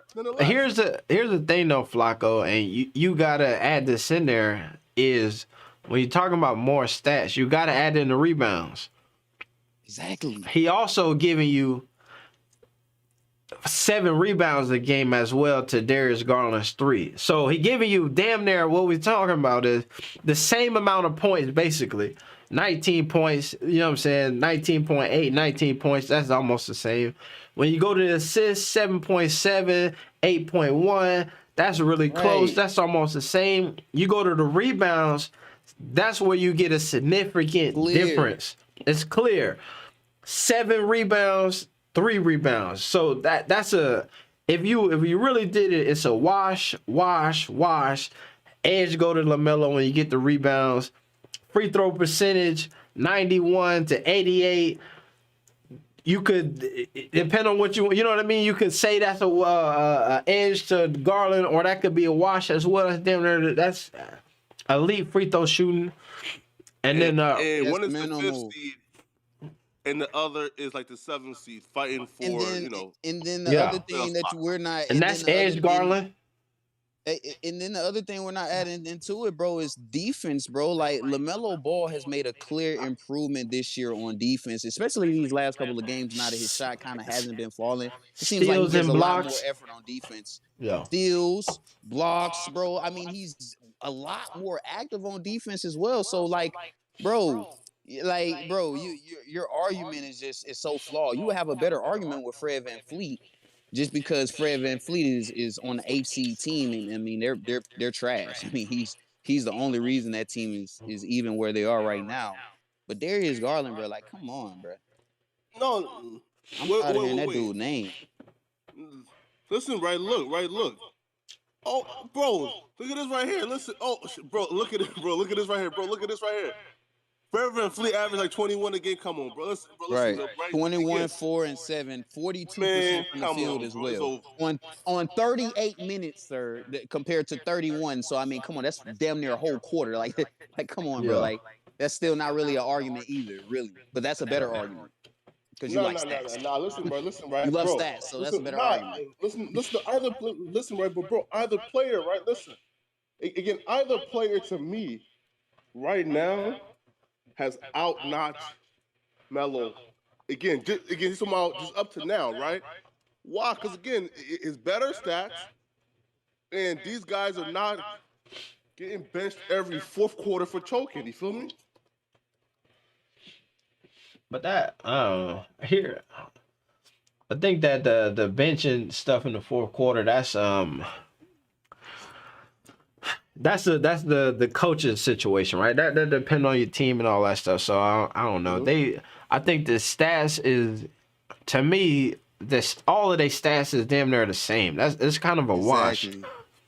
I think that there are things that you gotta take into account, right? You can line up all of their stats together, and then the consistent thing is that Melo is out rebounding all of them, right? He's 6'7". But that don't matter though. That don't matter. You just that's like you still rebounding. They don't dock you for rebounds because of your height. You know what I'm saying? Like that. That's just what. That just add to your game. 7 foot. He can't even out rebound LaMelo on a daily basis, bro. Like, come on, bro. Yeah. So I think that the other thing that you when you talk about the All-Star game, right? The fans get a vote, right? They look at the stats and all that, and they be voting, and LaMelo is ahead of them dudes. because the fans want to see him. So you look at the stats as a wash. They all playing on teams that look like they're gonna make the playoffs. So none of them like the top seed. You know what I'm saying? So to me, if you first 1 or 2 seed, then that say something about y'all. That to me, that's a nod. To me, where they standings right now in the NBA, that's a wash. The only things that separate them is like is who is the face of if they had to run a flyer tomorrow and say the All-Star game coming to town, we got this young point guard in here. Who picture we gonna put on it? They gonna put LaMelo picture on there. Now I go to LaMelo in Cleveland. Nah, bro. In Cleveland. In Cleveland. He over Cleveland once, bro. Like, come on. We already know he got a huge fan base. I mean, not Cleveland, but Ohio in general, bro. So I mean, bro, it's not out of this realm, bro. Don't forget. You forget he went to high school in Ohio. Right. No, So he got right. so yeah. Look to Darius Garland, right? Has him giving his blood for the system. We still talking about this dude, bro. I thought we moved on, right? bro. What'd you say? Right now, come on, man. Like, I don't think that Melo is a bigger draw in Cleveland than right than the hometown kid right that the entire city wants to be in. LaMelo Ball is the bigger draw than Darius Garland anywhere, bro. Like, even in Cleveland. That's a fact. Like, yeah. Nah, man. Not Cleveland, bro. Bro, you act like Darius Garland has been in Cleveland for like 20 years, like LeBron or something, bro. He barely been there. He's been good for 2 years, bro. His first year, he didn't look like he was supposed to be in the league his first year in the NBA. I give him a ton of credit. He's definitely improved. Darius Garland is definitely a good player. But when we start comparing him to other players like LaMelo Ball in terms of all-star votes, we're looking at jersey sales, we're looking at fan voting, we're looking at what other coaches say about LaMelo Ball in press conferences, other players as well. I mean, LaMelo Ball is just that dude. It's a difference, bro. It's just a difference. Darius Garland is not that dude on his team. I promise you he's not. Jared Allen, that dude on the team. When Colin Sexton was healthy, he was that dude on the team. Come on, man. It's a difference, bro. Bro, listen, man. My thing is this, right? Again, I want for Melo to make it. I do. But we can't say, yo, put him in regardless of not if he has earned it or not, right? Nah, but we say he earned it. Based on the stats, I'm saying based also other than being popular, how has he earned it? Based on the stats that you just said, right? So if you like those other guys' stats, then you gotta like LaMelo's stats. You know what I'm saying? If you like 19 points a game, then you like LaMelo 19 points a game. Nah, if you man, like, he's mad. I'm saying though, but if you like. If you like 19 points a game, you like 19 points a game. You can get a dude shooting at 40%. You got one shooting at 48%. It's like, to me, is if they earned it, he earned it. Bro, like, did you not hear when I said literally LaMelo Ball is the only player to accumulate stats like that at 20 years of age? The only other player, bro, is LeBron James, bro. I know you love LeBron James, bro. LeBron James as a 20-year-old, he played 42 minutes a game, took 21 shots a game, 47% from the field, 35% from three, 19, 7 and 7, 2.2 steals. I'm gonna say this though, right? If Ben Simmons jacked up shots, an average of 41% from the field, he probably would have averaged. But I'm sorry, he averaged 27 his first year. I'm sorry, LeBron. Or not his first year, second year. Jesus, he averaged 20 his first year in the league. Who? LeBron, 19 or 20 his first year. Now Luka didn't average no 5. He ain't averaged no 1.5 steals though. Bro, come on. Nah, bro. Percentage, bro. Yeah, you can't. You on the percentage. Yeah. Nah, bro. Nah, man, you can't do that. Yo, yo, this man said for 1.5 steals, like that's like, is that what we're like banging our hats on, man? Yo, listen to Defense him, right? wins championships, man. You know what I'm saying? Yo, He only averaged right? one steal, 9. literally. And Listen then he though, shot right? 75% from Right? the free throw line. Terrible. Right, right. And like this is what I like tell people, right? When they tell me, "Yo, bro, yo, listen, yo, like Melo is doing things, bro, that we've never seen before from a 20." Bro, Luka averaged 28, 8, and 8, like 28 points per game, 8 rebounds, and 8 assists a game as a second-year player, bro. But Yeah. again, Flacco, you're not adding in the context of, bro, Dallas will do anything to make Luka be better, even if it's firing their head coach Rick Carlisle that run championships with them. Hornets are not on that mindset. Michael Jordan gonna do whatever he please. Yeah. Accommodate LaMelo Ball, and that's why LaMelo isn't going to get those numbers. But if you watch the games, which I mean, I'm not trying to, I'm saying this shit or nothing, but God, you gotta watch the games first off, bro. If you watch it, LaMelo Ball he's good enough to be on those guys' tier. He's good enough to put up those numbers. It's just he don't got the coach behind him. He don't got the owner behind him. He don't got the organization behind him. Sometimes his teammates aren't even behind him. For Luka, is different. So we can't just look at the stats and try to tell a whole story from just looking at a number, bro. That's not how basketball works. Do you decide who's good and bad from looking at a number or looking what happens when a player is dribbling a basketball? Like at the end of the day, LaMelo Ball is out there and he's producing with not giving 110% from everybody else. And I feel like that's impressive, especially from a 20-year-old, bro.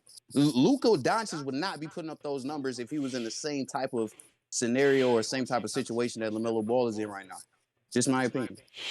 Bro, I've seen Melo dribble the ball as a second-year player, right?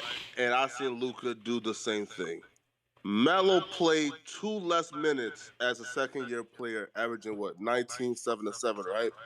Luka played 33 minutes a game, 2 more minutes. Again, folks, in 2 more minutes than Melo. He averaged more points, a higher field goal percentage, more rebounds, more assists a game. He leads Melo in almost every category whatsoever. How can we even like compare the two?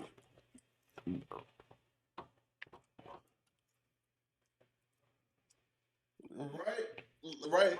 It's when folks say, "Yo, man, like, sorry." Wait.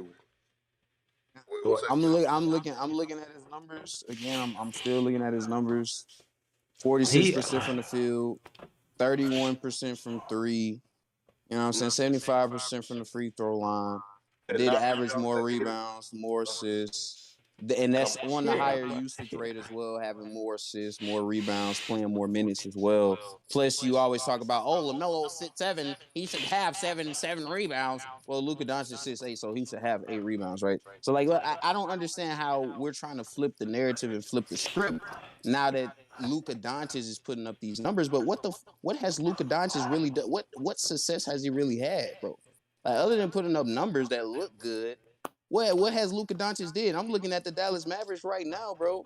They're 5th in the West, 27-20. They're playing pretty well, but every time they get to the playoffs, Luka Doncic look like he can't even make his teammates better. And enough for them to win. let me say this. Hold on, check this out. Hold up, bro. Let me keep it a buck. Let's also keep in the context some things here, just someone to put in perspective. We're looking at a LaMelo Ball, right? When Luka was in his second year that we talking about, that was let's see. Let me pull it over here. That's 2019, 2020, right? Was that COVID happening there? Yes, sir. Nah. That's when pre-COVID. It was pre-COVID. 2020.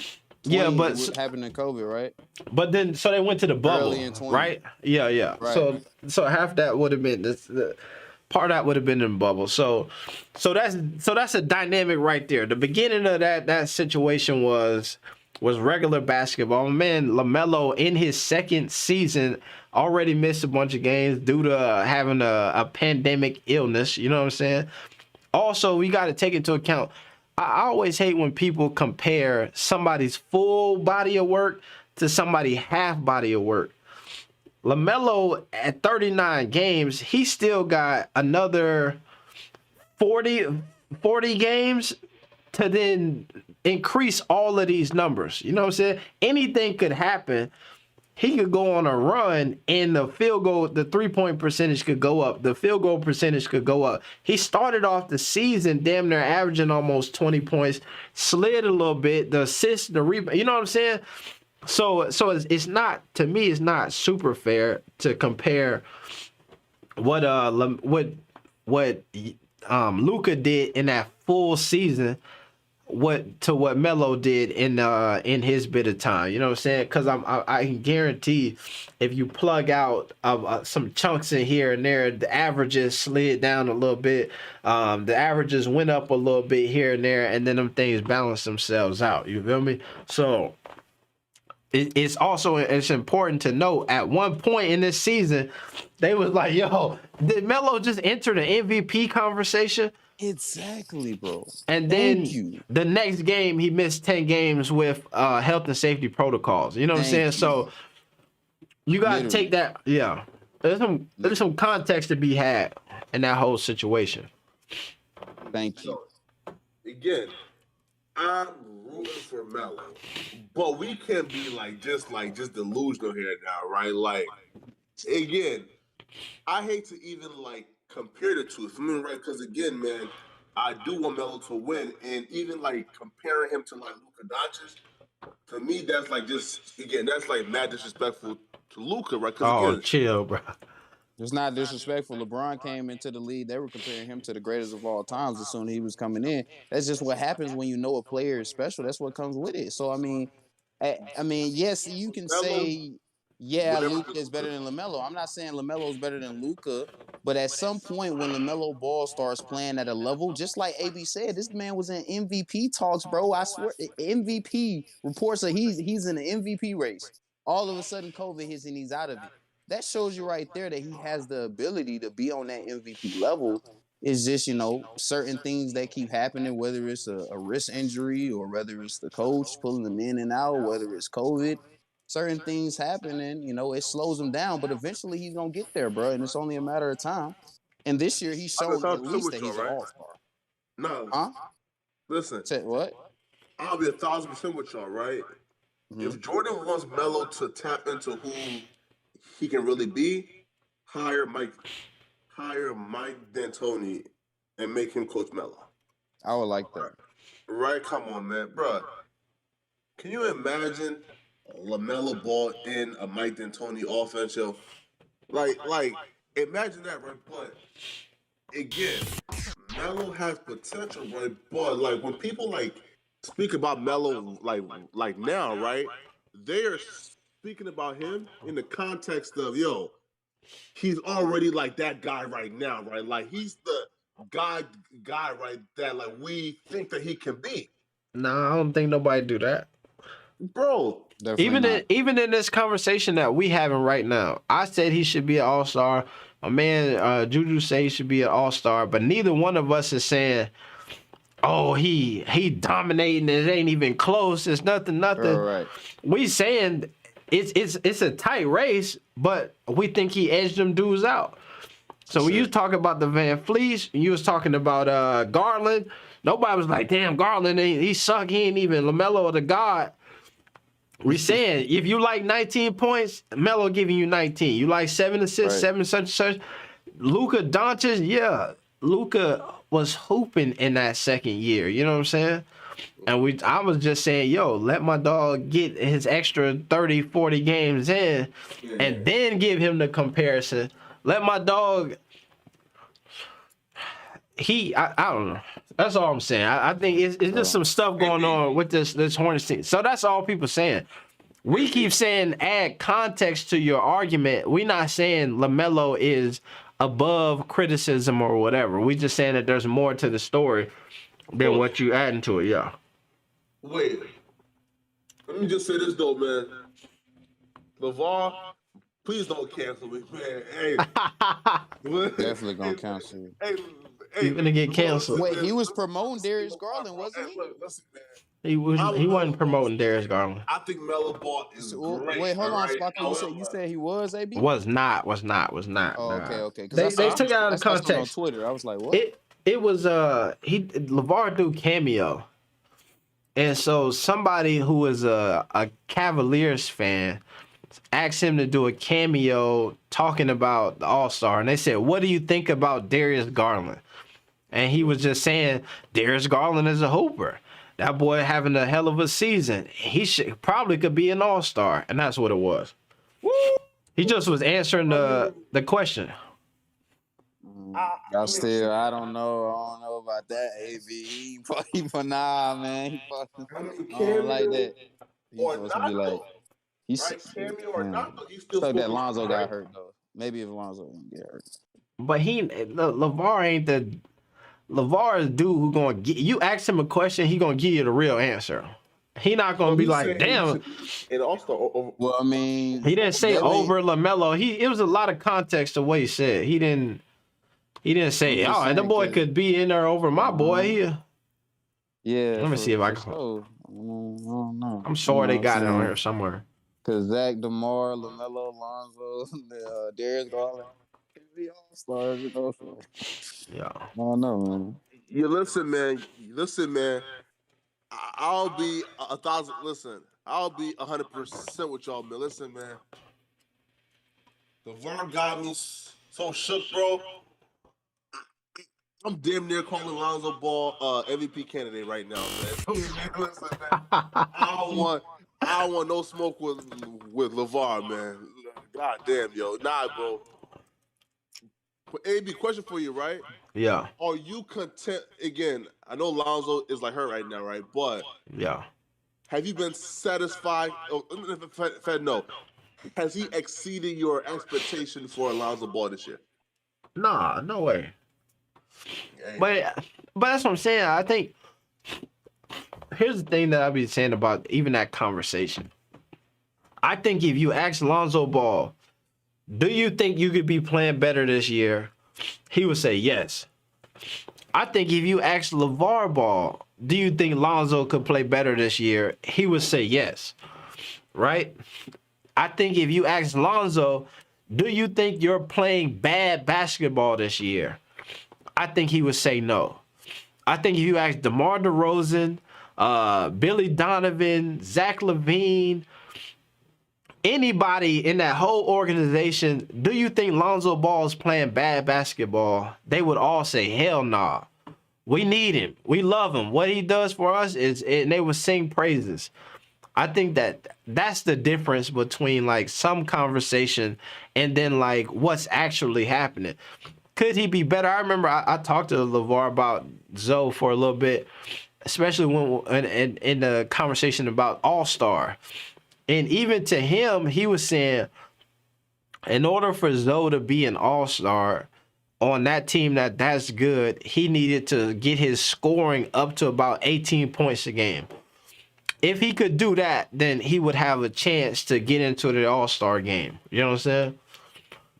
And at that time, he was scoring about 14 points a game, 5 assists, 5 boards, but he was saying, no, if he can get to 18 points, they on the number one, at the time, was number 1 seed team in the East or whatever. Like, you could slide into the game. You know what I'm saying? Plus, with his defensive capabilities and all that, he could get into the game, popularity and all of that jazz. So I think that's what I'm saying is that most people are realistic about the Zoe situation and in the fact that we want to see more from him. I want to see him go to the basket. I want to see him fly through the air, dunk on folks. I want to see him catch lobs and do all of this stuff. I want to see him dropping half-court dimes and like everybody else. Where I just disagree with most people is people think that he's playing bad basketball. And I'm like, he's not playing bad basketball. He's also not like living up to these grandiose expectations that folks have out there for him. Hold up, baby, grandiose, but you guys like attributed to like the expectations, right? Again, I heard right prior to this season, Yo, man. Bro, Lonzo ended that year playing pretty well. Lonzo just had his best year so far. Lonzo about to elevate to another level. Yeah. So y'all will contribute to those and expectations, right? So how can it be grandiose right now when we have those expectations due to you guys? But so here's what I'm saying. I agree with you. I think that the difference with a lot of it is when people talked about the Chicago Bulls team, right? Some folks were excited about it, and some folks said the shit won't never work. Zach LaVine, DeMar DeRozan, it won't work. They can't coexist like that. They two ball dominant guys. They bring Zoe in there. Folks got questions about that. And what we hear from folks is he's gonna be running the offense, he's gonna be running traditional point, they're gonna play off the ball, all of this stuff. And some of that happened, some of it didn't happen. This team probably as a whole has exceeded expectations for everybody, but it's just also one of those things where it's hard for anybody on a team where you got two guys who damn near giving you 30 a night to be, and another guy who probably giving you 20 a night to then also consistently give you 20 a night too. You know what I'm saying? So I don't know, man. I think you're right though. Most folks who fans of Lonzo Ball went into this season wanting to see him be Steph Curry, be Ja Morant, be something like, you know what I'm saying, give you a crazy amount of points, be Luka Doncic, give you a crazy amount of points, have a super high usage rate, and then dominate the game. You know what I'm saying? But I think that the most of the I don't know. And then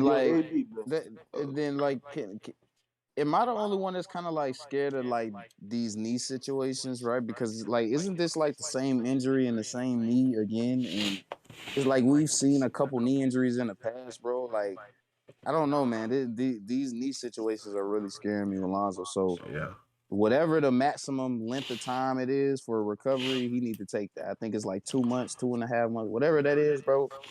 He need to take all of that time to rest, man, because these knee injuries, man, they not play with it. Here's what I'll say to you, man. I think what scared me about it is, if I just as a Lonzo Ball fan, is that there's some dudes on this Chicago Bulls roster who can hoop. And you mess around and miss an extended period of time on this roster right now, and they get the clicking, you liable to come back and they be like, bro, you might have to. We love you, man, but oh boy, in the zone right now. You know what I'm saying? Well, I think that's fine. Well, like because I feel like, especially the Bulls, I think they're really invested in Lonzo Ball's future and grooming him to be that point guard for the foreseeable future. And, maybe right now he might not be playing up to, expectations or exceeding expectations. But I think the Bulls are really trying to get him ready to be as best he can be for the next, however long, 5 years, however long he's in a Bulls uniform. So, you know what I'm saying? If he come back and he got to come off the bench just so they can win, I ain't going to be mad at it. I'm a roll with it. As long as they're winning, bro, you know what I'm saying? But it sucks, too, because Caruso going to be out 6-8 weeks, too. So it's like, But you know what? And this is the funny shit about this Chicago Bulls team, right? So I saw a couple nights ago where boy who stepped in, and I guess he's a shooting guard. Ayo, more so than Kobe White. But he stepped in the other night, 18 points. You know what I'm saying? Let me see. My man had. He been balling though. He been averaging 18 points, 8 rebounds, and 6 assists or 8 assists, 6 rebounds, 47% from the field or some shit for the last 4 or 5 games. He been balling. But then this game was yesterday. He was 5 points, 6 assists, 5 boards. You know what I'm saying?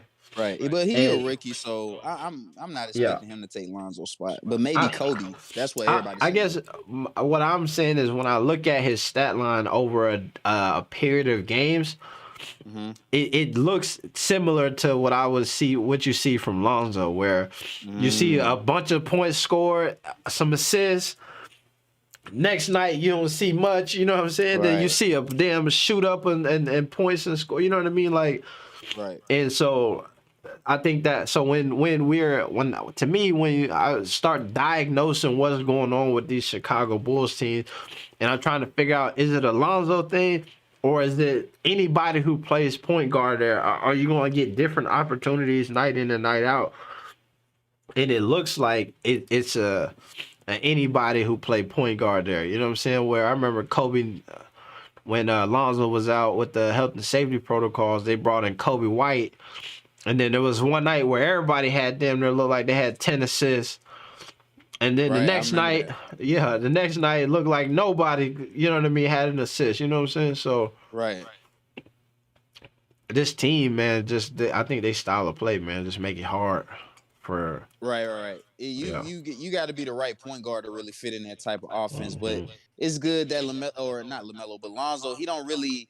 He's not ball dominant, so that's good. So I think that's why he kind of fits in a little bit with what they're trying to do.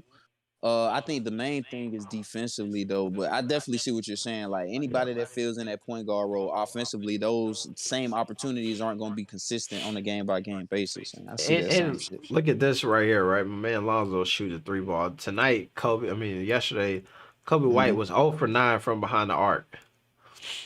That's 9 3-pointers from your point guard. You know what I'm saying? Like, and it ain't Steph Curry. You know what I mean? Like, that say a lot about the offense that you're running, where somehow you find 9 3-pointers for your point guard. Yeah. I don't know. 17, 21, 13, 13, 16, 20, 19, 16, 16. Kobe White, he be scoring, man. He score, yeah. Like, I cannot see him I cannot see him starting over. Like, I don't care how well they're playing. You need either one of Caruso or Lonzo Ball out there, at least for defense. Like, Kobe White, Zach LaVine, DeMar DeRozan, those are your 3 point of attack defenders on the perimeter. It's not going to be good, man. Yeah. Yeah, you lose a little bit, especially on that defense end when you got Kobe White out there. You're looking at, he had one game here with 4 steals, but you losing a block a game with Lonzo out and maybe 2 steals a game. So it's interesting, man. I think that's the funny shit about the NBA is that all of these guys have things that they're like really good at, right? So Kobe White is probably, if you're looking for somebody to score in the paint behind the arc, you know what I mean, just to be an all-around scorer, he probably is a better scorer than Lonzo Ball on a day-to-day basis. You know what I'm saying? Like, if you want points, you could swap that. You know what I mean? Like, Kobe White could give you points if that's what you need from your point guard.